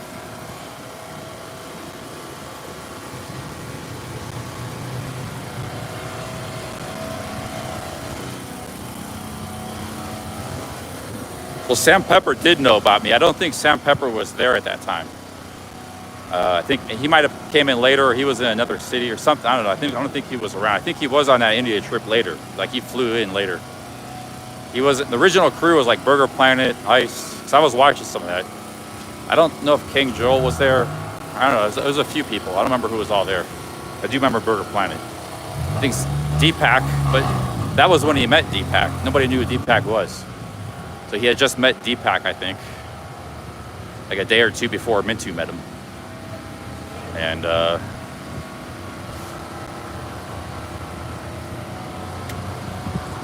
don't remember who was all there. But basically what Ice Poseidon did was they bought like an old beat down van in India. And they drove it across Uttar Pradesh towards Nepal. But it was really dangerous, sketchy, a lot of things were going, so they just kind of abandoned the whole thing, and they were doing that for like a week, and then they went to Nepal. And then Suspendas was in Nepal, and Slightly Homeless, and everybody, so here's a cafe. We need to find some food. But who knows, if history would have been a little different, maybe I would have been the glue that kept the India team together.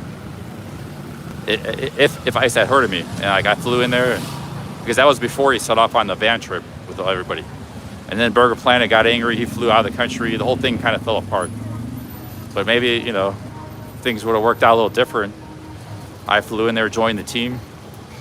I would have been the glue that kept the India team together. It would be a great India trip.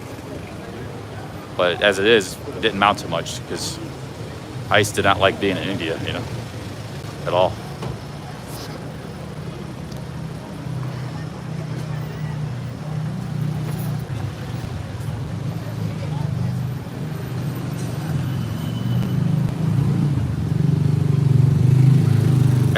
At that time, I had just finished hanging out with Jeff Lepard and Taco Tommy, Kicks TV, and GHB. We were hanging out in Phuket. That was right the exact same time. So either I had just finished up the Phuket stuff and also went to that island that Tequila Joe sent me to.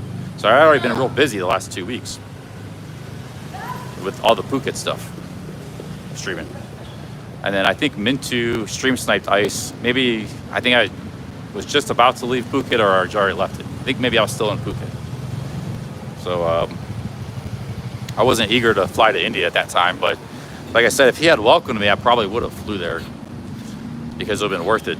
But just to fly there in the hopes that you can maybe hang out with them, that's not worth it. I made the right decision. That's why I didn't go to Japan or Korea when Ice Poseidon was there. I'm not even really eager to hang out with Ice Poseidon. It's just that, like I said, if he had known me, like maybe been a fan of my channel or streams, like, yeah, I like that guy or like his streams, then it would have been had an opening. But just being a random, I'm a random to him, so I don't want to like force the issue, you know. But maybe someday, you know, Ice Poseidon will hear about me or watch some of my streams and say, yeah, this guy's a pretty good streamer. We want him on one of our upcoming projects or adventures. Then I'm not going to rule that out. That's a beautiful place.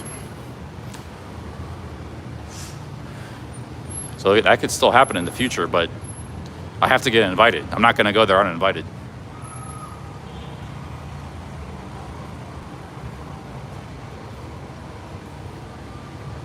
I have to be invited.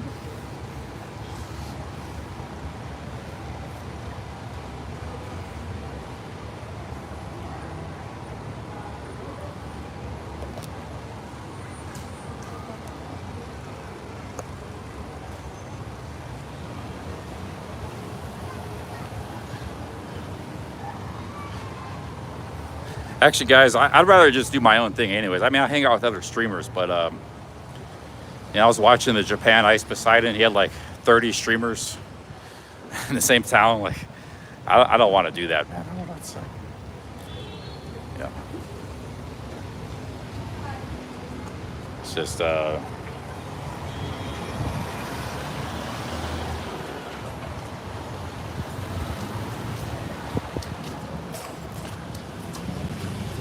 I like to see some new streamers pop up, like some really good new streamers.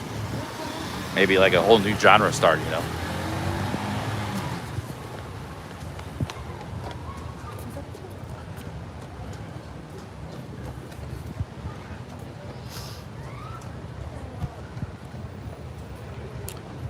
I'm the one that helped start Nana Pips get going. I've helped a lot of people get going. Nana Pips had 500 subscribers on YouTube, nothing, the little YouTube channel, when she met me. Nobody knew who she was. She's a very good streamer, you know, but she got kind of put on the map a little bit because of me. She hung out with me for 2 nights in Colombia. She went from 500 to 1,500 subscribers. And then she went over to Kick later. She wasn't on Kick back then. So I helped start Nana Pips. I helped, you know, start a lot of people. But she's a very good streamer. I'm not saying I'm responsible for her success or anything. I'm just saying I helped her get going. I helped a lot of people get going. So I've done a lot in the streaming community. Orchid, she got like 1,000 subscribers in 3 days. Actually, Orchidilla, I don't have anything to do with Orchidilla. That was Jeff Lepard, helped her get going. But Nana Pips was just like this person in the chat. I was in Colombia. She was in my chat, and I think a couple people had heard her before, but like she was a really small YouTube channel. That's all she had. And she came from Florida to meet me in Medellin. She stream sniped me. She said she flew to Colombia to meet me in Medellin. And we hung out for 2 nights. She went from 500 to 1,500 subscribers. So like 1,000, you know, in just 2 nights of hanging out with me. So we got along good. I mean, but you know, that helped her get going.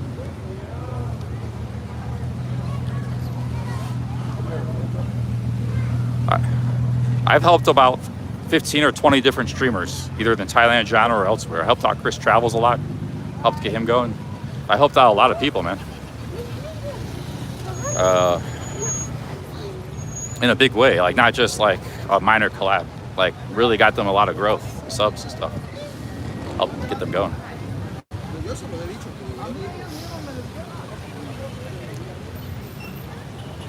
So.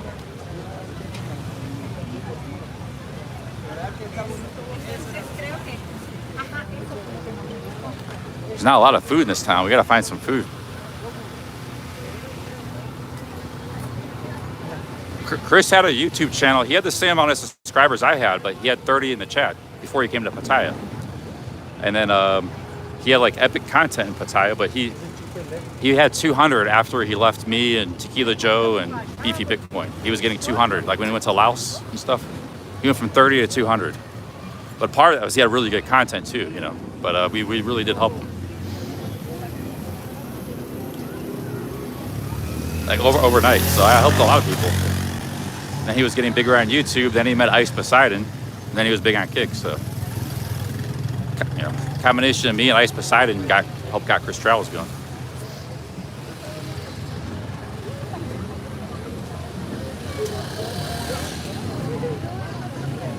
Like, I may be 9/10 to a lot of those guys, but I have helped a lot of like streamers do well.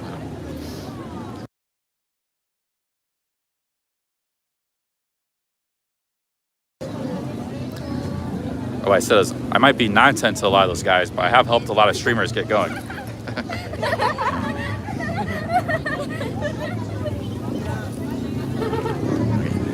Maybe get some street food here.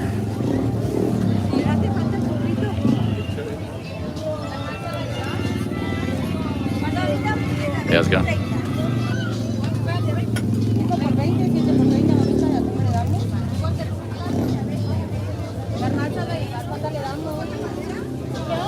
Find something tasty to eat here.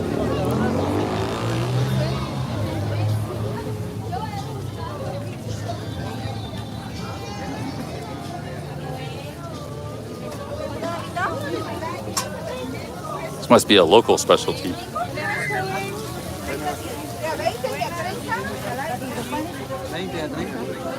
A lot of things are a little different here.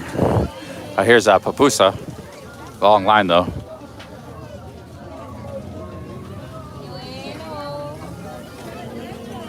Hold on.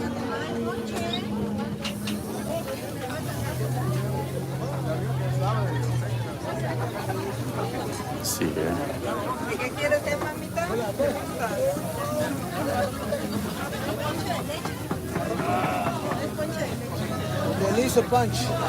I don't know what this is. Sometimes I watch the locals. This guy's ordering something. Some kind of milk there. I don't really want milk. It smells good though. Watch what the locals are doing. Here's tacos. Those look like pretty good tacos.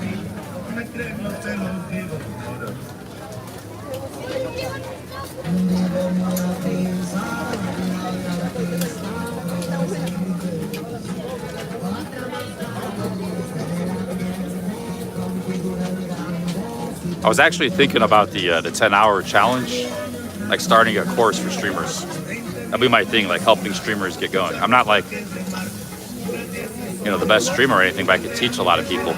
Turn them into like marathon streaming beasts. But they have to pay for it though. I have to teach them. Like $200 for a 10-hour session. Streaming challenge.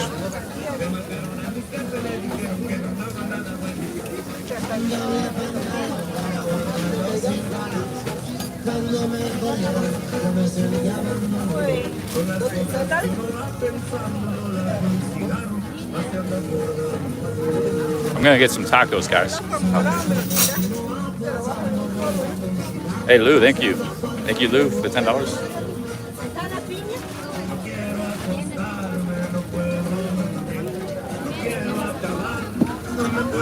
Buenas noches. ¿Este es sordo? ¿Ah? ¿Qué carne es eso? Ese es de res. ¿De res? Sí. ¿Pollo? No, pollo no. Pollo es allá vi. Allá venden de pollo. A res. I don't know what kind of meat this is. Okay. Tres. ¿Cuánto es uno? ¿Cuánto? Valen 15 y de 20. 15 vale uno, 15? Sí. Okay. Okay, dos. Those tacos? ¿De cuánto? Huh? ¿De cuánto? Okay, no, sorry. Okay.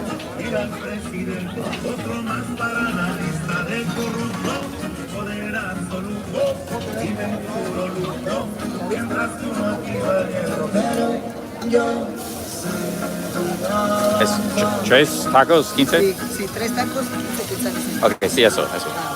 It's three tacos are $2. Good price. I don't know what kind of meat this is. Anybody know what meat this is? He said race. Maybe it's like it looks kind of like shredded pork.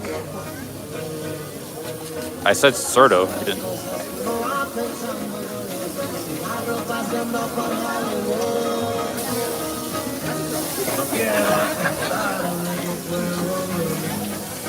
Yeah, it looks like pork. It looks like shredded pork. You know, it's pretty good. This is like legit. This is like awesome looking tacos, man. It's really good. They got the 2 tortillas. They got good tacos in Guatemala.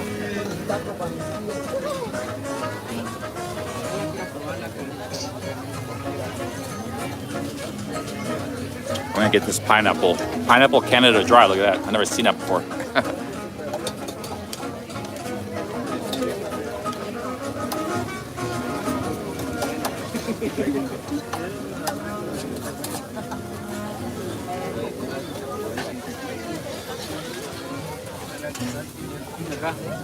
Hey, thanks for the super chat, Lou. Thank you, Lou. I think we found something really good here. Really good street food. Really good tacos. Got onions, shredded pork.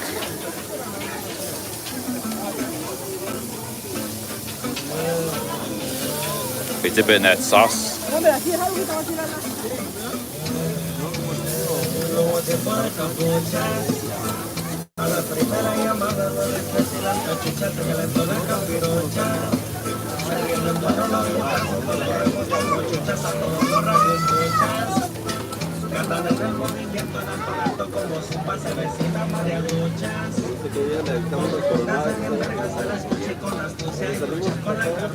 Everybody's waiting for the papusa. It's a long line there.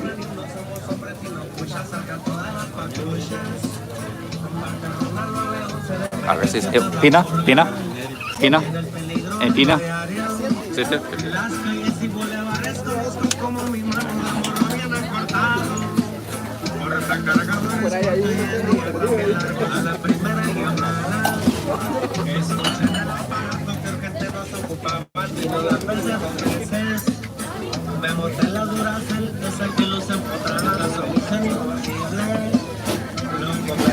Tina?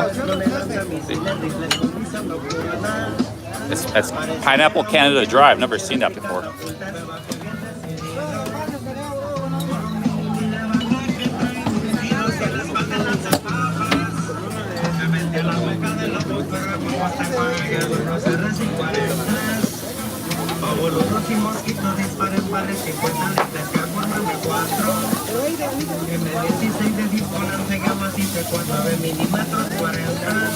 Oh, Lou, thank you for that $10, man. Thank you.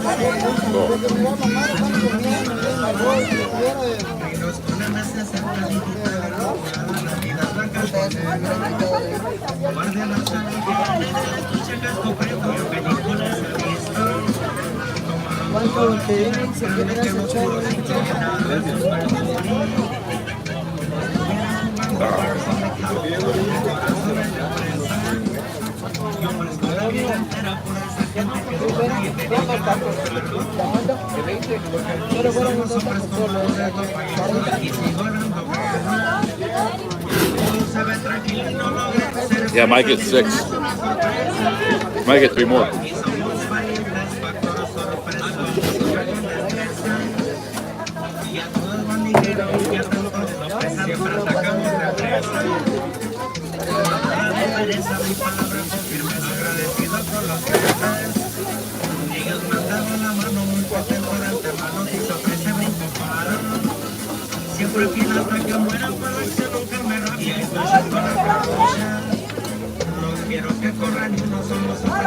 Amigo, tres más. Tres más. ¿Tenés salsa picante? ¿Sí, chilis? Okay. Give me 3 more.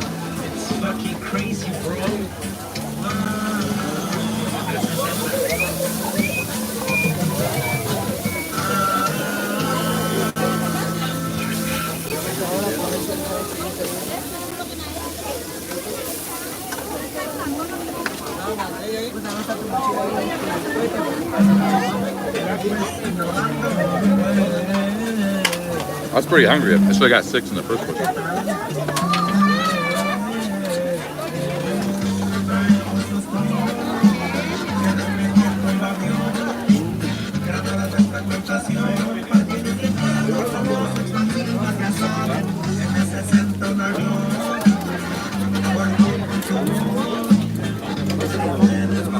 It's starting to rain. Okay.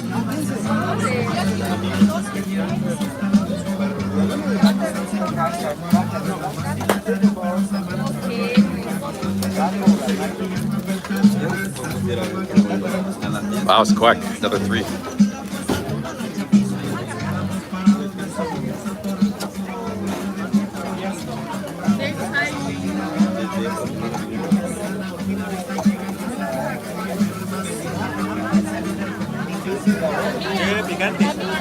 Me gusta. ¿Qué tiene salsa? Salsa picante. Chile.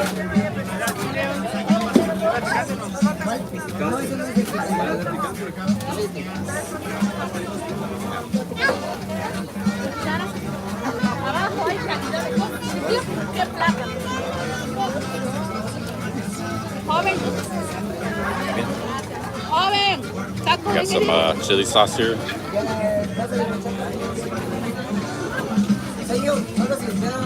Sí, pero ¿de qué tienes?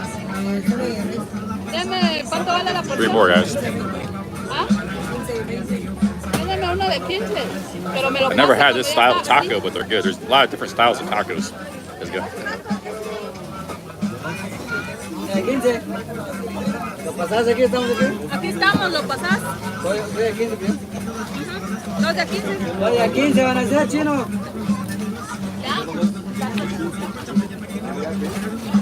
It's starting to rain here. No, Genesis.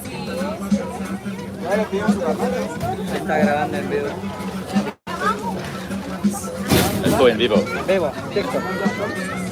¿Desde dónde? De Estados Unidos. Estados Unidos. Viajando. Ya, lujo. ¿Te barco que me queda? ¿Ah? ¿Te barco que me queda? I'm on live, right? Oh. Good.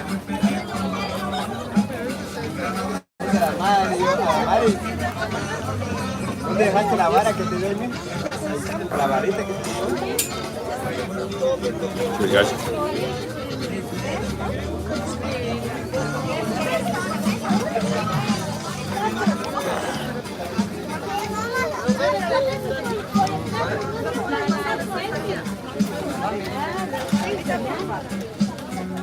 ¿Ya lo tenéis?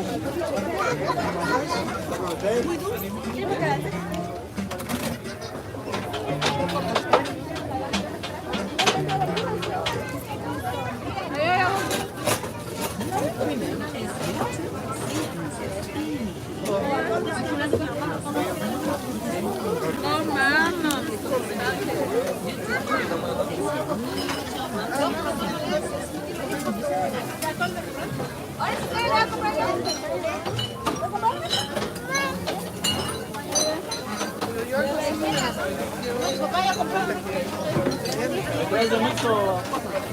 Mano, estate quieta.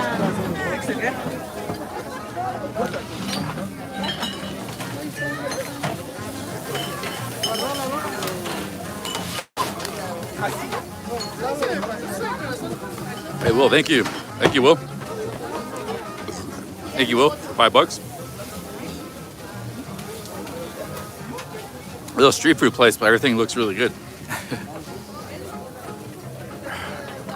I would heart your message, Will, but my hands are real messy. I gotta wash my hands off. I'll do it later. I don't want to get my phone trashed. My left hand's clean. My right hand's all kinds of taco residue.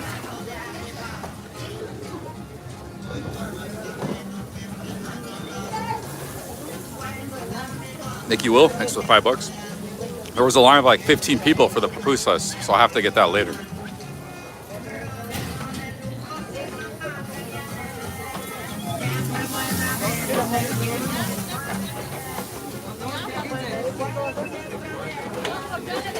I'm just gonna wash my hands on the pants because they already got a bunch of chili sauce from those mangoes yesterday all over them and stuff. So I gotta wash them later in the shower anyways. But it looks like a nice vibe out here, guys. People just eating street food. Another taco stand over there, pupusas. People just hanging out. But it's starting to rain. So I think, hello. So I think I might go back to the hotel. No nightlife tonight. I mean, Saturday night, looks like there's a lot going on here, but I think I'm gonna.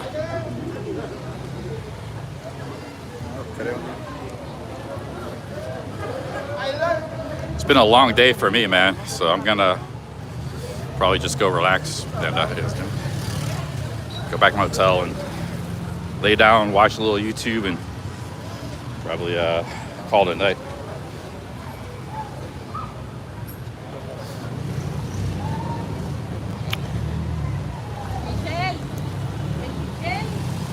More tacos over there.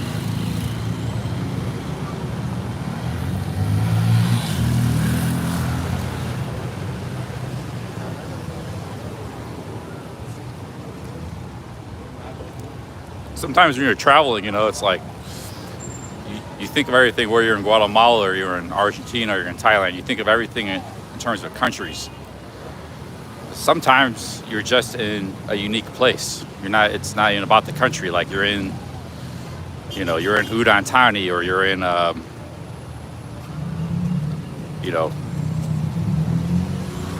like, this could be Mexico, Chile, Argentina, Guatemala. I don't know. It's just, this is Shayla, you know, like I'm in a unique place. I don't even. So when I first got here, I was just thinking, Guatemala. Now it's just like I'm in somewhere in Latin America, you know, really cool looking city. Like when you get to like a kind of a place that like has a lot of character, it's a little bit different than everywhere else, even in the same country. And it's just like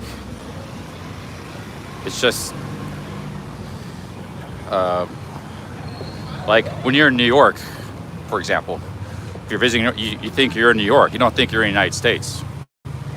You just think about New York. That's kind of how I feel like this city. I just feel like I'm in Shayla, you know.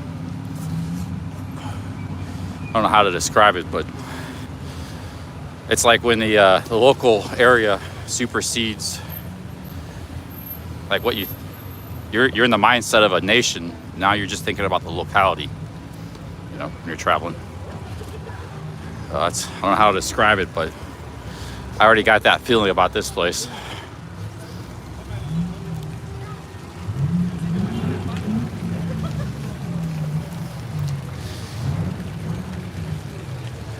It's starting to rain, guys. I'm not gonna hang out here in the rain. It's cold and it's like 60 degrees and it's raining now. Go back to my hotel.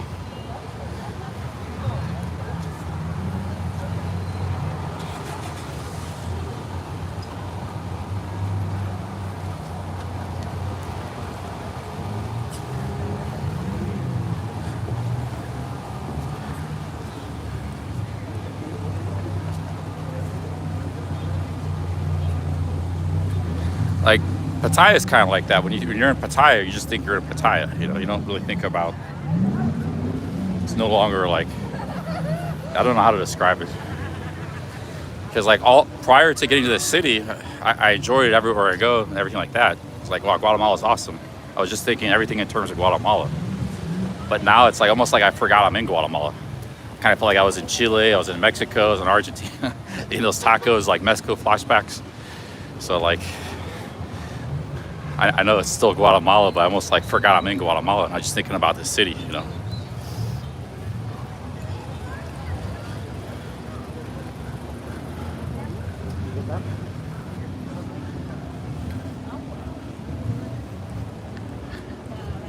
Yeah, those tacos brought back some Mexico flashbacks.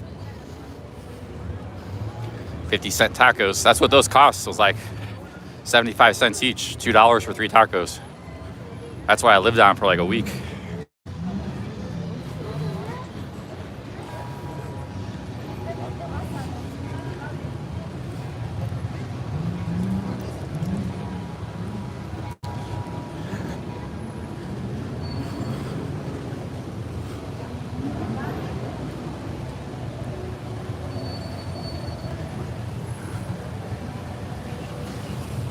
You ever see those expats? It's like in Thailand, it's like every other word that comes out of their mouth is Thailand. You know, it's like maybe I was kind of like that with Guatemala this trip. You know, it's like Guatemala this, Guatemala that, but it's almost like my mindset's changed now. It's like I almost forgot I'm in Guatemala. It's basically what I'm trying to say, in a weird way, you know.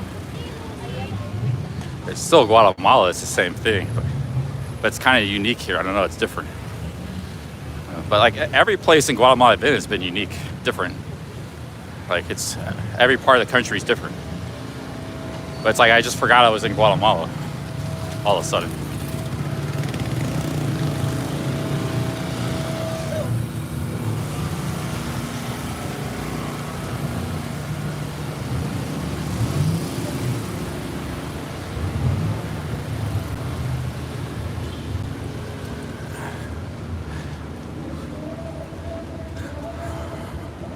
Guys, I'm gonna get back to the room. I'm gonna rest. I had 6 tacos, really good. You see how they double up like the tortilla, and then they dip it in like a juice sauce.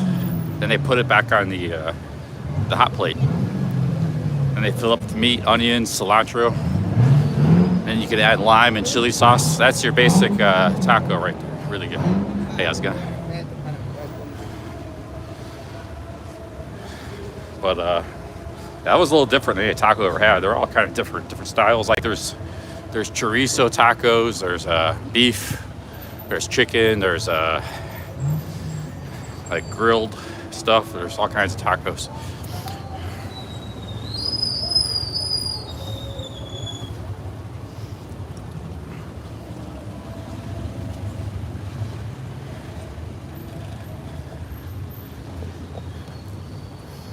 I don't know what time is it, but I'm gonna go rest, guys.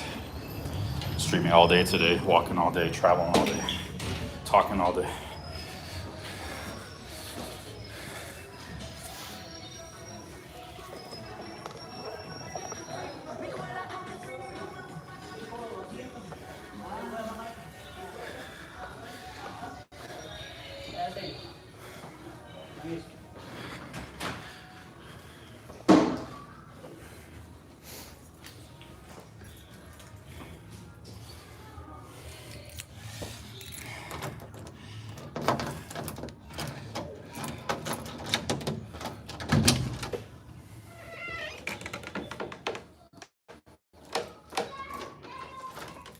Go get some water.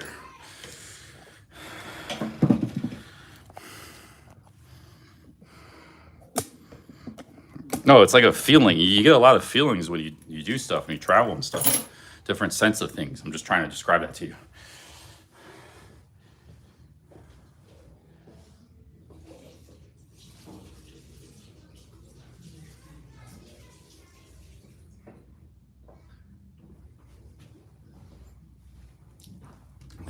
Go fill my water up.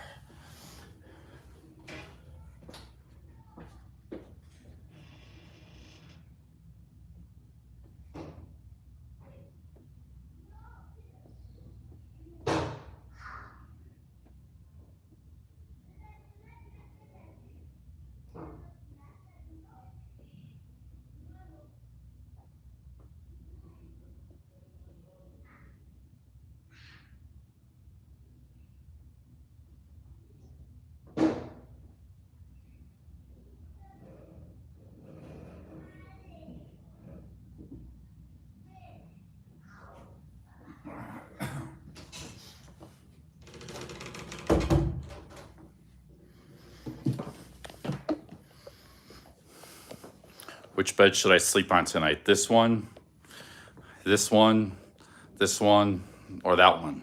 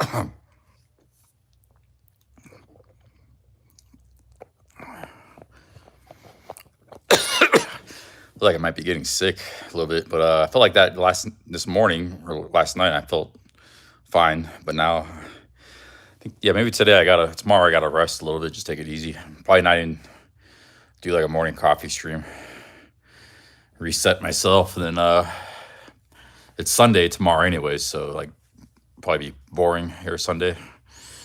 Just I wish I was gonna bring a book. I forgot to bring a book to read. I could have like read a book tomorrow.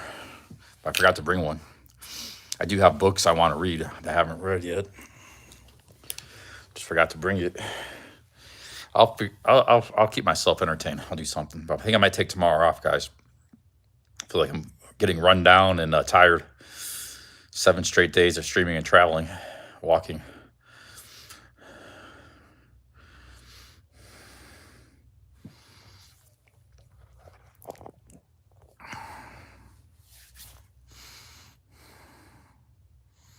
I'll probably be fine tomorrow. I just got to rest, take it easy. Your body kind of gives you a warning sign. I already got it last night. Like yesterday, I was like, now it's coming back, hitting me again tonight. So like, hey dude, it's two strikes. You better slow down or we're going to go full blown sick on you. You don't want that to happen. So probably better listen this time.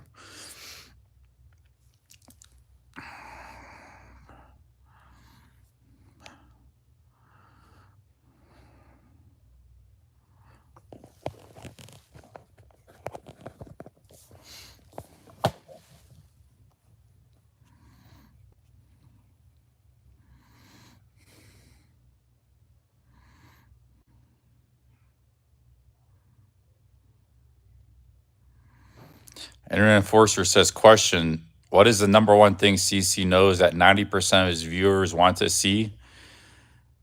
And the number one thing he avoids? I'm guessing you're thinking women.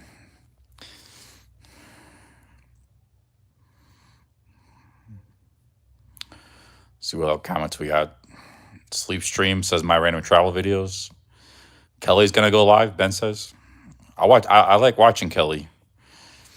I hope he's live. Is Kelly live? We'll stream rate him. We'll rate him.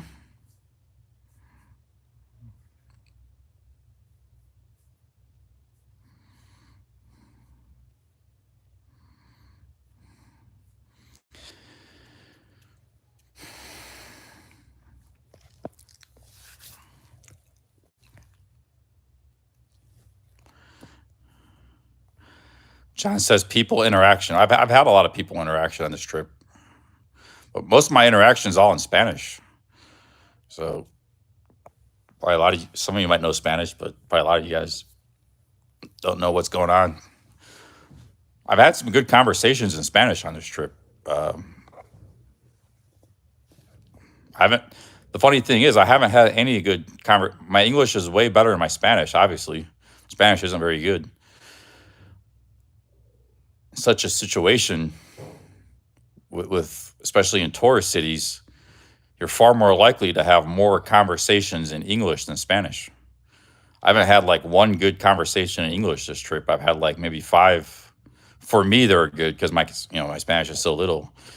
I had like 5 maybe rewarding Spanish conversations this trip. Not one English conversation. I haven't met one traveler I've kicked it off with, like other tourist or traveler. I had that guy yesterday. I can't forget him. I had one conversation in English. That guy from Hollywood yesterday. That was the only one. I think, unless I'm forgetting something, I almost forgot him. So I did have like one meaningful conversation in English and 4 or 5 maybe in Spanish. For the people in Spanish I was talking to, it probably wasn't a meaningful conversation for them because, it's such a basic level. But for me, it was meaningful because it was like, 5, 10, 20, 30 minutes talking. But to them, it was probably like talking to an adolescent, just like somebody at real basic Spanish. But for me, it was good. The Irish girl was she just came on my stream for like a minute. There was no conversation there.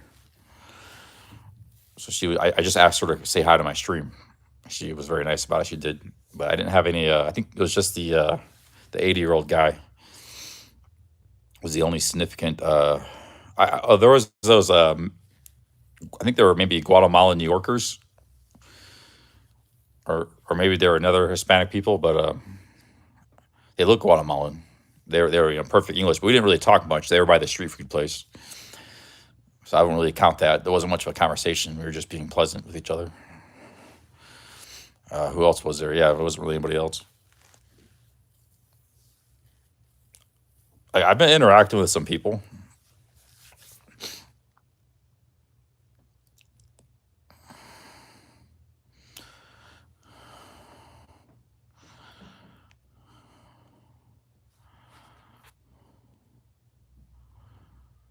Yeah, the old guy is the only one, really. Internet Forester says, hire a guide. Yeah, but see, that would probably be an escort. Like, you think it's kind of shady just to hire an escort so you put her on your YouTube channel? I've never done that before. Like, if I meet a woman, I have talked to some women. There was that tour guide yesterday and stuff, and she was friendly, and but it was just real brief interactions. The Irish lady, but like getting an escort who's a working lady, just so she can be on your YouTube channel and to try to entertain your audience is kind of like it's kind of weird, and it's not necessary.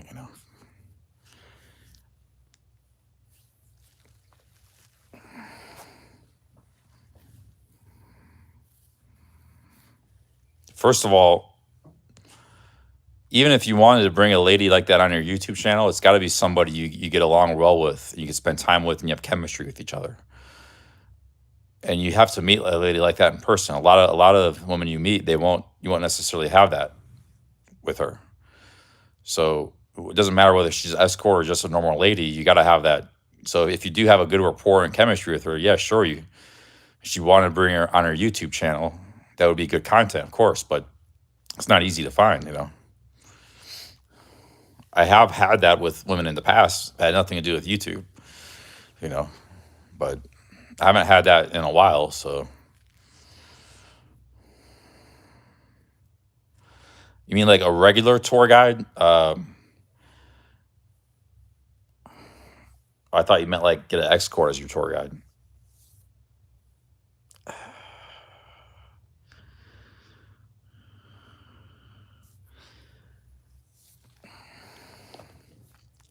I think my content's good enough, guys. I think I'm doing a good job out here. I'm busting my balls, just going all over stream show in Guatemala. I mean, yeah, I would like to, if I meet a really friendly, awesome lady, whether she's a tourist, American or wherever, or local, I'm all down for that. But it's not easy to do.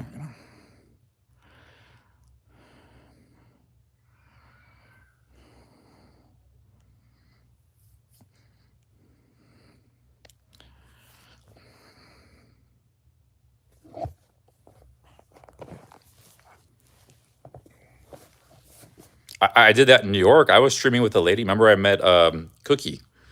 I've done this before. It just doesn't. It happens sometimes. Just you can't really force it. Remember, I met Cookie, and we were streaming together like 2 days in a row. She introduced me to Mr. Bass. I was at Mr. Bass's house, met one Sonic. She came a couple nights later, came out. I was eating food. We hung out all night. So there was Truth Warrior in Ohio. I've hung out with many, many ladies on stream over the years. It's just, it happens when it happens, you know.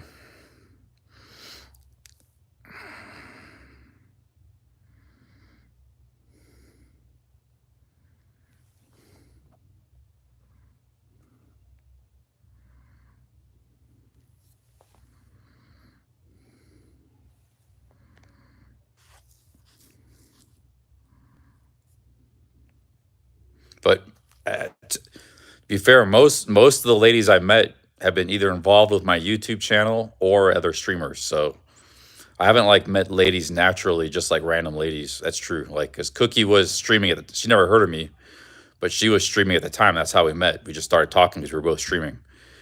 And Nana Pips was a streamer. She stream sniped me actually. She came, she flew to Colombia to stream snipe me. Truth Warrior was not a streamer, but she followed my channel. Orchidelia, me and her had dinner together, streamed it. She was, following my channel and the moderator and a streamer herself. So, yeah, there hasn't been many like random encounters where I was streaming and I just started I went on a date, spontaneous date. I should try that. I'll give you guys the critics. You're correct because I could just go ask if I see a woman smile at me, I could just say, "Hey, would you like to join me for a coffee?" I don't think I've ever done that. There's no reason I can't, or lunch. Just be some random person. And I see her smiling, and I go up to her and say, "Hey," I could say it in English or Spanish. Would you like? I'm streaming. I'm live on YouTube. Estoy vivo en YouTube. ¿Quieres acompañarme por café? Would you like to join me for coffee? I haven't done that too much, Maybe I should, maybe you guys are right. Maybe I should do that more often. Andrew says, have a good night's sleep. Thank you, Andrew. Thanks for the $5. Yeah, I completely stopped approaching women. I used to do that, but I got to do that for you guys too. Brianna, Brianna Reese. That was a long time ago. Yeah, she was a random. She had nothing to do with streaming. She wasn't a fan of the channel. That was in Ohio, those women were aggressive, man. Every time I stream in Ohio in a bar, I meet women. I should go to bars more in Ohio. I should get a license.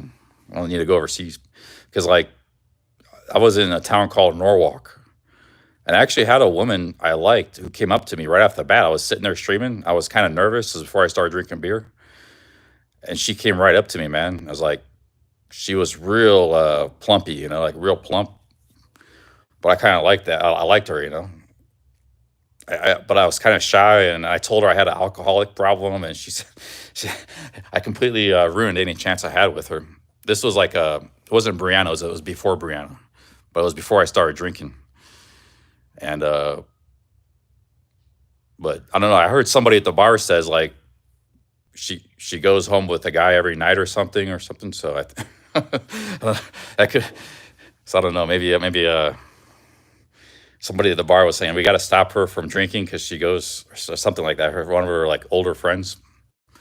So, but I did meet her, and then Brianna Ruiz came on the live stream. I think she just real live stream snipe. She saw I was streaming and she wanted to be a part of the stream. So they do that in America, but they don't do that overseas. But Brianna, I think, had a boyfriend. He was just kind of hanging around. I think Brianna was just messing around. She had no interest in me, but she was just messing around. So, because there was this pretty handsome dude. I think Brianna was Puerto Rican. I think he looked kind of the same. He looked like a baseball player. He was pretty handsome guy. And I think Brianna was just messing around in the live stream. And she was promoting her Instagram too. But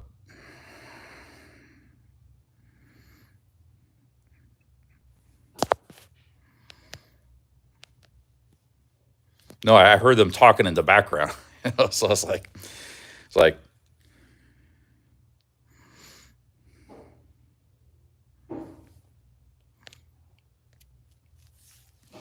every time I stream in a bar in Ohio, it's like the women are very friendly and they come right up to the camera, you know. Like I said, the content's good in America. You guys like it, but I can't afford to travel in America.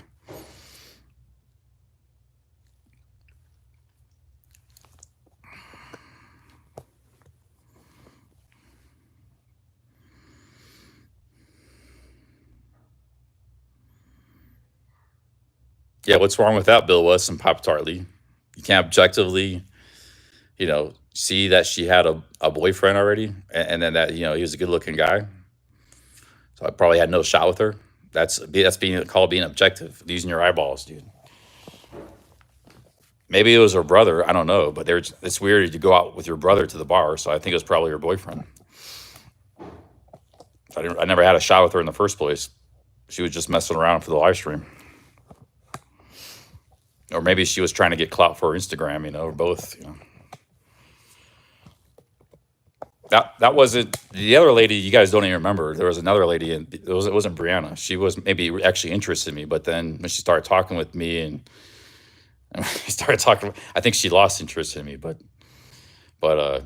she was a real big lady. You guys don't even remember her, but I kind of saw, like, there's things that happen in real life I notice and see and observe that you as streamers you can't see, you don't know. So.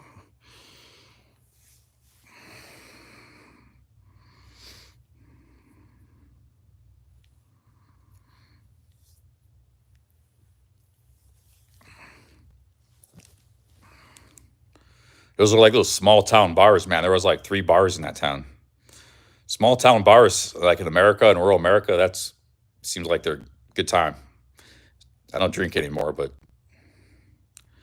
I never went out to bars or did anything in America much. But the little I went out, it seems like, people are out to drink and have a good time. Men and women. Seems like a lot of the world these days, it's like the small towns and small cities. Like the big cities are like lost. Like you got more fun and nightlife in a small town in Louisiana or Ohio than you do in New York City.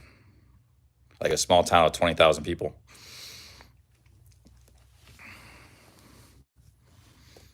And even if you do make it to some kind of like bar in New York City, it's just like expensive and there's no atmosphere. It's like, I don't know. I haven't really gone to many bars in New York. Red Light Ron took me to a few bars when I was in New York. They were pretty good. So, I don't know. Maybe I'm just talking on my, what. But the small towns do seem to like, and like every small town, anywhere in the world, they all got their own character, It'd be cool to do like a small town tour of America, because they got like, you got nightlife, you got just like local bars, local characters. You can meet like interesting people. They got cheap motels in a lot of those small towns. Like $60 for America, it's like 60 a night's cheap, 60, 70 a night. Like, but it'd be probably pretty good content. But you gotta have a car. You probably have to switch between camping and sleeping in your car. Actually, it's very doable because the kind of money I'm spending in any of these countries, Guatemala or in Asia, it's like the same. If you were like had a car and you like rotate sleeping in a cheap motel and then other nights camping in the woods, like because your car, you can find a nice campsite pretty easy. It doesn't even have to be stealth camping, or like you even sleep in your car some nights. So you're not spending a lot of money on lodging, and you can eat pretty cheap in America. You got gas costs, but that would be pretty good content going from small town to small town in a car and streaming and going to a lot of bars and drinking, nightlife, small towns. That's something I would want to do, but I have to get a license and I have to start drinking again. So, because I don't think it'd be worth doing if you weren't drinking and going to those bars. That's the content. Like, the stream would just be like waking up, going like maybe going to the gym, like going in your car, driving. The real content would be going into those bars. So if you're not drinking, there's that whole ideal is kind of out the window.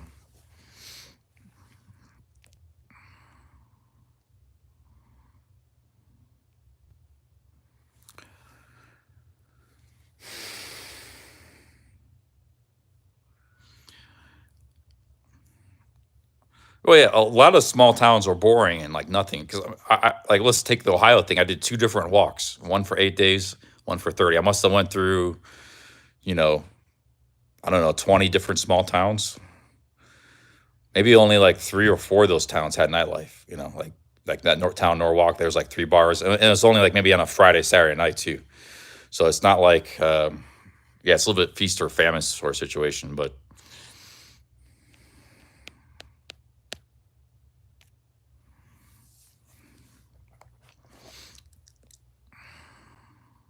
Hey, Andrew, thank you for the super chat, Andrew.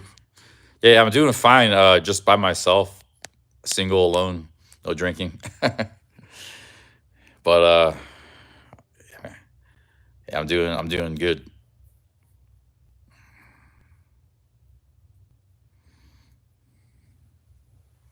Yeah, that was just one state though. Imagine if we went all across America. I actually I always thought maybe about doing auditing. And I thought auditing could be good for streaming too. I could do like auditing in the daytime, drinking in the nighttime. That'd be pretty good content. Because like people like auditing. So you hang outside a post office and do some audits, First Amendment audits, or like police stations or weed dispensaries, things like that, film. And then at nighttime you go drinking. But I don't know, some other streamer could do all that. Because you have to have something to do in the daytime.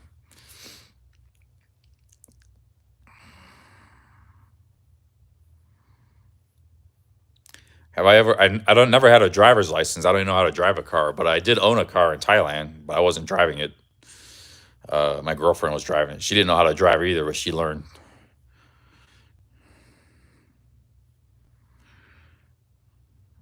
That was one and only time I bought it. I made a $3,000 down payment.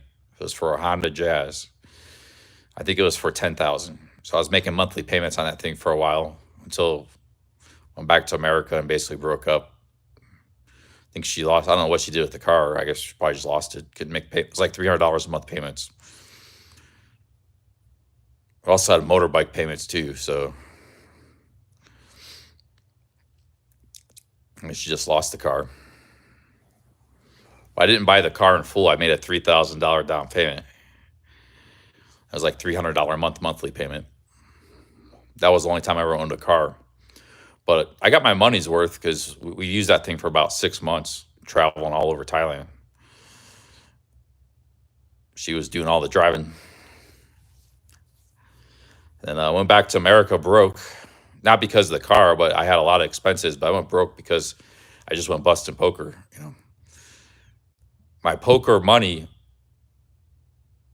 that I used to make money with. In poker, you have to have money to make money. So you need like it's called a bankroll. You guys know what a bankroll is.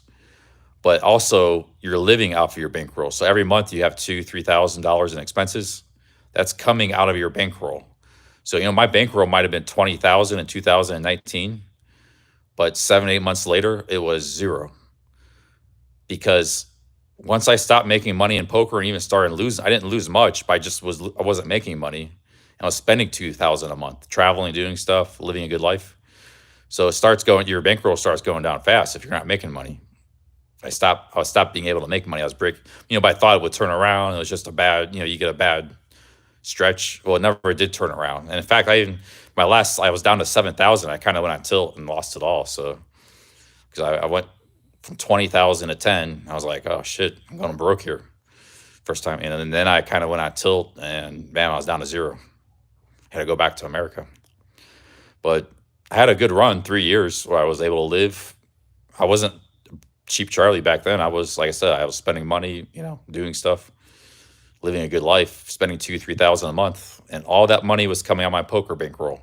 I was making enough to live a good life out there, But eventually I stopped making money, and that's when things went broke. It took about 7 months, so. Because I remember I was back in America in 2019, New Year's. I went back to Thailand, back to my girlfriend. I had like a bankroll of 20,000. I thought that's normally what I hovered around, 20, 30,000. So I thought it was just, I gotta. But we were living up country, doing stuff, traveling, and living a good life. But I didn't realize at the time I wasn't really making much money in poker at that time. And before you know it, I saw, wow, my bankroll's down to 10,000. I'm in trouble. I don't turn things around, I'm gonna be broke. And I went down to 7,000, but I wasn't like until then. I just kept going down. And then I went until I was like, oh shit. And then it was all gone. So I lost that 7 in like 3 days. But it was all a free roll because I all started with nothing. I mean, I started playing with 500 and I made tens of thousands that I lived off of for a few years. For 5 years, I did it 4 or 5 years. I wasn't always in Thailand when I was doing that, but a lot of those years, that time I was. So it was all a free roll eventually, but it all, best time of my life because of poker.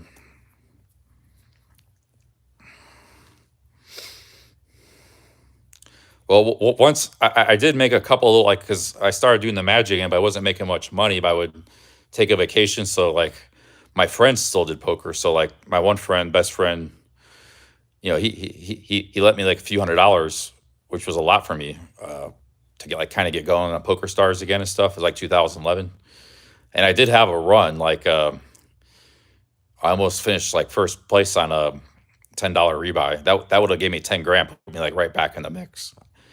But I actually doubled the final table as 10th place. So I don't know what would have happened had I won that tournament. Because I had a big chip stack, but I had a couple bad beats, and that was that. But because 10th place only pays like $300, but first place was like 10,000. So I did take a little shot there, but it didn't pan out. I haven't played since then. So that was my last time I played poker, I think. In a serious matter, I've goofed around home game with Luis Cabo once, and a couple times in Angeles City, sitting down, messing around, playing cards. But in a serious manner, where I was like playing for 10 hours straight on a tournament, trying to make money. I think 2011, or I think it was 2011 was the last time, a long time ago. But that was funny, man. That $10 rebuy I almost won. I was like sick from food or something. We ate at New York Pizza. He was still there. And my buddy loved New York Pizza on 3rd Road, and I didn't like it. I got like sick from it. You guys know it's hard for me to get sick, but it didn't settle in my stomach. And I had a woman with me. It was a different woman because me and my other girlfriend already broke up. So it was like a different trip, I think, another time. So I had a woman with me in my room, and he had to play this poker all night. So like I was like 8 in the morning. I was going to the bathroom, food, sick from food. And I had to run back to the table and finish. I almost won that tournament, man. I was doing good. My buddy was watching me online, and we were on Skype and talking, and he was excited because he was going to get a share of the money if I had won, but it didn't pan out. So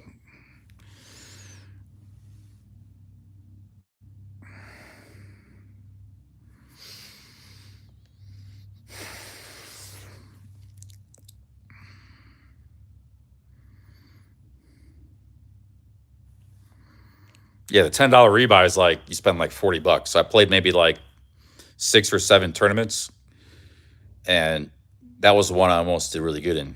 But I did cash in that, so basically just broke even. So it was like a bunch of time spent on a vacation messing with poker again, where I didn't win anything. It was just a waste of time. So it's like I'm just done with this stuff,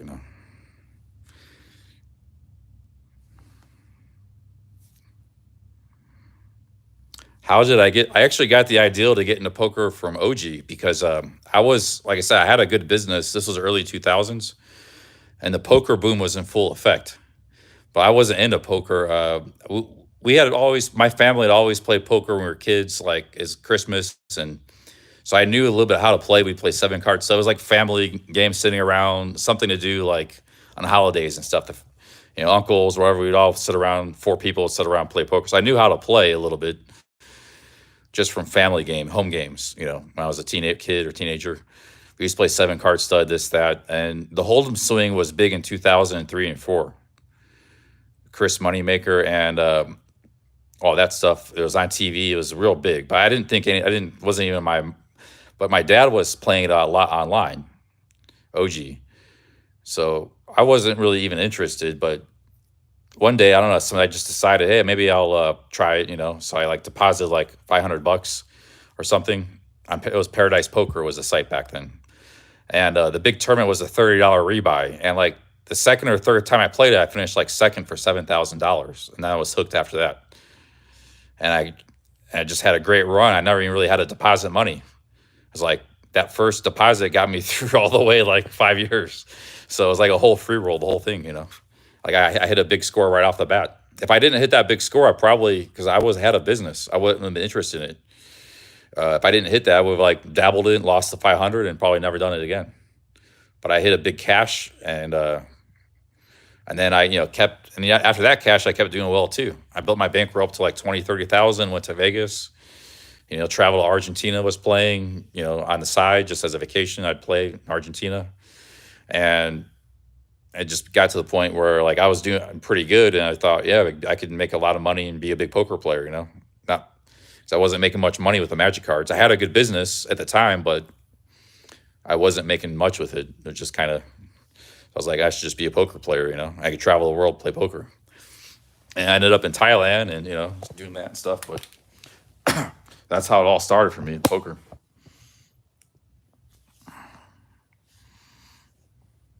But yeah, but those days, like I wasn't a great player myself. It's just that it was easy money back then, because it was just it was before they shut down the American market in poker. And everybody, there was all kind of people, they didn't understand how to play poker. They were just throwing money around. And it was like, if you had a really basic, I did have a basic understanding of the cards and the odds, and I even knew things like check raises and stealing the blinds. I'm talking my very first start, I had a basic understanding of a lot of stuff. But a lot of the people playing, they were just total noobs. They didn't understand that. They look at their cards, they'd bet, they'd fold. It was like, they'd try to bluff impossible situations and hands. So if you just played like kind of solid basic poker, you could win. That's what I was doing. But as I started winning, I started taking it serious and started learning and researching and reading books. And, so I did get better over time. But when I started out, I was just a basic poker player, but that's all you needed to be back then, because it was just like kind of crazy money flowing around. But eventually Bush and Obama banned poker in America, and plus players just got better. Just like I got better, everybody else got better too. And there were more sharks, and so it just got a lot more competitive and tougher. That's probably why I went broke 4 years later, because it just wasn't as easy to make money, so. Because remember, you're living off the money too. It's not like, imagine if you have like a Social Security income and a savings, and your poker bankroll is separate, right? And you don't ever touch that. You just play poker with it. That's really good. But a lot of poker players, they live off of their poker bankroll. So like every month in Thailand, I was spending $2,000-3,000 a month partying. That was coming straight out of my money that I used to make money with. So, eventually my bankroll was never that big to begin with. It was usually around 20 to 30,000. You go up and down, but that sounds like a lot, but for poker, that's not that much. Remember, you're already spending $2,000-3,000 a month, living high on the hog, traveling in Thailand and stuff. So, that's just, but everybody was doing that. I wasn't the only one. There were a lot of guys living in Thailand and Philippines and all over the world, traveling Mexico and Argentina, playing poker, doing good. I knew a lot of them, I had two friends, Sean and another buddy. They were really good at it too. Sean was the best, like one of the best stud players in Vegas and Bellagio. He ran the stud game. It's like if you wanted to play 7-card stud, you had to call Sean. He had to text him. he get the games together. This was back in the 2000s, So like that's what a lot of people did back then. But I stopped. He stopped doing it. I stopped. Everybody stopped because we all stopped. Just had it today, and that was that.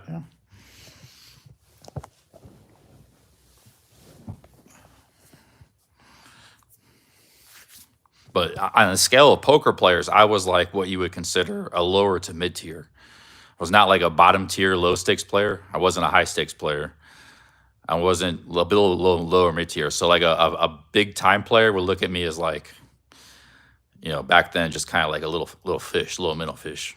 You got the big sharks. I was just like a little minnow fish floating around, making a little living. Not really an impactful player. So don't think I was like some big hot shot. I was just a guy making enough money to survive and have a decent life in Thailand. I did take some shots and almost And I could have became a big poker player, but I was probably never good enough anyway. So had I been good enough, maybe I would have became a good. I was just good enough just to did what I did, you know. Yeah, I used to meet other guys in Pattaya because I used to play at the internet cafe. Back then, they had internet cafes all over Pattaya, and like half the people in there were like Thai girls talking to their boyfriend in another country, or they're poker players. It was like an internet cafe with like 20 computers. You know, they were all desktops, and I just sit there all night playing. I didn't even have a travel with a laptop. You just logged into your Poker Stars and or Full Tilt or Party Poker. Actually, when I first got over, I was playing Party at that time before Party went away. But they sit there all night playing. You hear these ladies talking to their boyfriends and you meet other poker players. That's how I met my best friend, was at the internet cafe. Because I actually saw him. I was in Vegas that year, and I saw him in Vegas, and he had a unique look. Like, I just remembered his face, and I said, "Didn't I see you? Weren't we playing in Vegas or something?" He's like, "Yeah." I was like, and then we just hit it off and became like great friends for 7 years. You know, he was at the internet cafe. We were both playing poker. You know, at the internet cafe in Pattaya, on Pattaya Klang Road, right near the entrance of a Slibukau. There used to be one I used to go to all the time.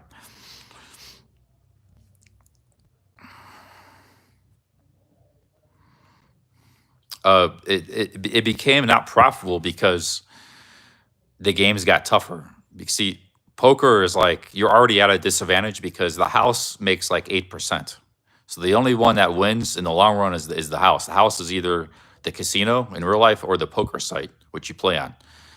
They get 7-8%, whether it's a tournament or a cash game. I played tournaments, but they get about 8% of the pool, the money. So if you get a $50,000 pool where everybody chips in 200, the house is getting $15 of that 200. So they're always making money. So that means of the thousands of poker players, only about 20% may make a profit. The other 80% are going to break even or lose money. 15 to 20% are going to make any money. And even of that, only maybe 5% of the poker players are going to make a good money. The other 15%, they're just going to make a little bit of money. So if you want to, it's already, the odds are stacked against you because you have to be in the top 5% of poker players. But if all the other players get better, which they did, and get tougher, stronger, then now it's harder to be in that 5%. Now you're in the top 15%. Now you're in the top 25%. Now you're actually a losing player. That's exactly what happened to me. I was like break-even player for months. You know, maybe some people think they're just having a bad luck run, but maybe you're just not good enough anymore. You know, everybody got better than you, so it's a really skillful game. So you know, sometimes maybe I just wasn't that good anymore. You know. Pop Tart says 7% are winners. Maybe, yeah. I say like there's like a 15, 20%. So you get another 12, 13% where they're like marginal winners. But where 7% maybe are actually making enough money to like income, live on. That other 12, 13% are like marginal winners. Like they may make like, it's like the guy sits in a casino all day in Vegas, plays 10 hours a day, he makes like $500 a month. He's not a loser, but you can't really call him a winner either. He's just making a little bit of money. But the other guy at the table, he's making $10,000 a month. That guy's the winner, you know. So you got that same thing online. I was playing online, you know. I started out as a winner, but you know, players got better, tougher. I became the marginal, even loser. So.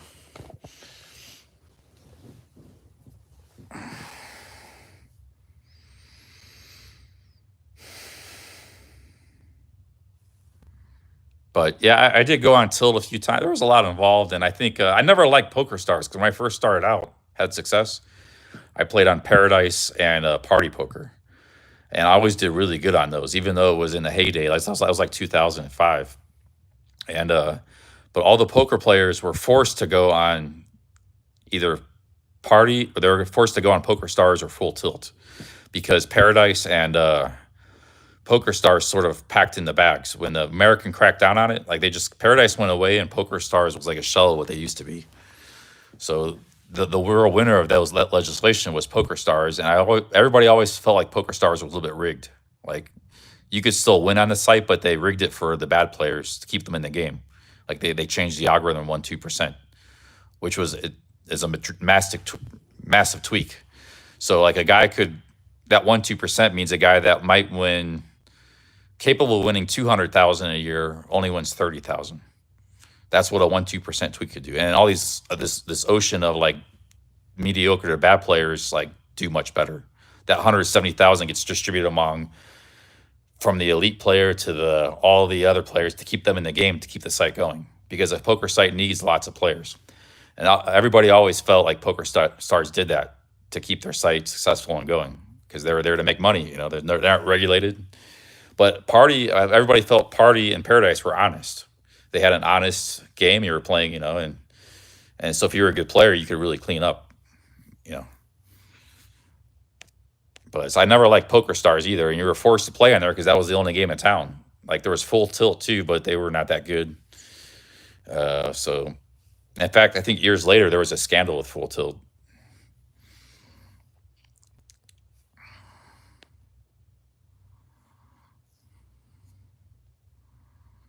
Oh yeah, I was heavy into poker, man. I mean, I read all the books. I played in Vegas, the World Series Poker Month. I was played in LA at the poker casinos. I played online for years.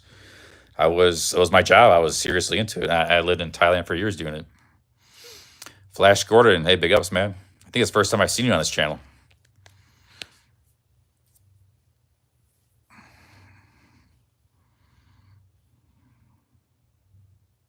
But, you know, I don't even feel like somebody wanted to stake me, like Michael Portnoy is saying. I don't even know if I'd want to go back. I wouldn't ever want to go back to online poker. Maybe I would dabble in live just for fun.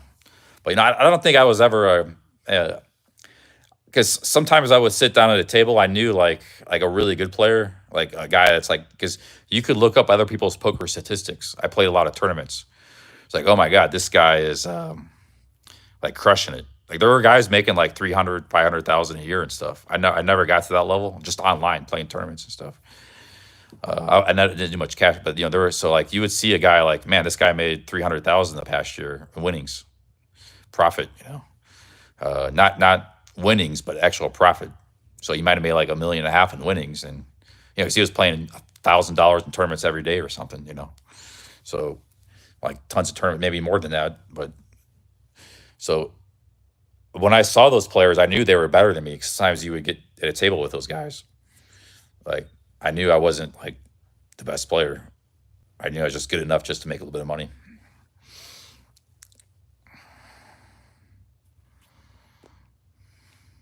Yeah, there were some really good online poker players. You know, they crushed it. They made a killing. They were like 1 in 100, 1 in 200, 300. But, you know, you play a tournament with 1,000 players, sometimes you would see those guys. Some would just come out of nowhere too, you know. Like all of a sudden, this guy from Germany was just nobody ever heard of him, and he's like crushing online. And there's this dude's crushing it. That dude's crushing it, you know. My friend, he played cash games. He didn't like turn, but I was a tourney player.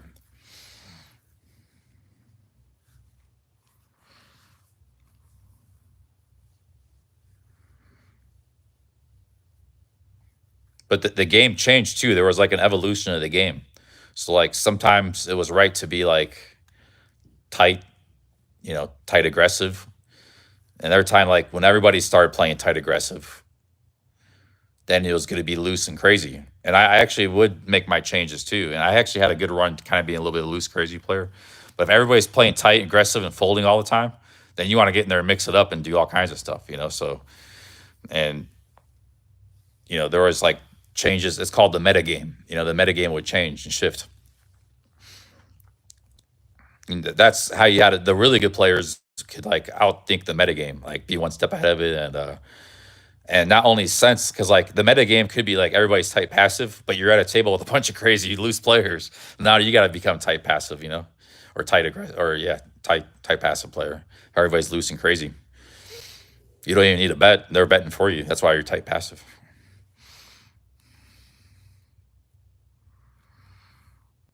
Yeah, I used to play with Tom and Juan on Paradise Poker, 2004. His name was Durr, Durr. He was on the $200 tournaments and cash games. I remember his name. It was Durr. In 2004, when I first started, he first started too, and he was one of those guys like because people were already noticing him. Like he was a really good player, and people were in awe of him. Like, oh, there's Durr, you know, Durr's there. But he was playing back then. He was just still playing the small games. I used to play with Durr. I remember him. I remember exactly what he looked like because he had the, that was when he was first starting out. He was a poker prodigy. I played Mike Trevisano heads up in Paradise Poker. Mike Trevisano was the most famous radio host in Cleveland.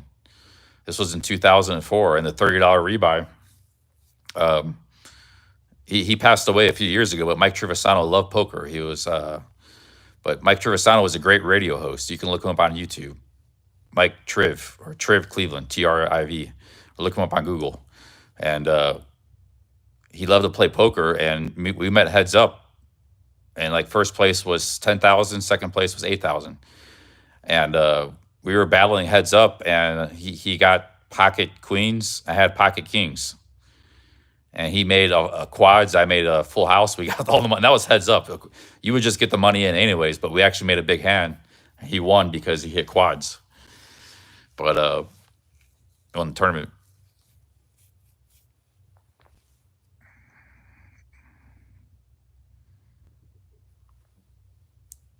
I don't know Moneymaker much about him. I know he helped start the whole poker boom. I think he was a good player. He did play some tourneys, but he wasn't like a Phil Ivey or he wasn't a long term good player. Like he was a tough tourney player, but he wasn't a career player. He just had he had a good run.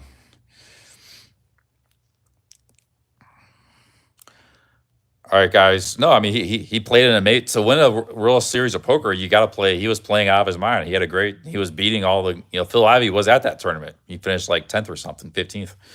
He went through like 3,000 players, most of whom were all great players. That wasn't like a little online tourney. He won the two. That's what really gave a lot of people hope. So he was like a decent player. Maybe he had some good luck here and there, but he did some bluffing and some good hands, and he played a great tourney. So he knew what he was doing, but. To be anybody can have a great tournament or a great day or anything, but to be a long-term successful player, that's like bankroll management. There's a lot more involved. So like, I think he was never like a long-term poker player, but he was, a good player. I think he did play some more tournaments in the future and had some good cashes and stuff. But because like, it's not like an online tourney where like the blinds are high and it's 4 or 5 hours, it's over. You have to play that for 5 days, grinding it. Like you can't just to win that. You have to be pretty good. Sure, you could get some luck, and that could help you. You're gonna have to get lucky anyways to win a big tourney like that. But no bad player wins the World Series of Poker. Like it just doesn't happen. Online, it's possible. They could just have a crazy run of luck of cards. A really bad player could win a tournament, or maybe they're just playing. A bad player could be playing bad, but the other guys don't know what to think of them. They're all playing tight. Like mice, and the guy's just running over the table. I've seen that many times online. Sometimes you don't know if that guy knows what he's doing or not, because there's a lot of really good players that act like that, like they don't know what they're doing. They know exactly what they're doing, and they run over the table. They're playing loose crazy. So the loose crazy guy could be a drunk guy, really bad player, or he could be like a genius, really good player. You don't know. You don't know. All you guys see is a guy with 2 cards behind his hands. But all right, guys, I'm out of here. Big ups. Talk to you later. Thanks for the super chats.